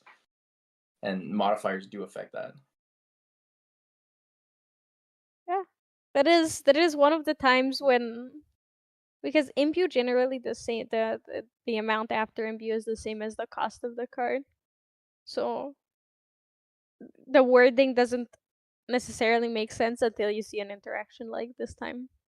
Oh, it seems Jeremy let Not paying this for it. get Interesting. negated. Yeah. I'm shocked. Would you pay for it there? I think seeing Jeremy's hand that he has a lot of 3-cost allies, I would pay for it. Because it's still obviously Frostborn can take care of it, but even then it's good enough protection that the risk is worth it. Two, it's if Gilda stays alive, she's extremely powerful. It, And wasting what are the 2 chances cards. Gildas lives through that turn though, knowing the Frostborn Paladin is on the field? Yeah, but it does technically waste 2 cards if the Frostborn goes for it. And I don't believe Jeremy really had any defensive cards. Of course, it matters. It also depends on if you want to bluff something or not. But the Wind Allies is not notorious for having too much interaction that is not relating to their own allies. So Yeah, I think Jeremy only plays Zephyrs. I don't think he plays anything else. I bet. Oh, he also plays Deflecting Edge. So he has like some forms of interaction. I wouldn't say a lot per se, but they do exist. yeah, it's not too much. It's very streamlined. You know, the deck has a goal, and that's all it does. Right, the goal is swarm the board, but we're gonna see the fractal of Rain appear here for Eli. So he's actually in range of being able to set up with the Fracturize into a Crystalline Mirror. So he could set up for a really aggressive like turn kill next turn. So if he goes, pre-recollection, I'm going to fracturize my power cell, or even in response or end step fracturize my power cell. We're gonna go Crystalline Mirror, destroy the nullifying lantern. He can go for like a mill out, or he can just go for like damage with its stratagem, for example. Yeah. Does he? So we're gonna see Tenoris level 1 come out here. So he wants the Jeremy wants the extra health, wants that life pool, available damage counters. We're gonna see Tony does have taunt for his own enter. Not sure how relevant that's gonna be in this setup because I think he's gonna go for lethal next turn, but it could exist. Yeah.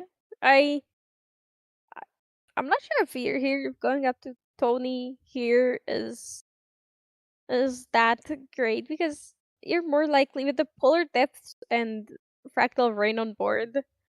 I feel like it's safer to assume that you're gonna be milled out than uh dealt with by combat damage.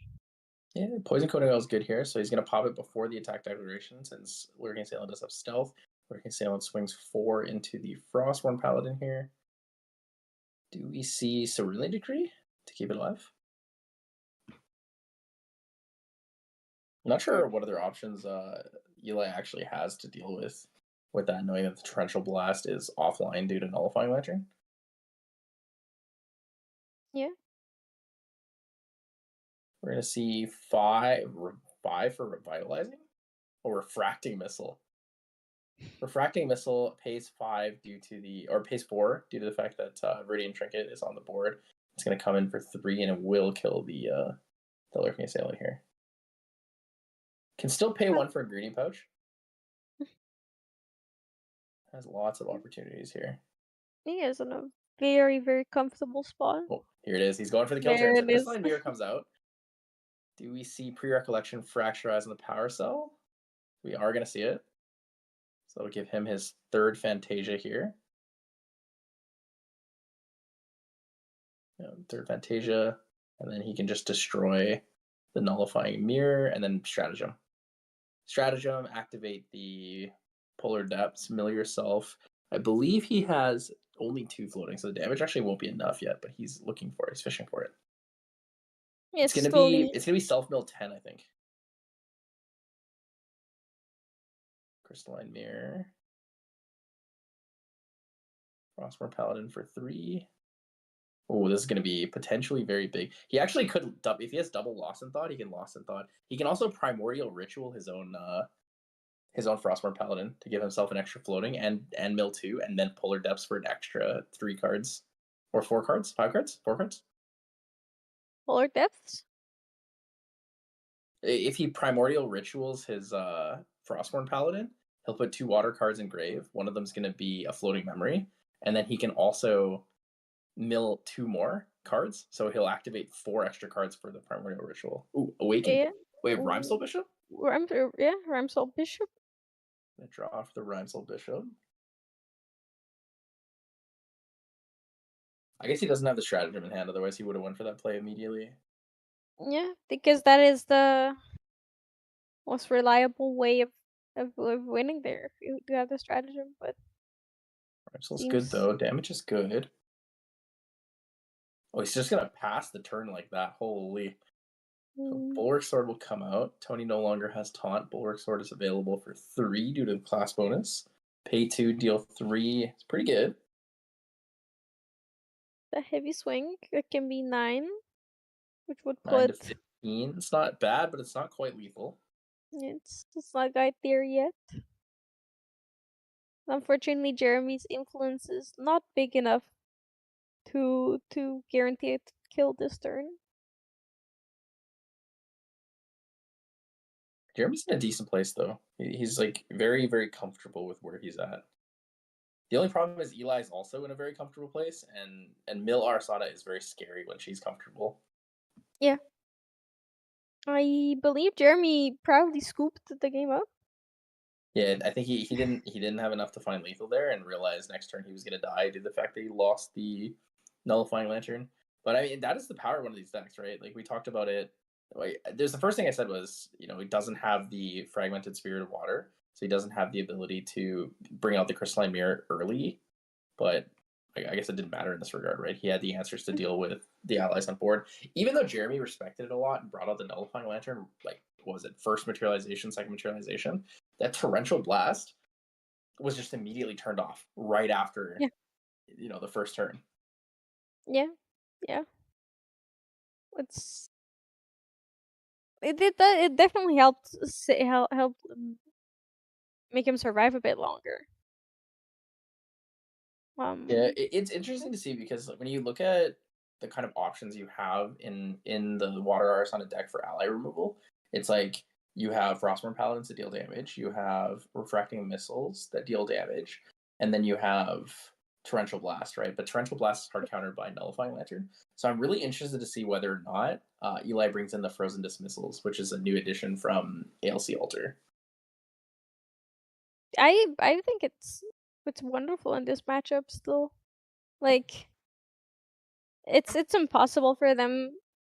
What you want to do on Wind Allies is to play 2 allies a turn and have them survive. And if you can't do that, then the deck becomes a lot worse and it becomes a lot more struggle. It starts to struggle a lot more. Yeah, you're really gonna struggle, especially since Frozen Dismissal is a cleric spell reaction, so it costs 1 less as well, which means it goes from 3 costs to 2 costs, and then it's a negate pay 4, which is really, really tough to deal with on Wind Allies. Like you're not often gonna have enough influence to really get around something like that. You're just gonna lose the ally. Yeah, and even if you do, most of the time it's not worth it to give, let your ally go, or not let to pay for it and have your ally resolve, unless it's a Gildas and you know that you can somehow protect her and have her survive long enough where she generates a lot of value. Yeah, maybe you'll find positions where like that is viable. It's just it feels like a very difficult point to be at where you can pay for a frozen dismissal. Like frozen dismissal is a very aggressive negate card. Yeah, Forcing the controller to pay 4 is really strong, but it only applies to allies, which is what makes it like balanced in a regard.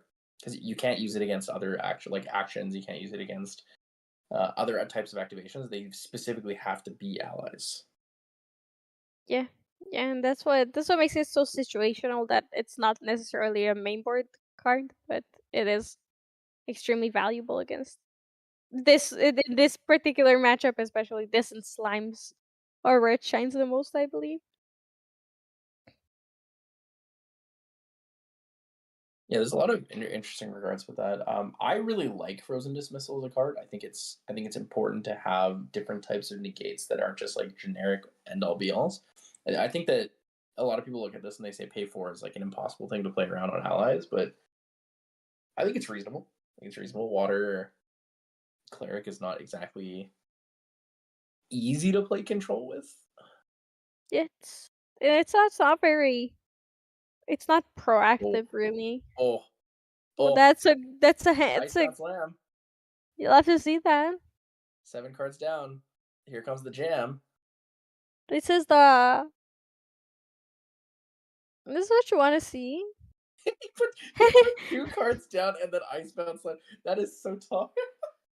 That's actually Try so to funny. He like pretended like it was something else, and then he was like, "Nah, Icebound Slam." actually actually That's actually so funny. one Ooh, floating. that's big. Oh, Oh, two two floating. floating. That's pretty good. That Two is floating, pretty 6 good. water. Oh man, Icebound Slam. 2 fracturized down though is actually kind of good for Jeremy because he can feel a little more confident playing into the crystalline mirror. There's gonna be less vantages, but I mean, you also have like you're at a point where if Eli draws another Icebound Slam, you just die. Yeah, So you have to go Nullifying Lantern here, or you have to level up. which is, it's going to be like, yeah, those are the only two plays that are really possible here. That's why it's so scary on allies when your opponent says, yeah, you can go ahead after after they win, because I even, like, here obviously you want to go first as well, you don't mind that, but when your opponent also says, and then in a matchup like this, that you can go ahead, go first, This it's is very crazy. This scary. might be the greediest thing I've ever seen. I really, It really, is. really hope he has some sort of taunt or interceptor in that board. Because if he doesn't have a swift recruit or a taunt, I think he's just gonna die. There, Oh, he they just drew the drew. swift He recruit drew in. this way for crew. All good. We just top deck the swift recruit. That's a good one. It's pretty Now funny. let's see if he plays it or not. Cause Surely he plays. There's no way he doesn't play the swift recruit here. He has to play the swift recruit. You play the swift recruit, and then I think you can balance. for a You play moment the I thought swift he. recruit, and then you balance with squirrel, right? No, it's still not enough. 2 down, 2 on. You need to. Yeah, you can't do that. But I think you have to play the swift recruit, or you just die. Ooh. Okay, that's actually fine. So that's the Unrelenting Warden. Unrelenting Warden is, I believe, taunt as well. But the problem with it, I think it's only class bonus taunt. It is indeed class bonus But he taunt. doesn't have enough cards to play the Swift Recruit still. So he's just like pushing all the damage as possible. Okay, there's the sweep recruit. Ooh, He Grand is Crusaders Ring. drawing cards. He's going to draw cards here. He's going Just to. Oh. Oh. boy, is that His stratagem. Yup. Yup. Oh, That's that that's was just game. Oh clean. my god. Wait, so I saw him play the Lost in Thought, and I was like, wait, 4, 6, 12. That's lethal. I was like, oh no. No way. Yeah, that Well, was. yeah. Mil Ari is good. Mil Ari is good, guys. So speaking of Mil Ari, we have 30 minutes left in the round, so it's a good opportunity to talk about this before we go on a break here. But Icebound Slam is now on Category 1. I don't know if any of you guys saw the ban and restricted yesterday, right before ALC Alter came out, but yeah, I mean, Icebound Slam is now Cat 1. It is too efficient of a card outside of its archetype, which was mainly focused on Guardian, which is why it had the class bonus for cost. And Weaves is recognizing like, hey, this card is a little bit too strong. The ability to mill 5, as long as you have a target, is pretty impactful. Yeah. It's just because it costs so much doesn't mean that it's hard to use necessarily, especially with all the fractals now in the game that are just so incredibly efficient and work so well with it. Like, not having the class bonus unlocked, even it doesn't matter too much. But even if if with Nico level 1 coming out as well, it's it's just becoming more and more efficient. Even like the archetype is getting support, which is on one hand wonderful, on the other hand definitely warrants the category shift for Icebound Slam. Like, it is becoming very scary very quickly. There's a couple cards in this like archetype that are becoming very generically used. So Icebound Slam and just ways to mill yourself allows you to use things like Tideholder Claymore, which is interesting because Tideholder Claymore is basically a 2-cost sword. I believe it's a 5/3, and it says pay 10 to use this, -1 for every water card you have in your graveyard. However, the only time that it has a class bonus is its cost. Its Yep. cost modifier is the class bonus. So Tideholder Claymore is actually another way you can kind of finish out a game on a lot of these like heavy mill decks. So it's really funny because you'll see it on Arsana, you'll see it on Spirit of Water, you'll see it on Sylvie, where they just bring out a Tideholder Claymore and just swing you for 5 because it's funny. Yeah, it's funny but incredibly scary because with all the floating as well, it's not it's not that hard to with that one extra cost is not really a bother. And then you already have so many cards in your graveyard that it's probably not gonna cost you too much to go attacking with it. Yeah, but I mean that was very very clerical. No pun intended, but that was a very clerical and like precise definition of how you just obliterate somebody off the face of the earth. And Yep. I don't know if there's any way for Jeremy to recover after being icebound slammed so hard that he ended up on the other side of the earth. But yeah, I don't know. Eli just took us to town there. Stratagem is big. Stratagem for 6 after Icebound Slam is just a different kind of beast. It is just a different kind of beast. That was quite literally kill on first materialization, going second. Yeah, that GCR into Lost in Thought into Stratagem was Yeah. as fast as you can get. It really doesn't get any faster than that. But yeah, we'll be back probably in about 30 to 35 minutes because I mean Icebound Slam goes crazy, dude. Eli and Jeremy off to get food now, taking a break during the AMB Michigan Regionals. We'll be back to you guys in about 30 to 35 minutes here with round 5. I'll be joined with Alex for the rest of the tournament. But thank you so much for joining us, Clem. It was great to have you on the cast. Thank you very much for having me, and have a wonderful rest of the event.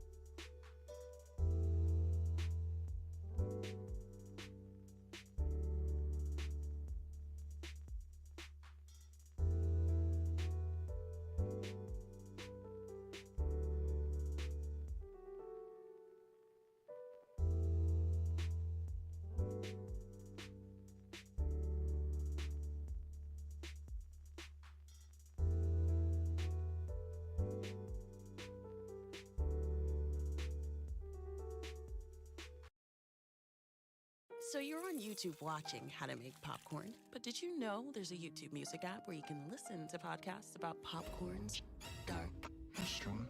Buckle up, because it turns out popcorn is pretty hardcore. Listen for free on the YouTube music app.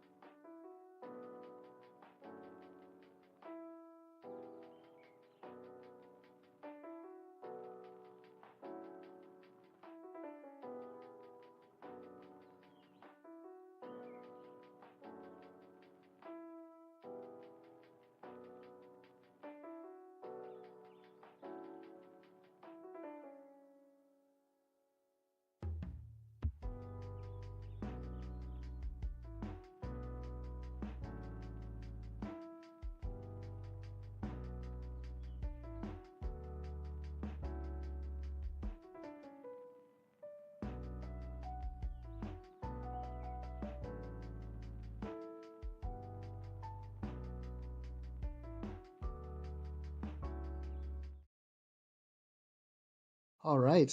Welcome back, everyone, to round 5 of the AMB Michigan Regionals. We have a quick look at the deck list.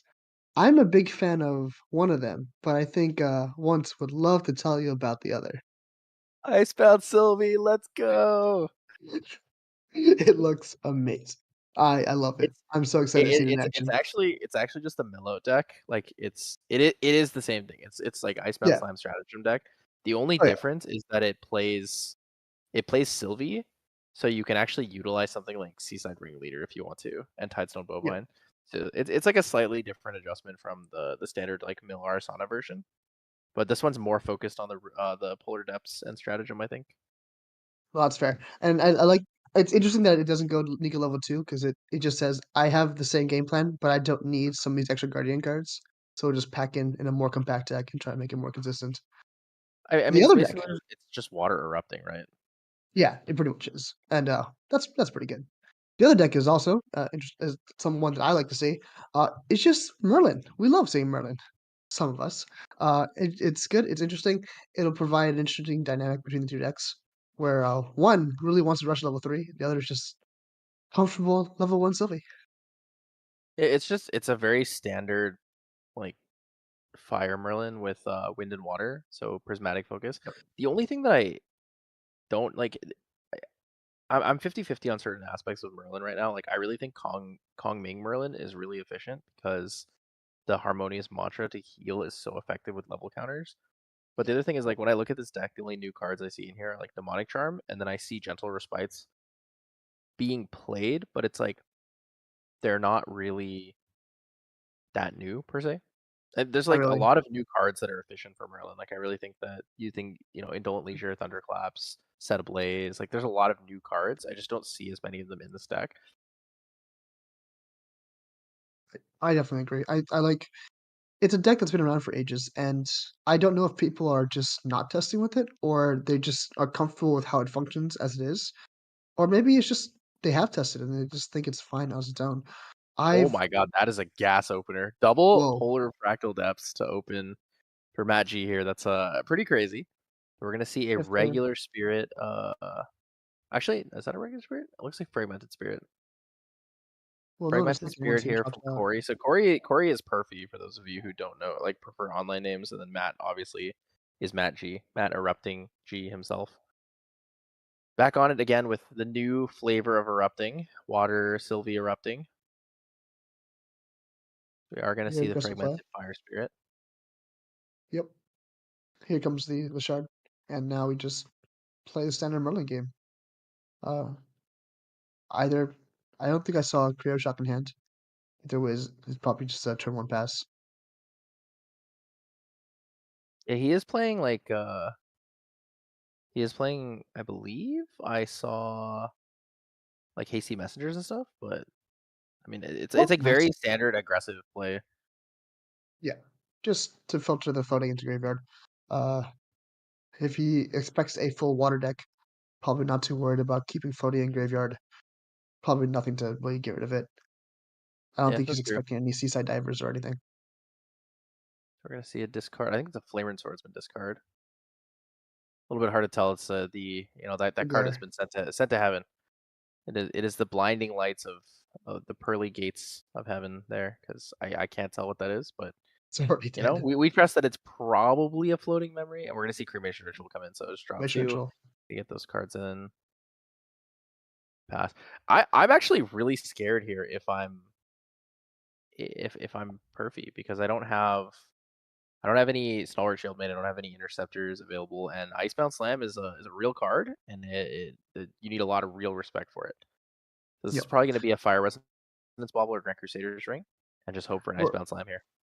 we're also seeing just sort of your standard Merlin deck, which is not going to play Combing for the Harmonious mantra. So it's any damage you take is going to be permanent damage. And you really kind of want to be more defensive when you expect to go up against a Fractaled and Icebound Slam deck. Yeah, we're not Do even you running think it's four Fastgears. It's like only 2 Fastgears in this deck. yeah? I think that's an Icebound Slam in the back. I can't quite make it out. It does indeed look like an Icebound Slam in the back. So I mean, Icebound Slam here is pretty efficient. I don't see why you wouldn't Yeah, go for it on this turn. it just comes out, especially Ice with Lost in Thought in hand. I mean, you hold on to the Lost in Thought because I think you can play everything else. So you Icebound Slam, hold the Lost in Thought. So if you don't mill, like surely if you get like really unlucky, okay, Chilling Touch, Fracture Eyes, Chilling Touch, the game's over. Primordial Oh, Ritual and yeah, a yeah. Fractal of Rain. So 4 floating off the Or Icebound Slam is going floating. to push in for 8 damage. And like even next turn, if you don't mill, you can just draw 4 Well, cards and double influence if you wanted to. well, does Matt have a stratagem? Because if he does, he just double Polar Depths. He mills himself twice Yeah. and stratagems for Wins the people. game. So you have to go Nullifying Lantern here. But Yeah, I for don't sure. think he even runs a Nullifying. Yeah, he doesn't run Nullifying Lantern. I don't see it in the sideboard either. I really like Viridian Protective Trinket in Merlin. I think it's one of the, like the more efficient ones, especially if you get Dungeon Guide, because you can go level 2, you go Viridian Trinket, Dungeon Guide to 3, and then you can play your Ascensions or your what's it called? Your Ghost of Pendragon without being worried about getting, Abyssal, Frozen Dismissal with the Frostbind and Cerulean Decrees. I know sometimes if Merlins go too quickly to level 2 and try to go level 3, they might not even have 4 in hand after Dungeon Guide to just pay through the Frozen Dismissal if it's there. I don't think I see one in the deck list, so it's not a worry for this game. Dungeon Guide to 2, eat one of the floatings that Matt has. Interesting. Keep himself Dungeon alive, Guide to I guess. 2. Eats a floating and also a water card in graveyard, if that's relevant. Yeah. It is relevant. Take one of the floatings here, get a level counter, activate the Spirit Shard to draw a card. So banish Spirit Shard as your level 3 here. Double Dungeon Guide? I don't even know if that's like really that efficient. I don't. Not sure how efficient it is, and also like they didn't even have it anyways. Because I guess you do want to try and get your Crux online really I fast mean, because this was a you're stellar start for the water 14, player. 14 off lethal here. So then the nice thing is with the Dungeon Guide like that, you do kind of put yourself in a position where you can play a fast here to actually recover. But I think he only has Blanche. Yeah. Is he looking to? Is that Mnemonic Charm? Yeah. Mnemonic Just at least Charm, trying to get the God's influence Memory. up. I think he's still dead. So if Matt has a stratagem, that is actually just death. Yeah. Because the chance of him not getting 2 floating memories from what is that? Mill for 17, mill for 14, or mill for 7, mill for 14. So you sacrifice both Polar Depths. They both go to the graveyard. One of the effects resolves, so it'll have 5 cards in grave, plus the 2 Fractal Polar Depths. So you'll have 7 mill for 7, And then you'll go. Yeah. Yeah. Yeah, it's gonna be big. So it's gonna level up here into Sylvie. Going to Sylvie. He doesn't have the stratagem in hand then. Yeah. But he does have a Rippleback Terrapin, I think, so the damage can come out pretty nicely. That makes sense. Because if you were to mill 21 cards, you're definitely going to hit this flooding. Oh, It's half your deck. 2 Refracting Missiles, though, is kind of big. Floating and also just pokes down a little more damage that you need to get closer. It's that much less floating you need in your graveyard.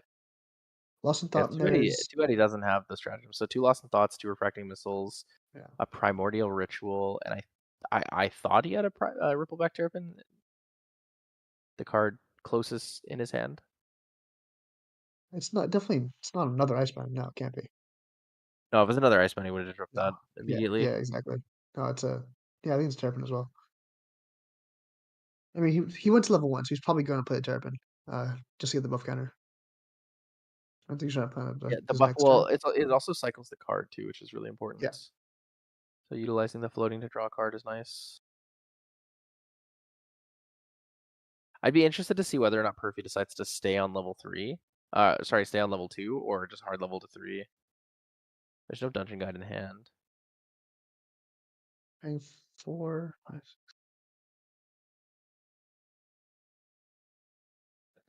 Oh, this is really big. Okay. So he's going for it. He's actually gonna go for it. So he's gonna Lost in Thought for 6. In response to that, he's gonna sacrifice both of his Polar Depths. Milled 21 Oh, total. he milled stratagem. That's crazy. It was more than 21. Yeah. But he is running 4 stratagems, I believe.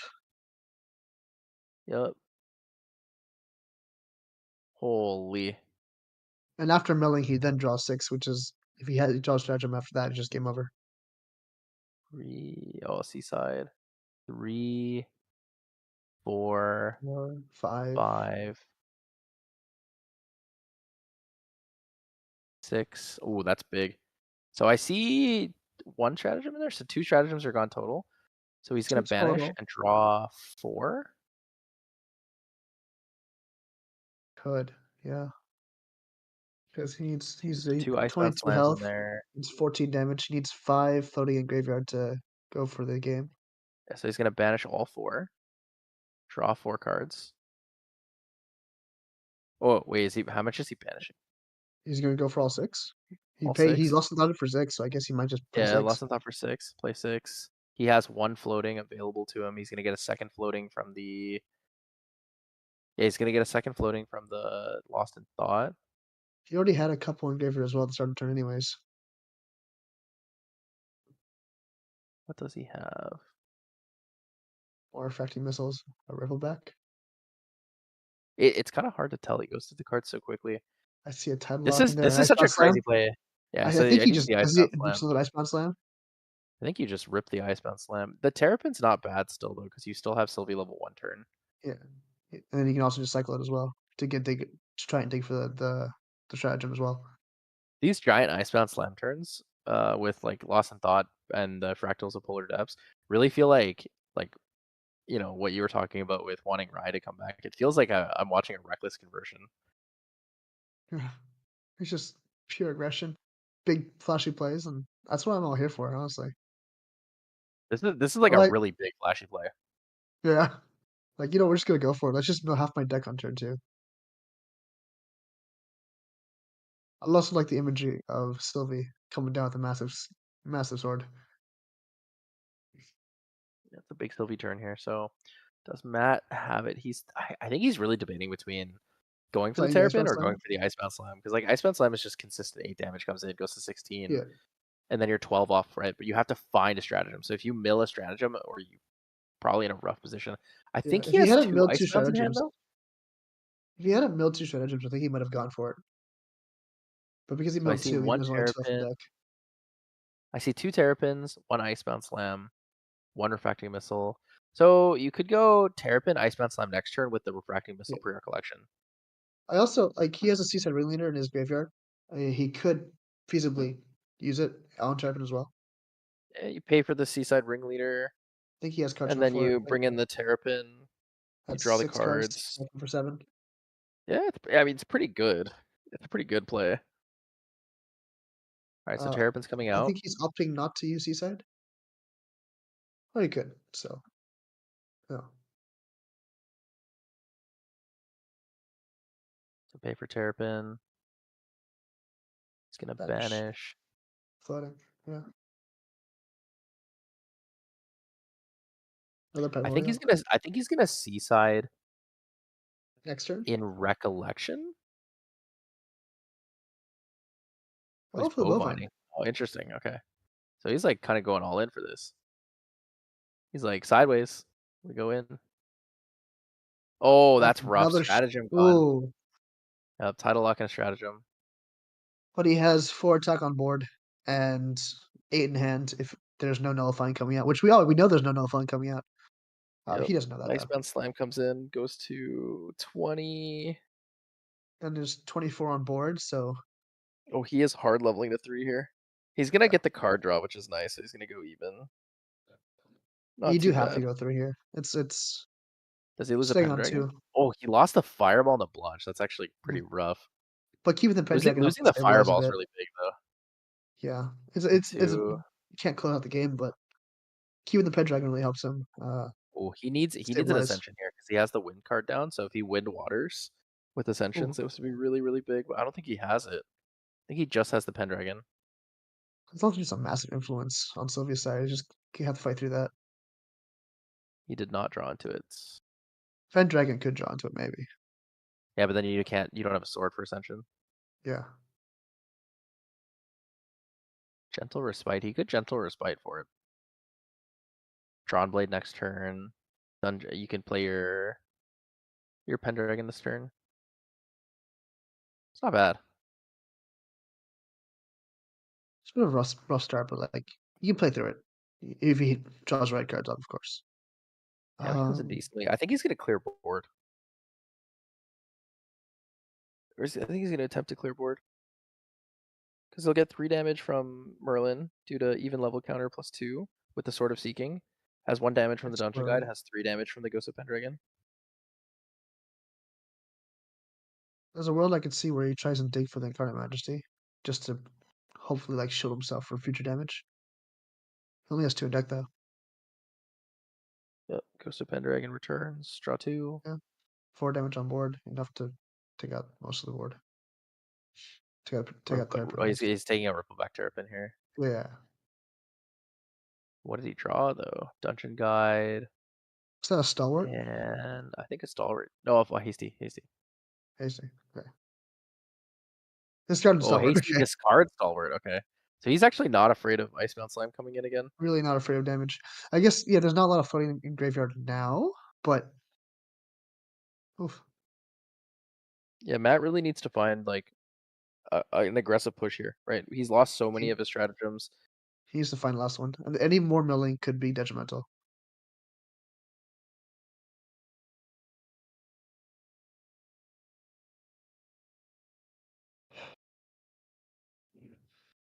Also, losing that Terrapin and Bovine are kind of rough for him.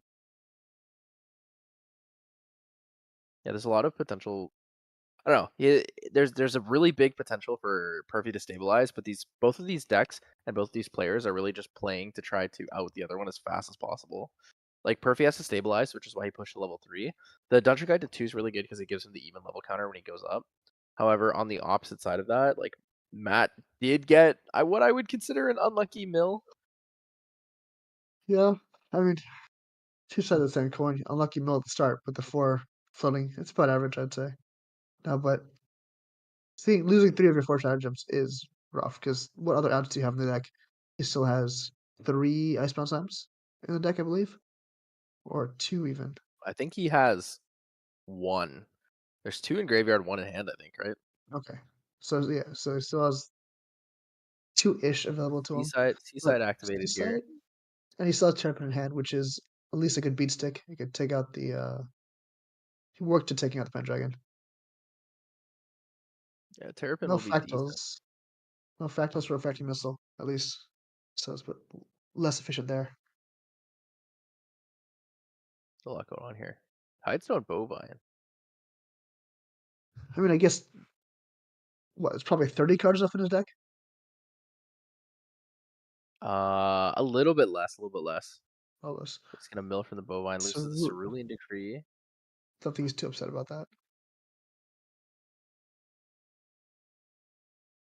I think he's 1 card short here from Icebound Slam. So he's probably saving the Icebound Slam for next turn. He's trying to make it look like he doesn't have it so that he can use it as the big finisher.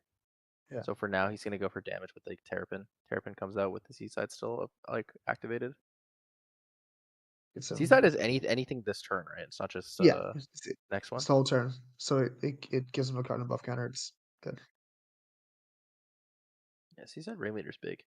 Yeah, good value. Big effect here. Additional buff counter, you can banish the Chilling Touch as well. Oh, that's stratagem. I think he drew it. Drew the stratagem, yep. So now he just has to start filling his graveyard. Again, now he has to live. He needs to live here. He has to live. So we will see Drawn Blade. So Drawn Blade comes out with the Stalwart Shieldmate. Yep. And then we're probably going to see Ascension. Honestly, it would be kind of big if he went for, instead of a Drawn Blade, if he went for Prismatic Edge Raw here. Oh. The risk of this would be pretty good. Yeah. So level 3 counter on Merlin. Don't think he has anything in Recollection here. This is kind of what's interesting about Merlin now. There's so many different ways this turn could go. Where you can go for the Ascension build. You could draw into more card draw. You have access to Demonic Trump for Fireball and Incarnate Majesty. You have access to so much card draw through like Creative Shock and Hasty Messenger. Like he needs the to turn Hasty evolves first. as you play. Yeah, He you needs to want Hasty to find first so yourself he those can figure out options. what he has available to him. Yep. Hasty, discard Gentle Respite is probably the play here. Then you can recycle the Drawn Blade again later. I think that's a Flame Rune hand. The alternative is Flame Rune just to have like board clear is really good, but paying for all of these with through Terrapin is like tough. I would almost rather pay for the Hasty just to discard and see what you get. 2 down here for the shield mate. Actually respecting the Icebound Slam. Yep, shield mate is good. So Terrapin will take out the shield mate, and then Icebound Slam comes in for 8. 5. So I guess this actually protects from like lethal through Icebound Slam Terrapin. That's Yeah. pretty good. Well protected. There's no Seaside Ringleader to play around. I think Matt might actually have enough cards to get around that.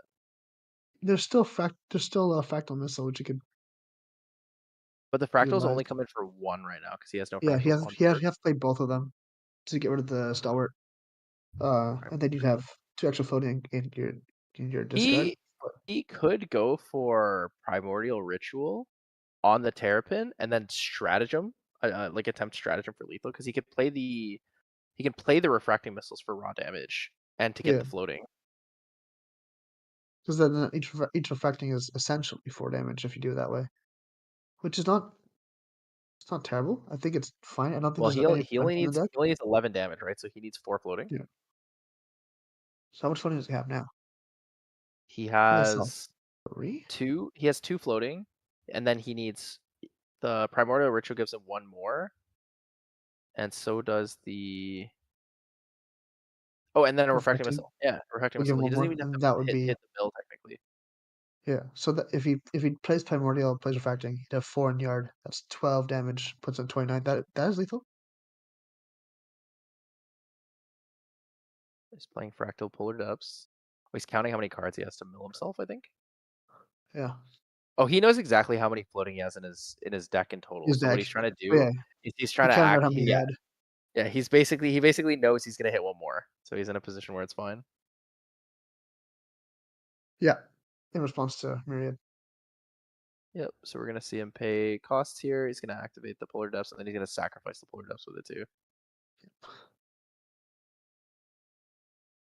And make sure he doesn't yeah. So I don't think there's sacrifice anything the the Polar Merlin can do in Depths. response, so should hit at least 1. Fracturize. Yep, there's 5. That'll kill him. Yeah. That's it. 6. Yep. Banish them all and kill.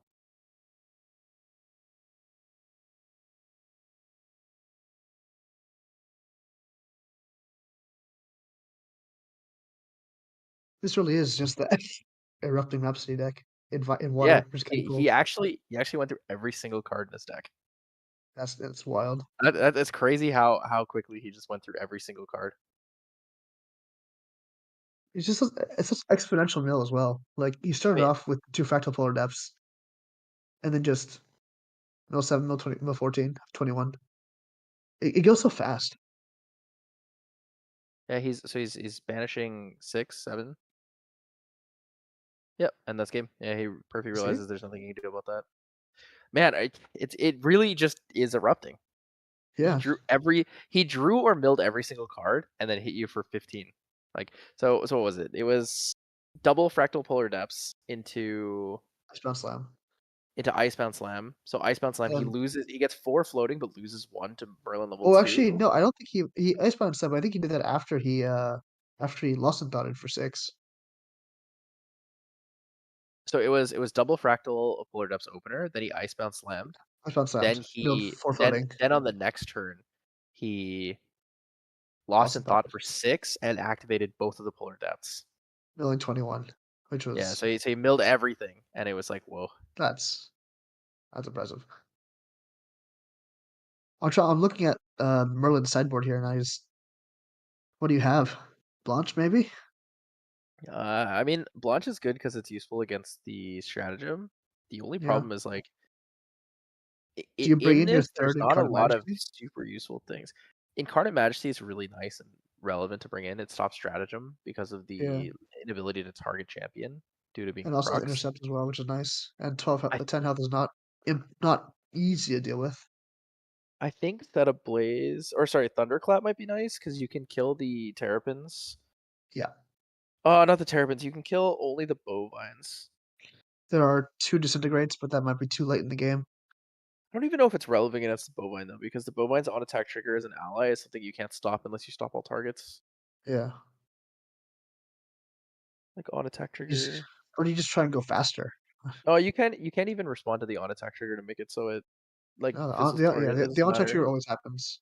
Yeah, because it's an This is ally. a priority Only window. on attack cards. It's like Only, bovine you don't. enters. Yeah, you can pretty much only do it with attack cards. So like Icebound Slam, there's nothing on the field you can like underfire. It's the same thing as hasty. Like you have to either counter the hasty, or like negate the Yeah, hasty, or you kill it in response to its on-attack trigger. But it still gets the on-attack trigger no matter what. yeah. The on attack trigger still goes through because it's on the stack already. Yeah, it's tough. So the sideboard is not well built for the water Ari, I Casino guess. Ari. Or no, it's not even Because Casino I mean, Ari. Casino the Sylvie. big thing you want, right, is the big thing you want is you want nullifying lantern, Yeah. and like he doesn't have a nullifying lantern, so how is he gonna play around that? And I just feel nullifying is in the current metagame is like super integral because it also stops like Windex for cycling. Yeah, cyclical breeze is really good for it right now. Icebound Slam, of course. There's like a couple unique things that it's good for. Also in that's Slime King, Water Sylvie Yeah. game. It also counters the Slime King as well because it requires different element cards in graveyard. Yeah, they're not norm. It also, yeah, I guess Slime Eruption only hits for 2 now. Uh, I can see a world where you don't have nullifying even in your sideboard, but I don't know. I feel it's a very greedy way to build a deck. I think. Yeah, I think it can work at regionals because you can kind of see the kind of room you're Yeah, going to play into and play around that. But you can expect your metagame. it's difficult. I feel like at Michigan regionals you're going to see a lot of really good players playing a lot of really aggressive meta decks, and Water Casino, as people are calling it right now, is like really popular. It's a really good deck. Yeah, so I think like if you're expecting a lot of these, you probably pack the nullifying. I don't even think the Sylvie deck has to change much. The deck worked flawlessly. It worked as intended. Yeah, it took a couple extra steps together, but worked as intended. Yeah. I see there's some like tech for Fantasias, some tech for items. There's some negates in there. I think most of the Uh tech for Fantasia is probably the mirror match, or like yeah, the quote unquote mirror versus the Ari version. you can force Frostbite out Song the of Frost. fractals if you want. Song of Frost is really good against things like Jin. Also Yeah, pretty good against like Kristen for the Shadow Strike and such. yeah. 'Cause, even though like we haven't seen one on stream yet, Tristan's still fairly decently represented the deck. I think against Razor Gale, I'd probably bring in Mystic Purifiers and the Frostbinds because if they greed and put down too many cards, you can just Frostbind it every single time. Yeah, It because forces like them to hold interaction, and it makes their attempt to Veiling Breeze more difficult too. and it makes like any Razor Girls they have such a tempo loss because they either have to pay through Frostbinds or commit all their hand to it. It's Yeah. I like the inclusion. I like the inclusion. Yeah, Frostbine's good. Frostbind. It's nice to see that people respect Frostbind still as a card. Like they're willing to put it in the deck list because they're like, hey, this is like the generic good negate card. Because like yeah, Like like people even though talk they about a can lot pay about two for it, right? It's yeah. usable on everything. Like Title Lock differs based on whether or not you have water cards, so it's interactable with graveyard chain like element change. So But really also just costs Frostbite is 3. just It's a bit more expensive. yeah, so it really costs 3. It's really nice because you can imbue it and get the extra cycle mechanic from it, but it's Yeah, it not can replace quite itself. the same. But no, it's just Frostbite. Good card. Pretty good. I see. Frostbite, Oh, is good. this another good opener? There's a stratagem in hand, so he doesn't have to worry about milling one now. Stratagem in hand, Icebound Slime in hand too. Yeah, going first though. Can't Polar Icebound Depth Slam. is coming Turn out. 1. Turn 0, I guess. But hey, fractal polar depths. Love to see it. Yeah, I think he can also. He's gonna what? Backup charger? Yep. If you backup chargers, you can then just Icebound Slam next turn. Yeah. I think technically you Coming can out Icebound Slime swinging. regardless because of the fractal, right? Because the fractal recycles Yeah, itself as a reserval. it does. It does. The other thing I was thinking is he activates the fractal in end step. He can actually go refracting missile Oh, for 2. yeah. That's wild. Keep 5 is crazy. Good hand. So he has a creative shock probably, and he has a Yeah. gentle respite and a fireball. I That's saw a Ghost of Pendragon too, so probably also a dungeon guide in there. yeah, it's probably just the perfect setup hand you need. Classic Fire Shredder. Just Creative Shock, end step, get some footing, then go level 1. Then you just Dungeon Guide on 2 after that into I Pendragon. mean, backup charger, Icebound Slam, next turn stratagem based on what you get is pretty big. Oh. Ooh, Go ahead, Grand ring Crusader's side. Ring. Pop ring. I Oh, think so we are just going to these see the options. refracting missile. Yeah, hey, we are going to see refracting missile Okay. for 2. Just get that floating in there. Yep, 1 floating is good. Oh, second stratagem. Second stratagem is nice. Has a little safety net. Yeah, I think we have to see Icebound Slam here. Yeah. I think if This we is don't just see a Icebound Slam, we're in such a weird position. Whoa, Riverback it's interesting. So instead. he's holding the Icebound. Going Rippleback for Terrapin. just more cards. Can't chill Kept and the Chilling touch. Touch in hand if he wants, so he can Chilling Touch. But no, he can't actually. It's slow. It's slow. Yeah, there's nothing in memory. So we see Creative Yeah, Shock yeah. there in hand. There's nothing to do. Yeah. So he's gonna Creative Even Shock, then, discard the. What does he have? Gentle Respite? Gentle Respite and whatever he draws. It's like ever so slightly off screen what he has. Reprogram, I think. I think so. It's once again in heaven. We'll see it when he banishes it.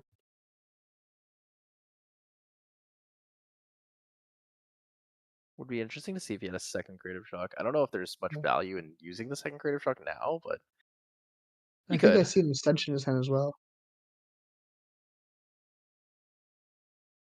It is a reprogram. Nice.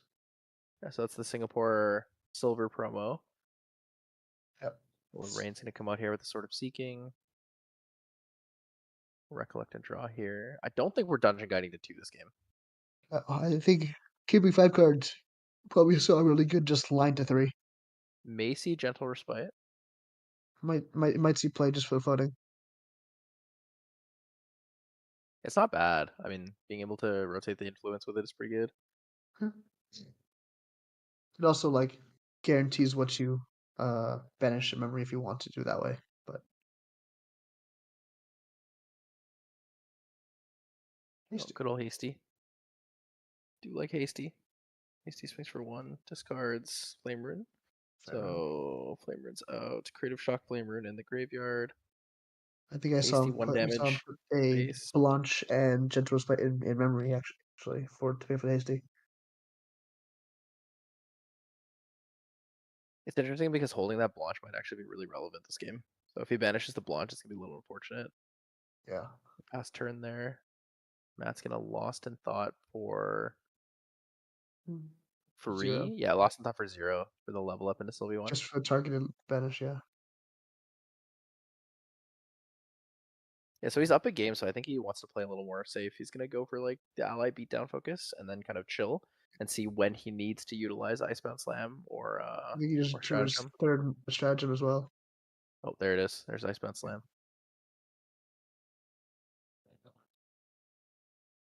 So we come with the Icebound Slam. Do we see Underfire? Underfire would stop the damage going to face, but it wouldn't stop the mill. I think the mill is basically what Matt's going for. Really wants just to get those stratagems online. Yep, perfect thinking here. Deliberating whether or not he has interaction available, relevant, strong interaction.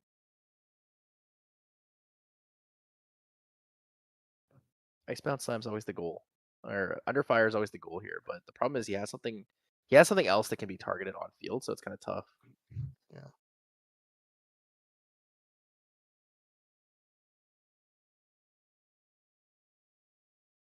He's thinking maybe a Fast here. Oh, he does have the Underfire. Okay.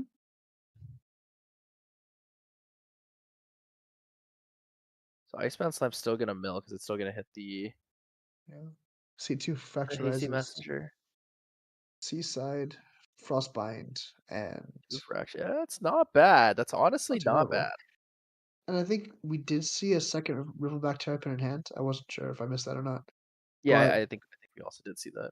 Stratagem is good looking pretty good right now, targeting. though. Yeah. So what would it be mill for 7 and the stratagem? A lot of potential damage here. So we're gonna see level 2. But lost the fireball. Does have potential for Blanche though. So if he holds interaction for Blanche, stratagem won't be as significant in this regard. think we see Lost Thought. 3 stratagems. But after keeping 5 cards in hand, it's probably going to be a dungeon guide. Yep, so he's gonna get the level counter, activate the spirit fragment, go to draw, and he'll go up to 7 influence. We see Pendragon in hand, but relevant fighter. Dungeon Good guide draw into spell as Pendragon's well. pretty good here. Yeah. Puts down Sparklight. 7 cards in hand. Stabilization here is actually okay. Dungeon guide into Pendragon is fine because you're very unlikely to die next turn. Well, I don't know if that's necessarily true for me to say that. I think that that's something Unlikely that's is risky. unless you keep a Blanche up, right? Like, I think you just hold Blanche. yeah. Influence of 7. Oh, fast cure on the stack, influence of 5. Oh, So fast cure will resolve, then gentle respite resolves. Yeah, it's pretty good. yes, they're floating, so he's probably gonna just floating level to 3 next turn. So 4 Rippleback Terrapin comes in for 3 here. Goes on to Just 7. one buff 22. counter. One buff counter is 2, That's 1 buff counter 6. for 2. Fractal of Polar That's Depths in for 6 to mill. So 6, 22 minus 6. You're looking for 16. You need to hit. You need to hit a lot of floating. I don't think that's realistic to hit. 5. You'd You have to could hit. gamble for it, but it's kind of big. That's a big gamble. I have to hit 5 more floating. On a mill of 1, 2, 3, 4, 5, so 6 card mill. You can probably just play it safe here. Poke it for a bit of damage. Like, poking for a bit of damage, he knows Merlin doesn't have a lot of healing. Just play it safe. I don't think he's gonna rush. Not really. Not yet. Yeah, it's a comfortable place to sit right now. So 16 away. Could He just manages to activate. find his second fractal polar depths. Might be good. Could activate Seaside Ringleader and then play the Terrapin. Terrapin's 3.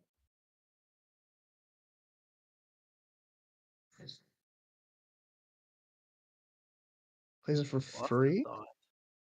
just to get it Well, into I think he's going for it. I think he's actually gonna gamble for it. Oh Yeah, wow, he is okay. gonna gamble for it. Yep. So he's gonna Because sacrifice. well, I'm playing the Polar Lost of Depths. Thought. It's an extra mill, and also So it's this is one less footing he has to hit 7. manually. Oh man. I mean, we're card gamers, right? We like to gamble. 1, 1, 2, 2, 3, 3, 4. 4. Oh my I think god. he's short. Is he short? 1, 2, 3. Oh no, wait, no. 1 damage short, I think. 1, 2, 3, 4, 6, 7. No, Oh, he got it. He Oh got 6. wow! Oh He wow! actually got it. He got Holy. it. That's crazy. That's insane. That's the casino right there. You know, if it's not Ari, it's Sylvie. Sylvie is out here Wow. taking names, taking bodies. That was oh my god, that was Wasn't Sylvie the original one of the original erupting decks anyways? Holy, that's insane to see. yeah, there was Sylvie and then there was Alan. So there was a Alan point as where people were well. playing erupting Alan with like blazing direwolf. Yeah. Yeah, that was You an should interesting just one because it's like get on level attack, counters anyways. deal damage. Yeah, that was Wow, I was not expecting that. I didn't think he was gonna hit that last one, but that's pretty the big. math was mathing. The math That's was pretty big. mathing. Yeah, the big Yes, bro. stratagem there needs exactly 6. It mills 7, draws 4 floating into lethal exact on Perfy. Is very, very tough for him to get to that situation. But I mean, he gets there. He's Matt G for a reason. Yeah. Gotta play for outs, and like in case they didn't get his out anyways, he's just like, okay, cool. I'll just play it Icebound Slam or something next turn or whatever he draws. Yeah, I don't think he was even in worried all about those dying games up too, right? anyways. Like he icebound slams, and then Perfy goes, okay, I'm gonna go level 2, take one of your floating away, push you further away from your like potential lethal goal, and Matt Yeah. just goes, I got it though. Don't worry about it, man. Doesn't matter. I just have it. Doesn't matter. He just has it. He mathed out the +1 that he needed the extra floating no matter what because he's playing against Merlin. Yeah, But I mean, that's big. that's cool. It was fun to watch. I'm probably gonna build that deck myself now and give it a shot.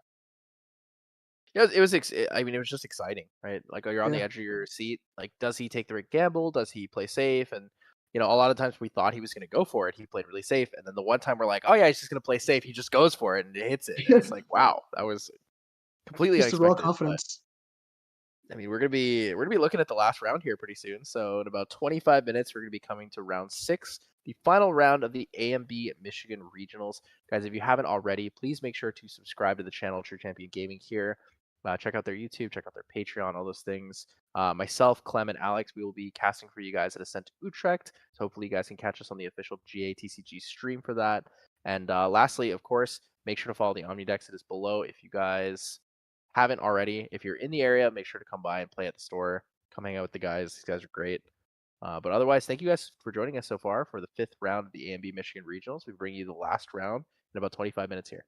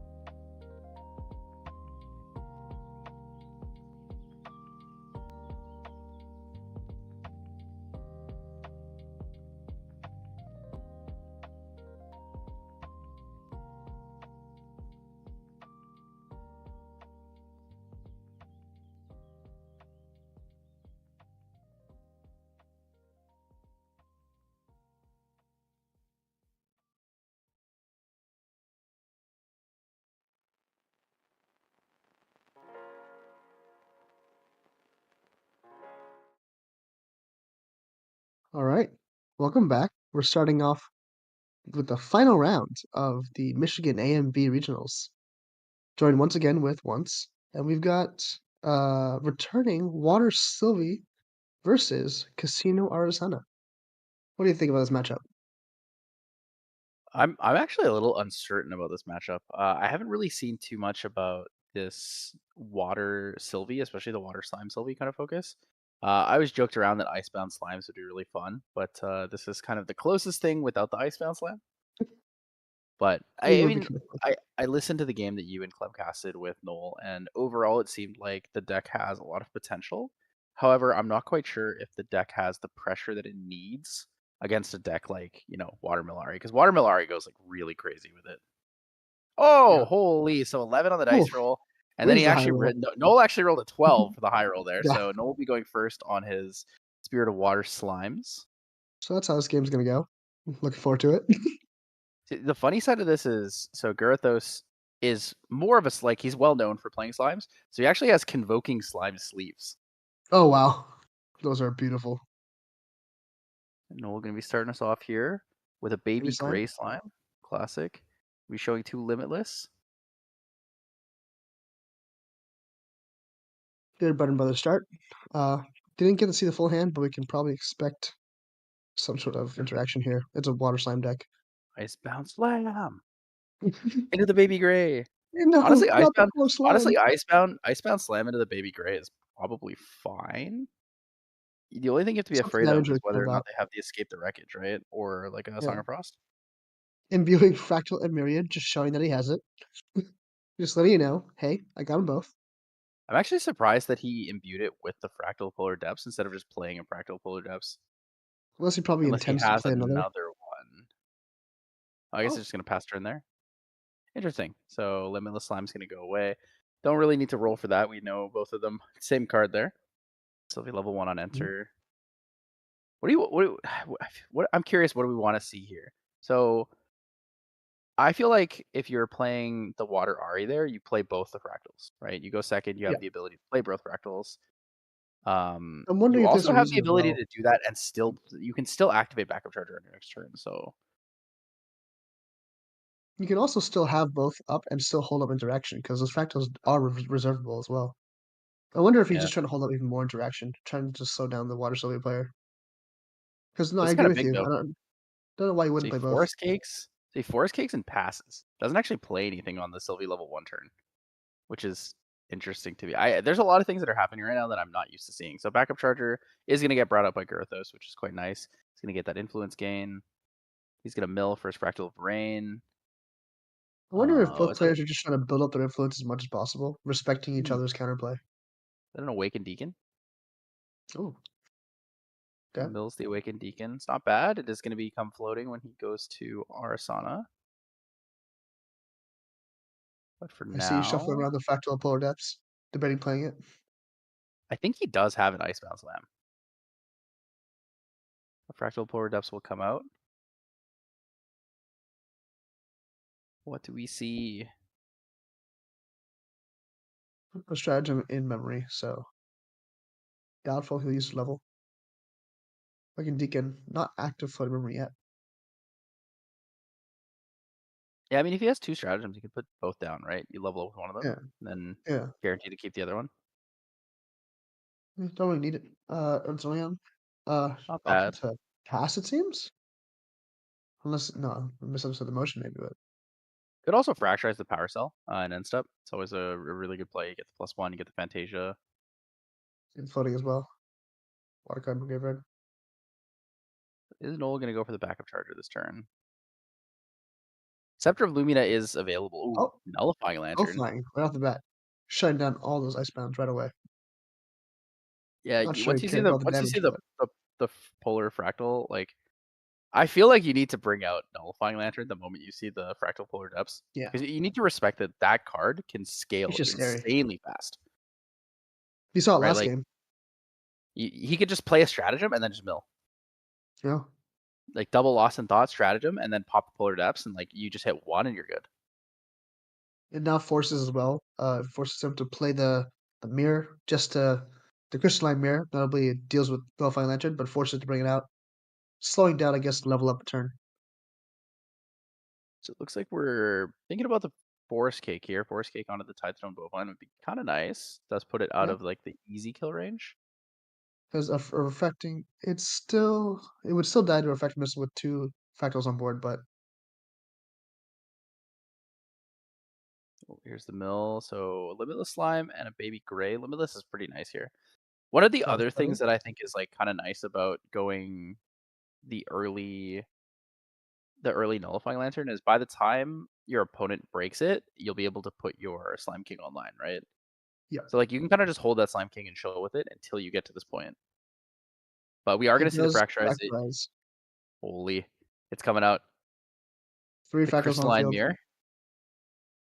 Crystalline Mirror. So that's actually going to come in rested because it was rested from last turn. Yep. He's not going to be able to activate that until his wake up phase. But he's thinking about it. He's thinking about Crystalline Mirror if he needs to push for it yet. If he has the Icebound Slime in hand, it's probably relevant. If not, I think GCR or just going for a level up is actually pretty good value here.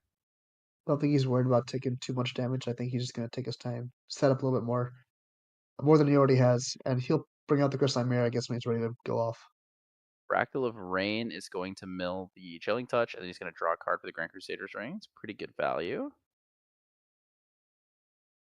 Did not miss on any of those. Move to draw phase. Recollects going through his floating, making sure he has everything he needs. Spends the floating and brings out the Scepter of Luminia. Luminia will push some extra damage, find some extra card draw. Useful in the Water Mirror because Really you can good just bring it here. out during your main phase. We're going to see the same thing on the other side. Level up to Sylvie 2. We'll be paying 2 from memory. It's going to be 4 damage on the field.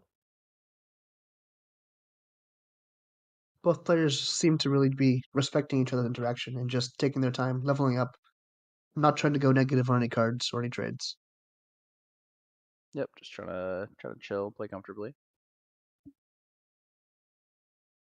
We're gonna pay 5, banish that Scepter of Lumina, draw 2 cards. Go immediately for a draw. Put ourselves at the influence of, I believe, 8, maybe 9. You're pretty comfortable here. It's just unfortunate because baby blue slime is like on the weaker side. Blue slime itself overall is just kind of like whatever. But Yeah. ooh, Bills of Floating, that's a good one. Fracturize, foil Bills of Floating. Fracturize. Also mills more baby grays, which is just good for future. It's like good, but it's also like kind of sad at the same time because you really don't want you want to be able to draw those baby grays so you can push for more draws. We do have still access talking about water again. We still have access to water, the water cards that I think are really good, which would be the Gather Slimes. The Gather Slimes is fantastic. Keeps you alive, digs for more cards.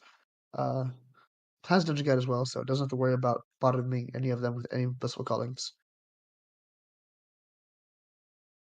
So Dungeon Guide comes out. It's going to be Primordial Ritual and a baby blue slime. Okay. We go to 5 slimes and banishments. Sylvie 3 coming in. Notably, her first slime this turn now is free, or costs 2 less, so usually free, unless it's a king slime, and enters with 2 additional buff counters. Probably useful here as well because it allows her to play a slime and keep up cards to pay for any potential negates. Yep, Which is really so Cerulean Decree. It's going to be activated on that. So it's a Fractal of Rain, Fractal Polar Depths, and a Stratagems. Already things that have already been shown. So this will come in with 2 buff counters if it does not get negated. It's going to pay the 2. We're going to see another Cerulean Decree. Double Revitalizing Cleanse, but they lost in thought here. Yeah, so he's going to pay all of it. And I think another thing that Cerulean Decree is really good at as well is it and seems then like he has down it. 2 cards. He has the title lock. So he's actually going to triple negate in here. So he's going to play. He's going to use all of his fractals here, and he's going to negate that. That slime. It's going to get banished. Yep. It's a really big commitment when you think about it, because you're using 3 negates, but at the same time, 2 of your negates actually self-cycle. So you get a lot of good value out of that. Even though you have to pay 3 for the title lock because of the nullifying lantern on the field, you're still in like a comfortable place here. Yeah, taking out that. Because even though it seemed like he spent those cards just came back. So went down, but really only went down 1 card with title lock to go down 1 card for the Buck Slime as well. Yeah, because the big thing is when you're looking at Sylvie, like the curve is when you get the first Ethereal Slime.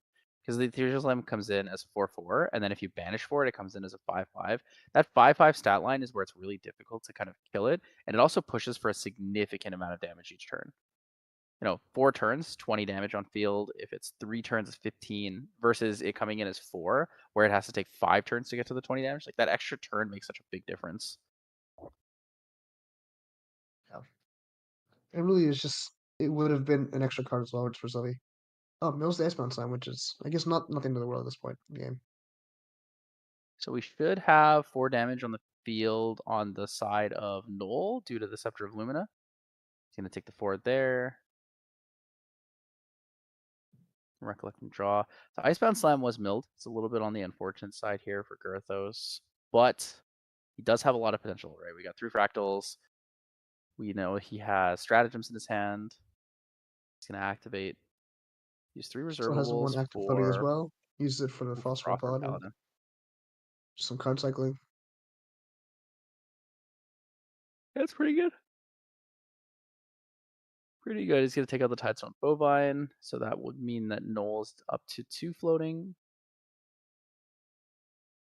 Also in this Tidestone Bovine's so good. It's just a very consistent card.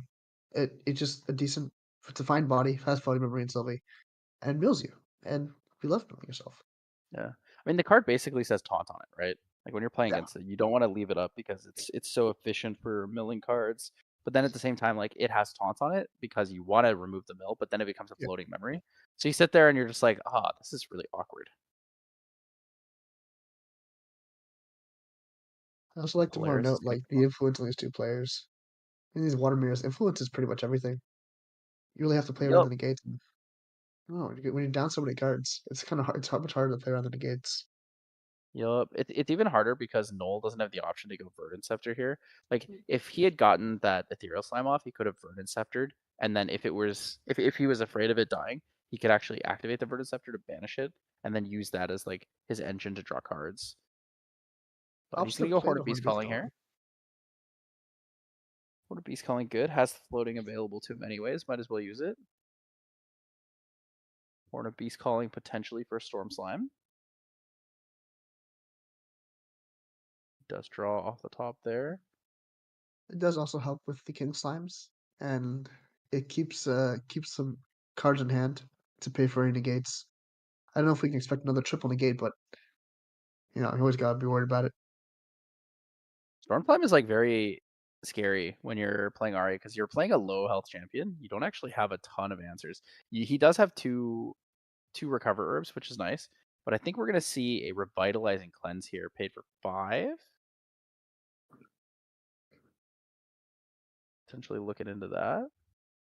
Revitalizing cleanse. Revitalizing cleanse on top of everything else is really nice because the card also draws you another card. So like having more of these self-cycle cards that have such strong effects is really, really efficient. But you're like not losing any resources really. Sure, temporary resources for the turn, but it replaces itself, and any cards will replace itself. It's just yes, I would like to play these free effects. Yeah, and we know he has another one as well. He has another revitalizing cleanse because we saw it from the Cerulean Decree and Views. Yeah. So he's going to be able to protect himself for likely another 5 plus, recover there. That's whatever else it No. plays. Yeah, I don't think Noel has the nullifying mirror, right? I don't think he's running that in his deck, just the nullifying lantern. Just Lantern, I believe. Yeah, so he won't be able to stop the heal from revitalizing cleanse.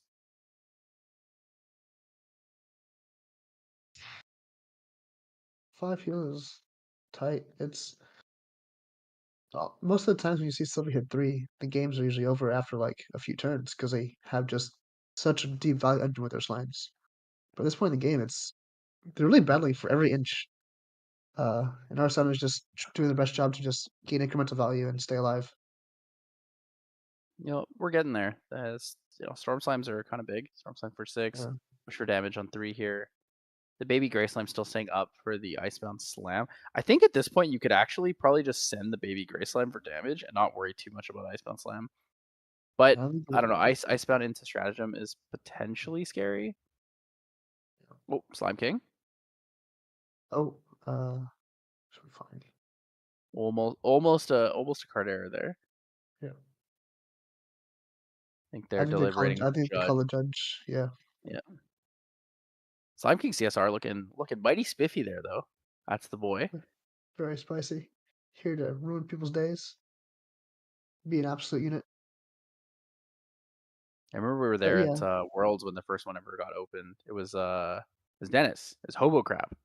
One of the World stream judges that opened it. It was a very, very nice situation. Caven's just coming in here to deliberate, make sure everything's good. I think they're debating what to do with the card on top, if it was seen or not. Yeah, that's one of those things when you're flipping cards over like this, you need to be like really careful when you're flipping cards over because if you do reveal an extra card, then you're doing it is a hidden card error and there are penalties for those kinds of mistakes. It seems that they're probably gonna just have a fix where the judge seems to be shuffling the deck, and it might just be a warning at this point. Yeah, not quite sure. I think it looks like that's what happened. The Frostbine's going to go to the bottom there. Slime King is going to get added to hand. Sadly, cannot play the Slime King yet due to the fact that Nullifying Lantern's on the field, but also that there are not 3 different element slimes in the banishment currently. Or in graveyard, sorry. It also kind of disincentivizes the Arsenal to kill the Nullifying Lantern now that they know that they have a Slime King in hand. But at some point you have to if your game plan depends on it. Yeah, I think you just Crystalline Mirror the turn that you're going to go for lethal, right? The turn you're going to use your Fractal Polar Depths is the turn that you need to make that activation. Crystalline Mirror, yeah. Because there's quite a bit of water card to give right now. One Stratagem Mirror Dice might be no. Holy, he's going for another one. 3rd Ethereal Slime this game. Ethereal Slime is going to come out. Does it get pushed through? No, we're going to see the 3rd Cerulean Decree. Cerulean Decree targeting that for negates. Negates it, but yeah, but no banishment for this one. Does not quite work that way with Cerulean Negate. 2 slimes to graveyard now, 2 different elements at least.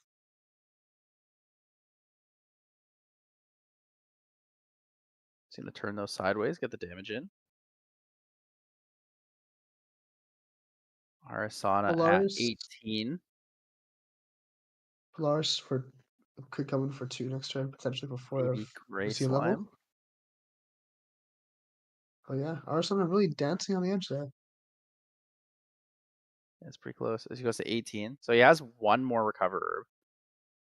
So I think this is the turn we're gonna see Crystalline Mirror. I think he goes for Crystalline Mirror and goes for like attempted lethal here. Probably has to, yeah, with the amount of cards he has in graveyard. Yeah, he has to go for it. This is do or die.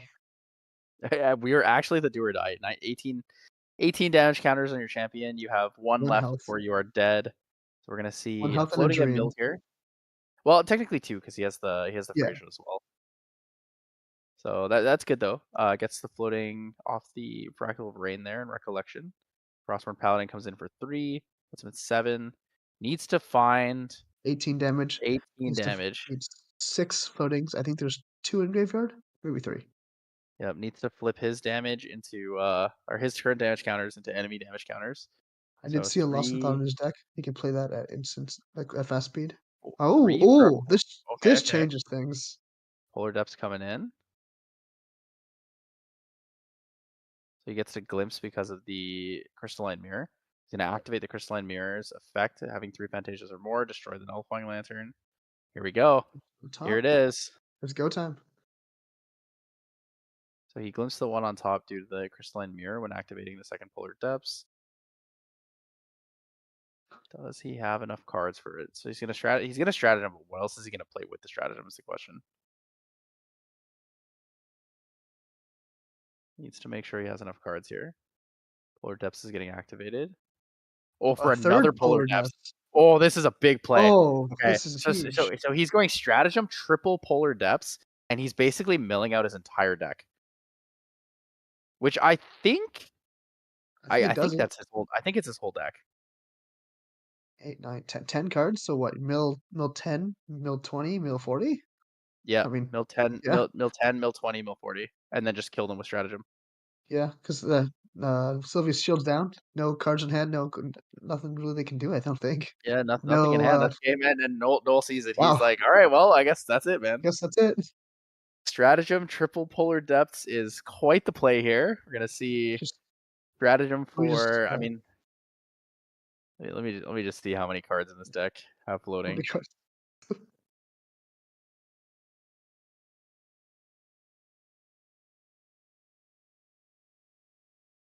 Let me just turn my deck upside down. Count.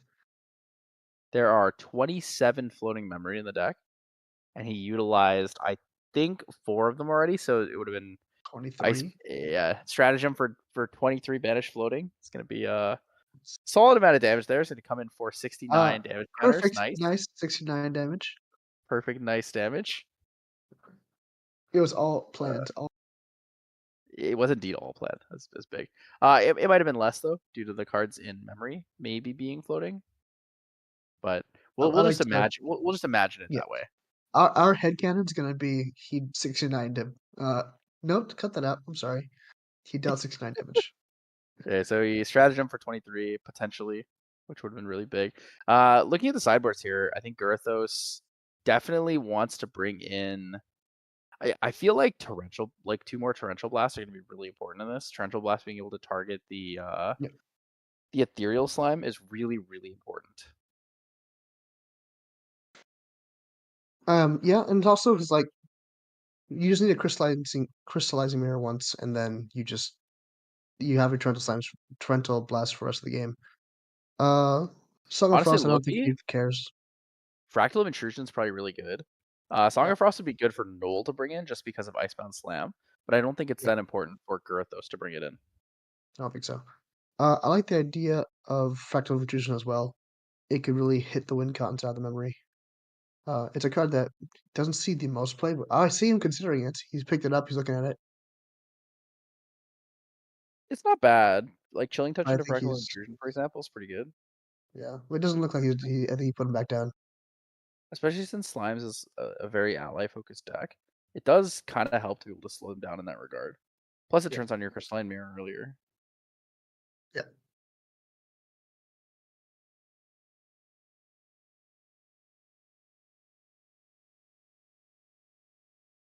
I wonder if Noel's going to change his game plan this game. If he'll continue to take it slow again, or if he's going to try and rush.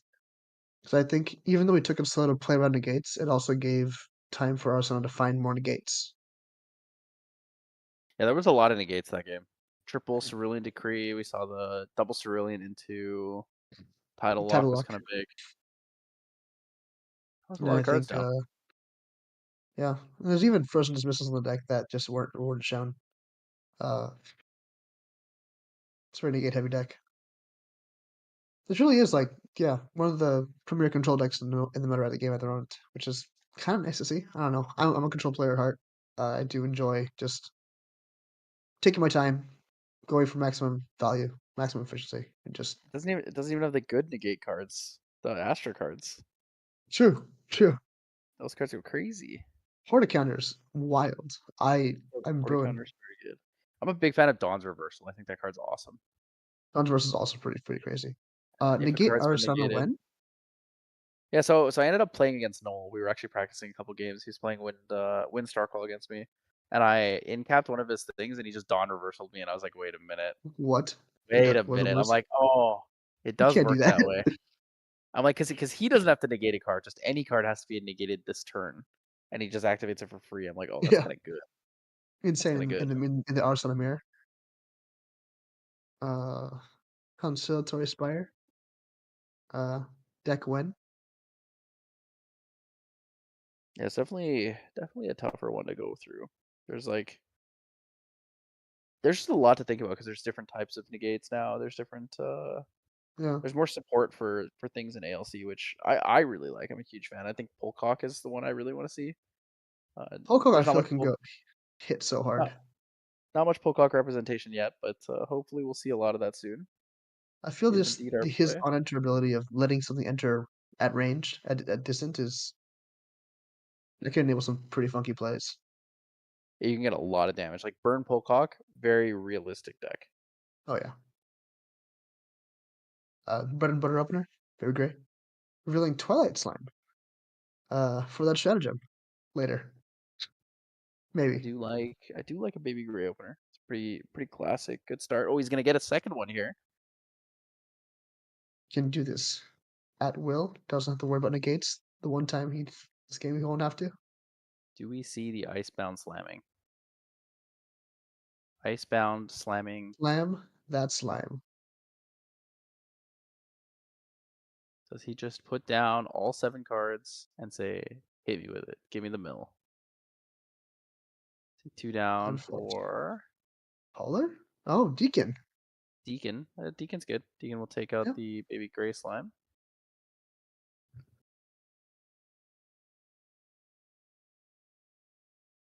Opting to just pass the turn, it seems. Hold up interaction in case Sylvie gets greedy.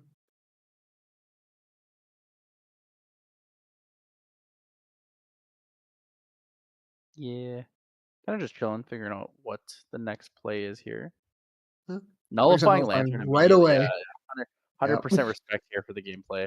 He's like, I don't want to deal with these Icebound slams. I don't want to deal with the polar depths yet.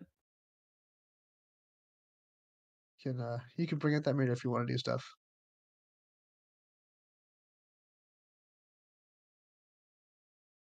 And there's not much. You kind of just have to play around it. Yeah, there's slimes at slow speed. Probably similar to Blessing. Heals, recovers equal to the number of slimes, but doesn't have any health damage counters to recover. Opts to take Lustrous Slime. Yeah, Lustrous is good. More taunt, more intercept, less Icebound slamming.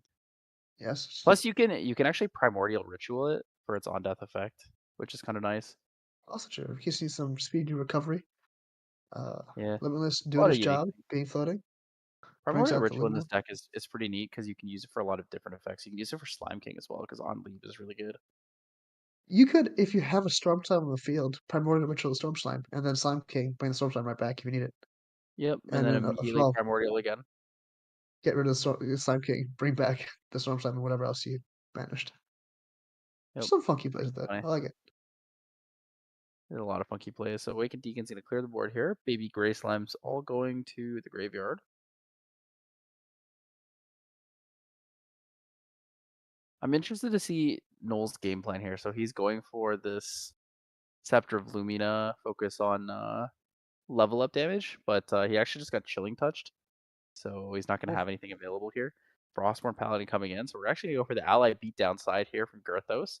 Not quite going full Casino Ari. Yeah. I can't slam, but these guys can, so they're gonna do it Yeah. for me. If I can't Icebound Slam you, I'm just going to punch you in the face with all Really these hard. allies. Yeah. Deacon just going 2-for-1 on slimes. Starting out Yeah. on a new adventure, getting some levels. Deacon, good value here. Ooh, interesting. Noel thinking about interacting with the attack declaration from Deacon.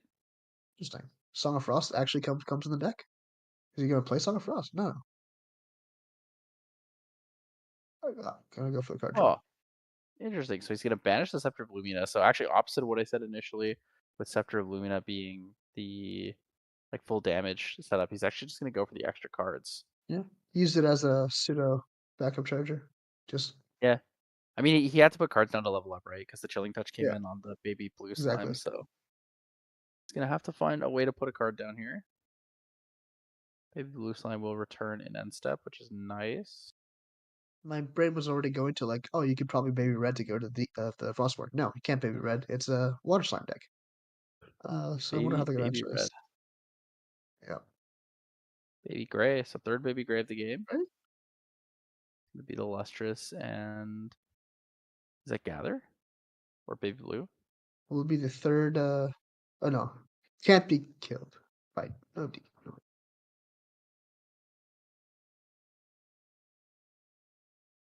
I was gonna say, is this gonna be the third baby grade that Deacon kills? Unfortunately not. Sadly not, unless another Deacon comes out. Ooh, Blissful Calling. Ooh, there's the ethereal slime he's looking for, but Dungeon Guide goes to the bottom. It's a little unfortunate because I Yeah. don't think he had a Dungeon Guide in hand. I remember when I would practice with the slime deck. If I didn't see the dungeon guide early on, I'd be very afraid of playing cards like Blessing and Calling and accidentally bottoming my dungeon guides. Because that was always Yeah, a feels bad moment. Yeah, it's definitely a tough one. So we're gonna see the Primordial Ritual there on the Deacon. Gonna get 2 floating, which is quite nice. Yeah. We'll level up into Arsana here. We also see Lost Thumb in the yard, so 3 floating, 4? Should be 3, fourth one once we're Arsana. Yeah. Because one of them's an Awakened Deacon. Right.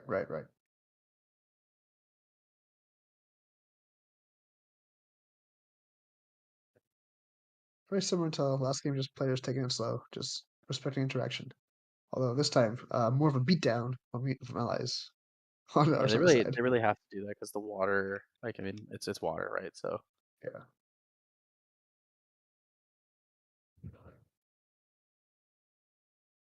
it's gonna swing in Ooh, the Frostborn see if Paladin he into that baby gray. targeted face.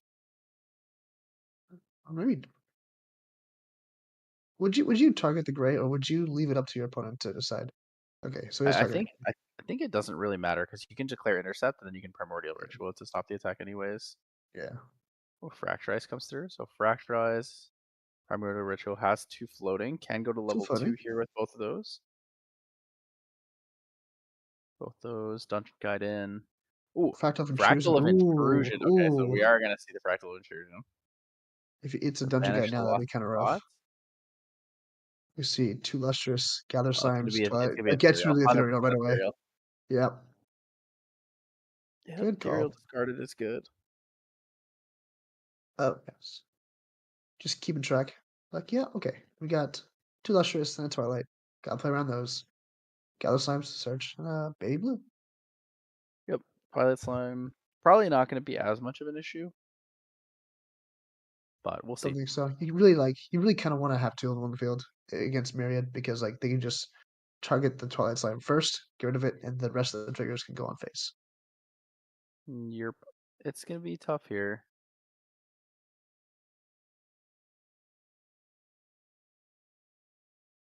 So Scepter of Lumina comes out. It's actually gonna be used during gonna be a main phase activation. We're seeing another Chilling Touch. Okay, Okay, just one of these cards at random are gonna go. Yeah, all these Chilling Touches are really valuable. They're slowing down Noel's like approach and push. So even though we're not seeing a lot of damage on the field here from Gyarados, his pacing for the game is actually going to be really, really effective. It makes his next turn a little bit more clunky. Going 7 level Rolls. 2 does not get the on-enter effect because there's no animals or beasts on the field, so. But he does pay with floating from graveyard, which is nice. Yep. So we're going to see drop return. Do we have the dungeon guide? There's no dungeon guide into Ethereal, which kind of sucks. Dungeon guide into Lustrous is possible. However, you would have you'd only have one card down. It's just going to go to end step here and then pass turn.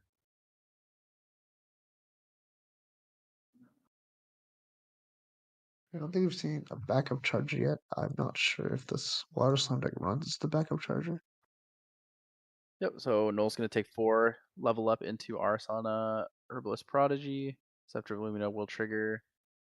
Only 4 damage. 1 and a 4. So Frasia's going to be in for a healing herb, and then just the sacrifice. Pay 5, sacrifice that. Color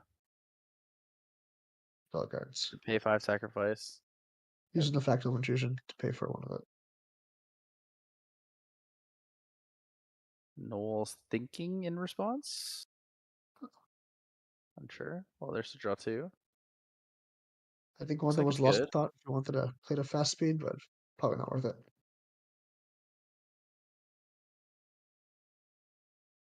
So here it is. Does Gyarados have the answer? Does he have the push in? Icebound slams coming through. Just Oh, showing it to wait. him. He's showing it to him Imbuing, with the imbuing, fractal yeah. of rain. Interesting. I see. It's It's like, I imbuing see you're fractal of rain nullifying. with another fractal of rain.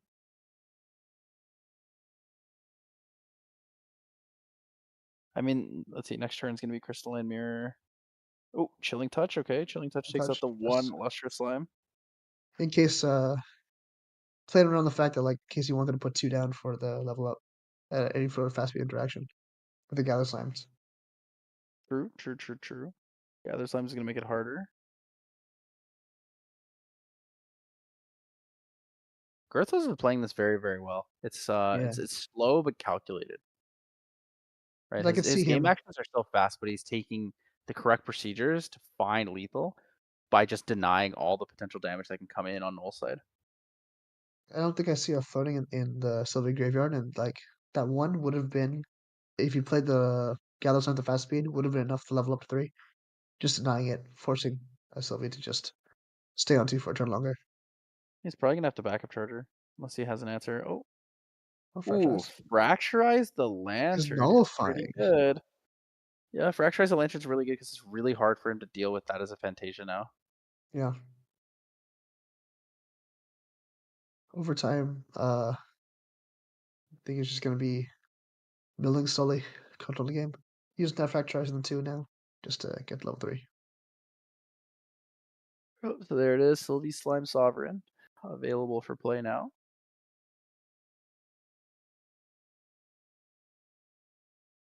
Let's see. Is he just gonna go for a gather? Yeah. It also gets 2 more slime cards. I think there were 2 Lustresses when Holy he dungeon revealed his guides. memory. Oh, he whiffed. Oh no. Ooh, that's That's a bad tough to whiff. see. 2 dungeon That's tough to guides, see. Primordial Ritual Fracturize, and a Blissful Calling. And Yeah, it it's a big passed. whiff. No, Okay. it's Not it's all passed, in recollection. recollection. That was recollection, yeah. He's gonna look for a Slime King Vanishes here. 4. Potentially. Oh, Guy's Blessing. He could actually find a fast lethal here. Guy's Blessing does enable the storms. Oh my god. Well. Speaking of, That's crazy. That's crazy. And he can activate it for free too. yeah. Huh. That's a wow. That was What's that like dice say? serendipitous. I see 2. Oh my god. Oh no. Yeah, so this What's is that? 10 damage. He actually has the potential to play 2 Storm Slimes here. It's 10 damage per Storm Slime. Wait, was that 2 in hand? He has one Storm Twilight. Slime in hand, 1 at the top of the deck, and he has an Ethereal Yeah. Slime. So he could play the Ethereal Slime first, get the 2 buff counters, banish a card, draw 1. Yep. Cycle it for a card, get that Storm Slime into hand. And maybe get lucky and get another Storm Slime on top. But that's still a lot of cards. That's what calling. Blissful on Oh, well. top. He has the influence to potentially play both Storm Slimes. Does he? Does he have enough for it? Pretty sure I counted 7 cards. Oh no, only one now. I think he had to play one from the top of deck. 10 damage, so quite powerful. I mean, this is still lethal if he has no answer to it. Right, Ethereal comes in for 5, pushing him to 9, 10 damage from the Storm Slime, and then Storm Slime 6 for 3 as well. Yeah. Which deals with the Freyja. Does Girthos have an answer for it? Oh, it's 8 damage. Oh, so it's not quite 10. Um, Not quite. Close. Okay. 11 plus 5 is 16. Not quite. Plus the 3 more, 19. So so the Fraser will keep him alive. So it looks like Ethereal Slime swing into Frostborn Paladin. In response, we're going to see the Primordial Ritual. Yeah. That's going to mill 2. 1 floating, 1 Cerulean Decree. Not bad. Storm Slime comes in for 3 damage. Unless it's back in memory. 1 card in hand. So you have to keep in mind there is a Storm Slime next turn, so he needs to either have some form of interaction for that or go for the lethal this turn. Actually, I'm not sure Arasana saw the second Storm Slime. He saw the one on top of deck, but when his memory Yeah. was revealed, I don't think Storm Slime was in there. It was not. It was not. But needs to keep in mind that a second Storm Slime is very realistic here. Yeah. That can't just go to the game. With how many cards he's seen, I think seeing a second Storm Slime is pretty realistic. You should expect it to come out. Very feasible.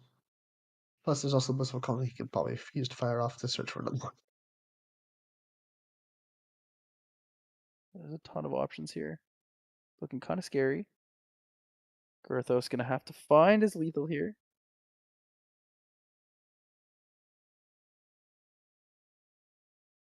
Is he gonna go for it again? Bring out the mirror? I don't think it would help that much in this case. Yeah, it's What? definitely tough. Because the thing is, Crystalline Mirror has to target an item, Yeah, and technically, and Nullifying Lantern Fracturized It's a is no provision longer an now. item. Yeah. Yeah. So you have to find another way to break it. So something that says destroy target non-champion object would work. Like we saw with the meteor strikes in the other games, Meteor but we're gonna see strikes. Lost in Thought for 4, 5. Blinding Orb's not bad though. Blinding Orb's pretty good. Force people to put down cards. I think we're gonna find lethal through stratagem most likely. Probably the way that Grothos is gonna find it. So continue digging for it. See 2 Icebound Slams in hand now. He's gonna play his Awakened Deacon just to keep up a interceptor. Yep. 2 Revitalizing Cleanses in hand to try and stay alive. Yep, Did you get a Revitalizing count Cleanse will on recover the 5. I don't think he has enough to pay for both of them though, but one's No, might be enough. he can just play 1. I think 1 is more than enough. Because right now all you need is survive each turn as it comes, and you can kind of play from there. So Noel's gonna go for a Storm Slime here. There's no floating memory. If there's floating memory, I think he'd go for the Horn of Beast Calling. Might just go for a Quicksilver Rail. Mm-hmm.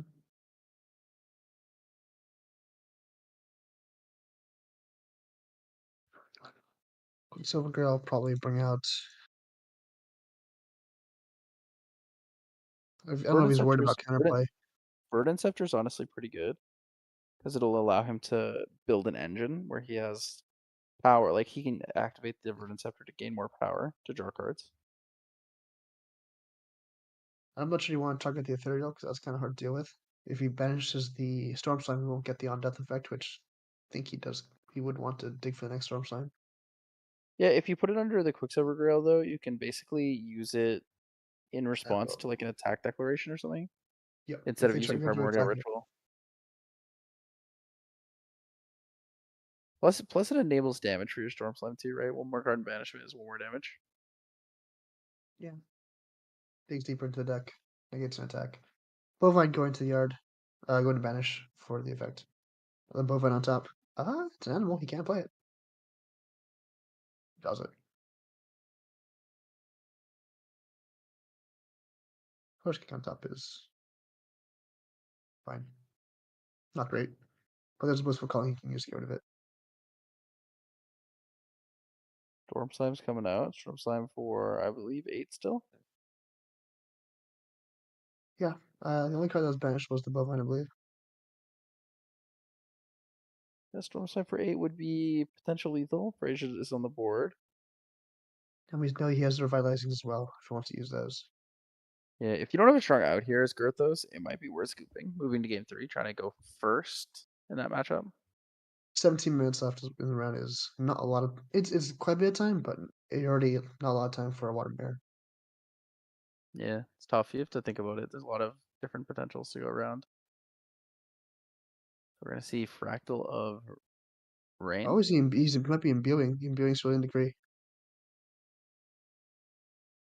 Whoa.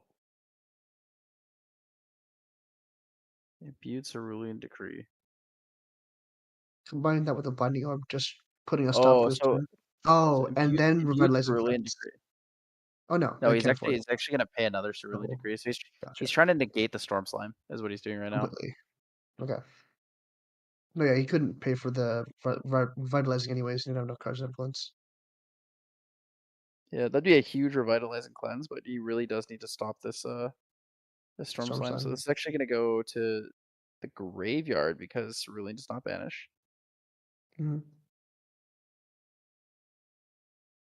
And that's 8 damage on board, but he has to get through the Deacon. So he lives another turn without having to play revitalizing either. Yeah, it's definitely a good negate here. The double Cerulean we've seen a couple times here from Girthos.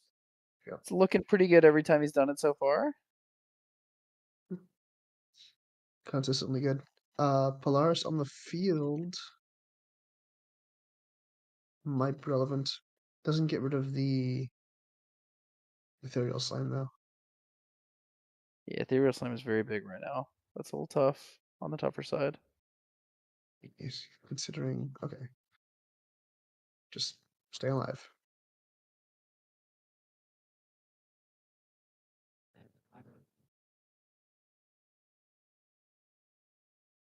And so we're going to see his mill there on a fractal polar depths. A little bit unfortunate. Safeguard Amulet comes in. A little bit more protection here against the Storm Slimes. There's even more prevention. Paying 5 for the revitalizing. Draws another revitalizing. Really just staying alive. The revitalizing is pretty good. I still can't believe revitalizing cleanse has self cycle. It's so good because of self cycle. It is an absolutely wild mechanic to it. Yeah. An extra addition. I've been playing revitalizing in Luxem's Xander decks for a while, just because it also reveals. That's pretty good, especially if they mirror you, and then you can start putting down Luxem cards early. Mm.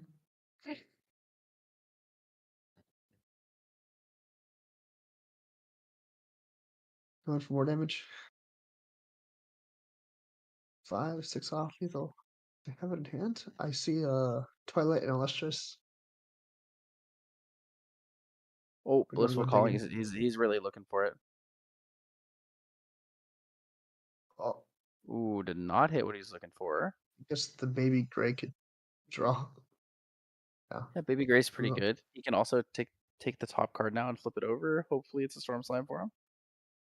Nope, it is another Bovine.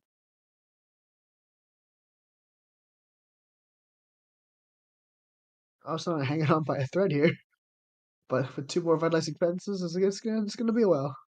Yeah, Noel's just digging for Storm Slimes. Kurthos on the other side. Actually, Arasana could play with the 2 fractals and 3 in hand. Could play a second revitalizing cleanse now. Heal for a lot. 8. Yeah, it would definitely be a really, really strong setup here. If he can find it, he needs to just keep digging for it. Oh, the Storm Slime is You hate milled. to see it. That's pretty unfortunate. Because he's not going to be able to utilize the Slime King to bring those back now. So he has to find the 4th Storm Slime this game. Yeah. He's doing it. He's gonna revitalize it for 8 now as well. Revitalizing for 1 billion. Shows off 2 Icebounds. Yep, revitalizing for 8. It's gonna put him down to 7. Draw a card. So that's Oh, sorry, revitalizing for 7, not 8. 7. Is it 7? I'm It sure looks like 8.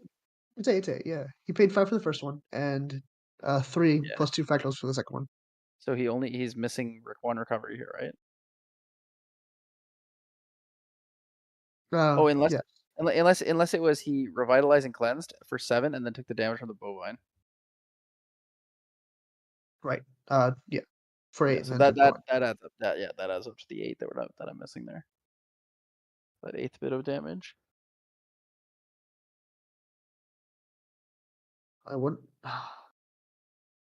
It feels hard to say because like the Sign player is in a good position right now, but he's I kind of mean, stuck without access to his Storm Slimes. is he in a good position if he has a I just I Fracturized don't know how Lantern good. and Like, two Storm Slimes in the graveyard? I think he's actually yeah, like holding on for dear life because if he loses another Storm Slime, it's just GG. The game's just over. it's like you still have your units on board, and they're kind of hard for Arsenal to deal with. Ooh, it's not great.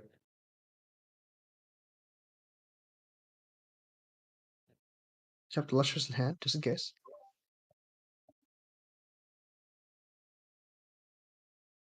It's looking pretty The longer close. the game goes on, the longer it goes on, the more floating Arsenal gets in the graveyard, and the bigger the stratagem is when it comes out. Eventually, Stratagem's gonna start being really big and scary. Because even if he can't Icebound Slam or Fractal Polar Depths, like he can just naturally build up the floating memory in graveyard. yeah. So already building one on turn, at least. Can get to more. Yeah, we've seen 2 of the Revitalizing Cleanse though. There is gonna be a lot of damage coming out this turn. So I believe it's Ethereal for 5, Storm for 3, makes 8 damage plus the Bovine is 9, so putting Girthos up to Plus down 17. 17. 2 off lethal Yeah. again. Give a plus the healing herbs. A bit of a scary position to be in. Oh, Ethereal off the top is pretty good. Not bad to see. 5 damage comes through. He's gonna pop the Freyja.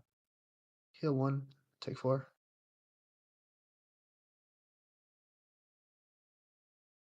Oh, Oh, it looks like is he's he actually gonna pop. He's gonna pop these. refracting missile Polaris? Maybe to get rid of the No, Ethereal. he's gonna pop the Polaris, kill everything else.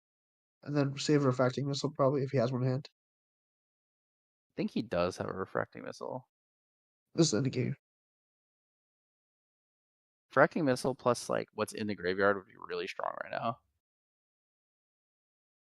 I think that's the play here. Girthos has it. It would be pretty crippling to Null to lose the Ethereal Slime on top of everything else. So I take back what I said about Sylvie being in a good position. Maybe. Yeah, Polaris a little crazy.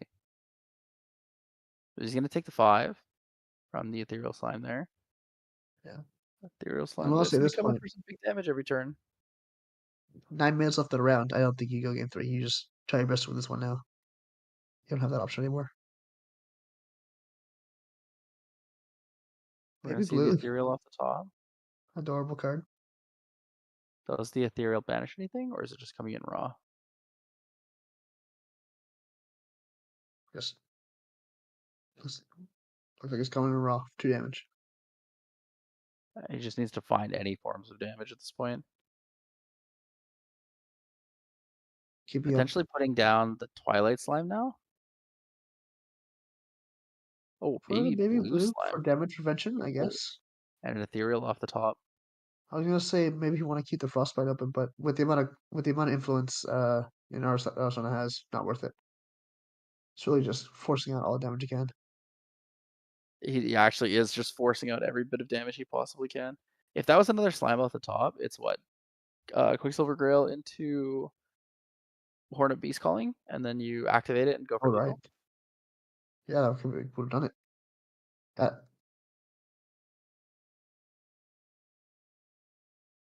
So we need what, 7 floating for 21 to kill here. However, it's probably a Covenant of Thorns underneath the Grail, right? So Stratagem doesn't Yeah. actually find lethal yet. Curse Slimer coming out.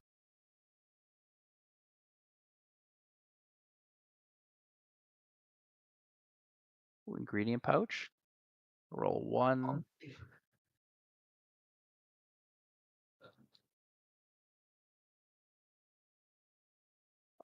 Is that a water berry that was milled? I think so. Crystalline Mirror's out, but Crystalline Mirror to target the Covenant of Thorns when it comes out is Quicksilver. nice. Yeah, the Covenant of Thorns or the Quicksilver Grail. Like, I can imagine he just holds it up, and plays stratagem, and then once they go for the Quicksilver, once the Covenant enters, then he banishes the Covenant. Probably the safer bet. Yeah, pretty good, pretty effective. Crystalline Beer here is, I mean, it's the play. There's really no other way to look at it. It is just the play. Yeah.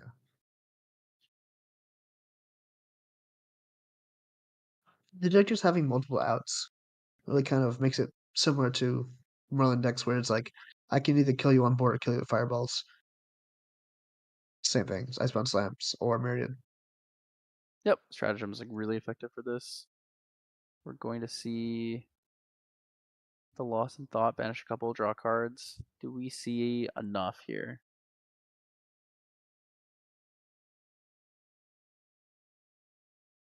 No board wipe anymore. Polaris has already been used.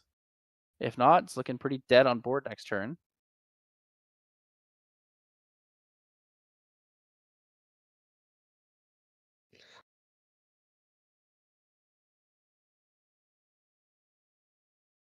Yeah, he has to find the answer, I guess. There's no other way to do it. You see him doing the mental math.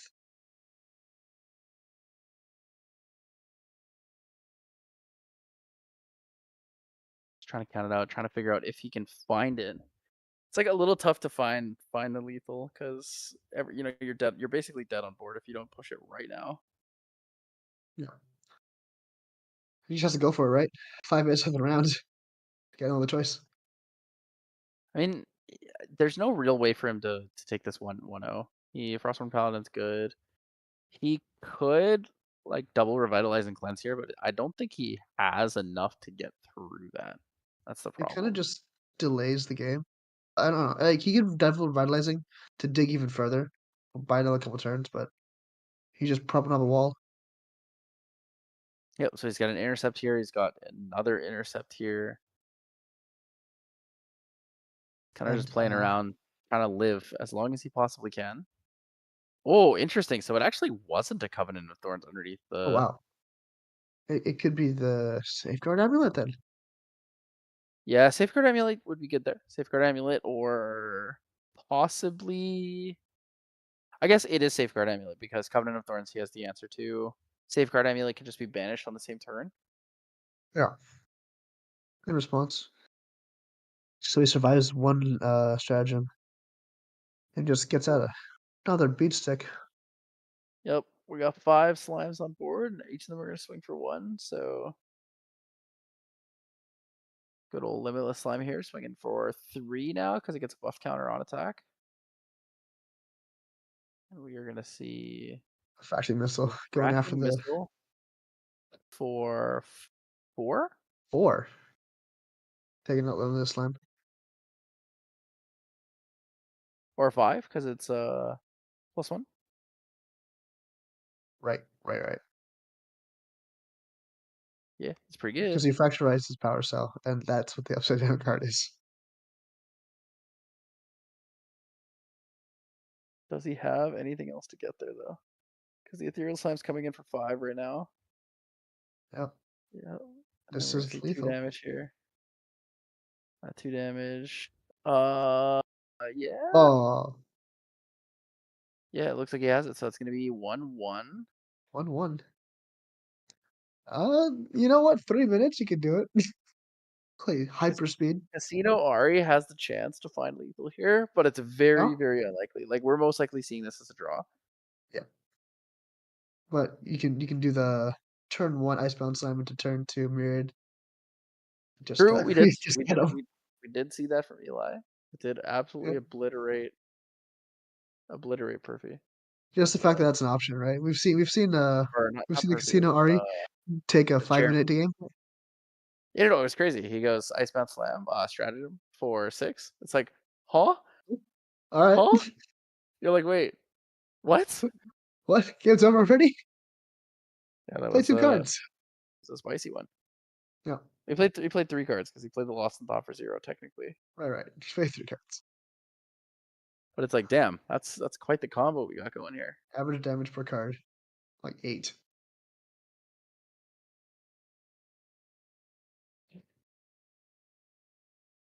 I understand shuffling's important. Oh my god, shuffle faster.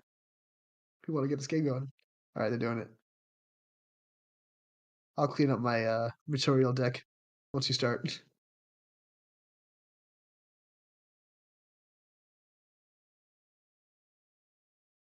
Yeah, it's 2.5 minutes left in the round. And then we have OT. It's gonna be very rough. It's gonna be very rough to find lethal here if you're Girthos. You know, at best, you open like double I'm doing fractal, fractal polar probably. fractal, I think. Yeah.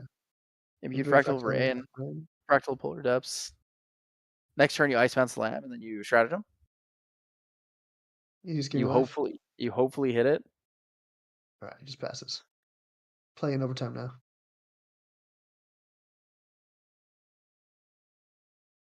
All right, not bad. Forest Cakes, decent start. I believe he also has a Gather Slimes, which will help him if he does get the level up. You can play it to recover a little bit more, just a wee little bit. Activate Separate Lumina.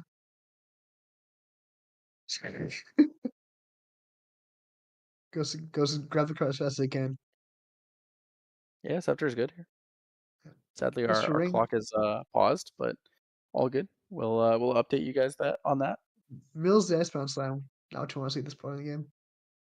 And Mill the Icebound Slime is pain. We're gonna see Refracting Missile for 2 face. Just trying to get there as fast as possible. Another floating in the graveyard as well. Fractal of I Rain think I do see a activated. stratagem in hand, so as long as he can get the mill out. Frostborn Paladin? Okay. Frostborn Paladin's still pretty good. Even if you take cards out of your graveyard, put them in banishment, you do get to cycle the card. 3 damage face is pretty good. Not too much time left here in regulation time. Chilling Touch comes through. Nice Chilling Touch. Gets another floating. Taxes the turn. Just going for max CPS. Both players are off of the long-term game. We're like, we need to find and play to our fastest outs as we can. So I'm just gonna go face as fast as I can. And Slime player probably just gonna rush 3 as fast as they can as well. Sacrifice on the Scepter of Lumina there. So turn 0 is Null. He's going to lose the Storm Slime there to banishment on his level up turn.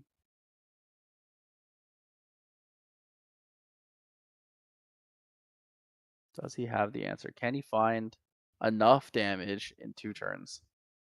I think at this point, it's probably not possible to find enough damage in 2 turns. Unless you're on the Arasana side. Yeah. Arasana would have to like get the fractal, play a card or 2, and just get lucky at the mills. Because I assume at this point Icebound. you level up Dungeon Guide, double Storm Slime. If that's like the only way you can find lethal, maybe. Yeah, we lost 1 Storm Slime already, so It's gonna be really, really tough because of that loss. But ending in a 1-1 draw here is not bad. I believe both of these guys are pretty close to making it, or they will make it. Their it would breakers are just be good. resistance, I guess. You check on the event. I think they were both 3-1 or 3-0-1. The last round. No, Yeah, 3-1-1. pretty good. Backup charger here from Girthos. Both of them were 4-1, so ending in a draw.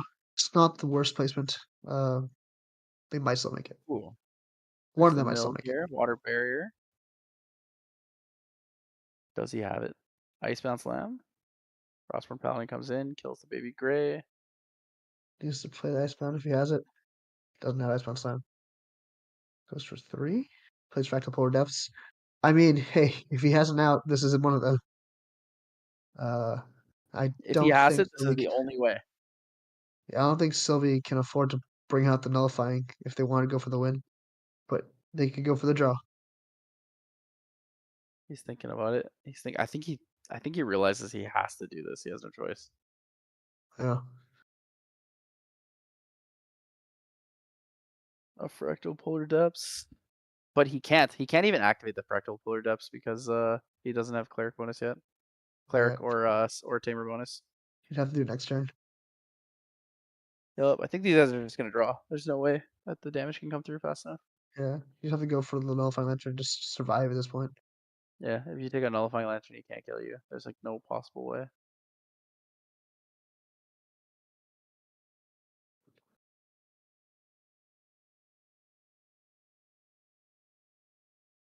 He's looking for it. Really trying to figure out if he has it. If you calculate damage, yeah. Yeah, so Quicksilver See. Grail here is definitely going to be the Safeguard Amulet. So this game is just going to end in a draw. Skipping on level 2 is just rough because you really want to get to level 3 and have the chance to get that would Storm Slime out. Yeah, the only problem is you're like more likely to lose than you are to win if you don't take out Nullifying Lantern. Or at least some way to deal with this. So there's going to be another Refracting 3 Missile. damage here. Refracting Missile. Another water, another floating. Noel does have Gather Slimes. He could play that. Protect himself, recover a little bit. Choose to do it later, I guess.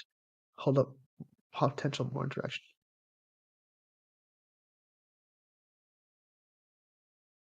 It's really down to the wire. I mean, this is down to the absolute minute. It's gonna clear on seconds, if anything. But I mean, it's so tough, right? We have the Quicksilver Grail there. It's like you just look at it and you're like, well, this is how I lose. How I can't win. Really just going all in on that next turn. Yeah, Viridian Trinket out here. Let's see. 3 damage from the Frostward Paladin. 2 Fractals reserved. Oh, Ice Bounce that? For 7? Or just lost in thought? This looks like a stratagem for a stratagem and then maybe a lost in thought in response. Okay. Yeah, so stratagem. Any response before stratagem. Yeah, this is tough. Because he's not gonna be able to get much value out of this, so that's a 6 damage stratagem. If the stratagem comes through, he's gonna Safeguard Amulet, yeah, and they're just gonna call it a draw at this point because he knows that there's no way he can kill him. Yeah.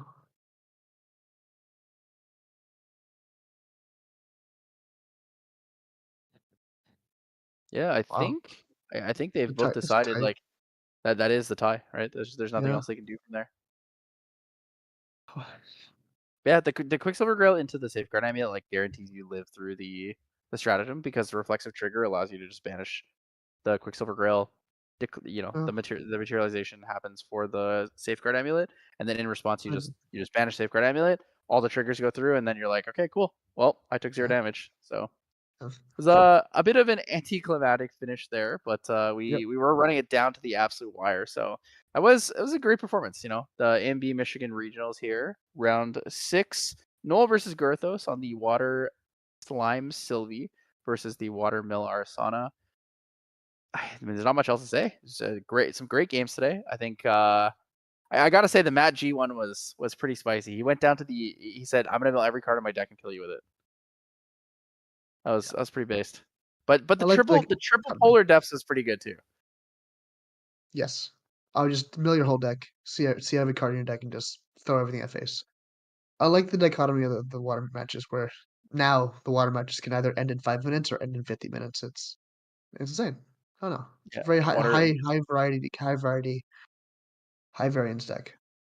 Yeah, water is not what it used to be. Water used to be this like slow stall kind of style, and now it's like explosive and has a lot of potential. So it's definitely more fun to play, definitely more fun to watch. But overall, thank you guys so much for joining us here today for the AMB Michigan Regionals. We had 6 rounds. I believe 59 or 60 players registered. It's a great time. Make sure again, guys, that you please subscribe to the channel, True Champion Gaming here. Make sure to check out their Patreon as well. If you guys enjoyed our casting today, myself, Once in Love, Clem, or Alex K, we will all be casting together on the Ascent Utrecht stream over at the GATCG channel. So we hope to see you guys there in about a week and a half, 2 weeks. Otherwise, everything was a lot of fun. Any last remarks? Anything, Alex? It was just really fun to watch, and I had a really great time watching this. Definitely subscribe to the channel. It was great to see, and I look forward to seeing you all guys at Utrecht. Yeah, so big shout out again to True Champion Gaming. Thank you guys so much for inviting us, for hosting the event, running it, judging, all the good stuff. and we will see you guys soon. So thank you guys so much.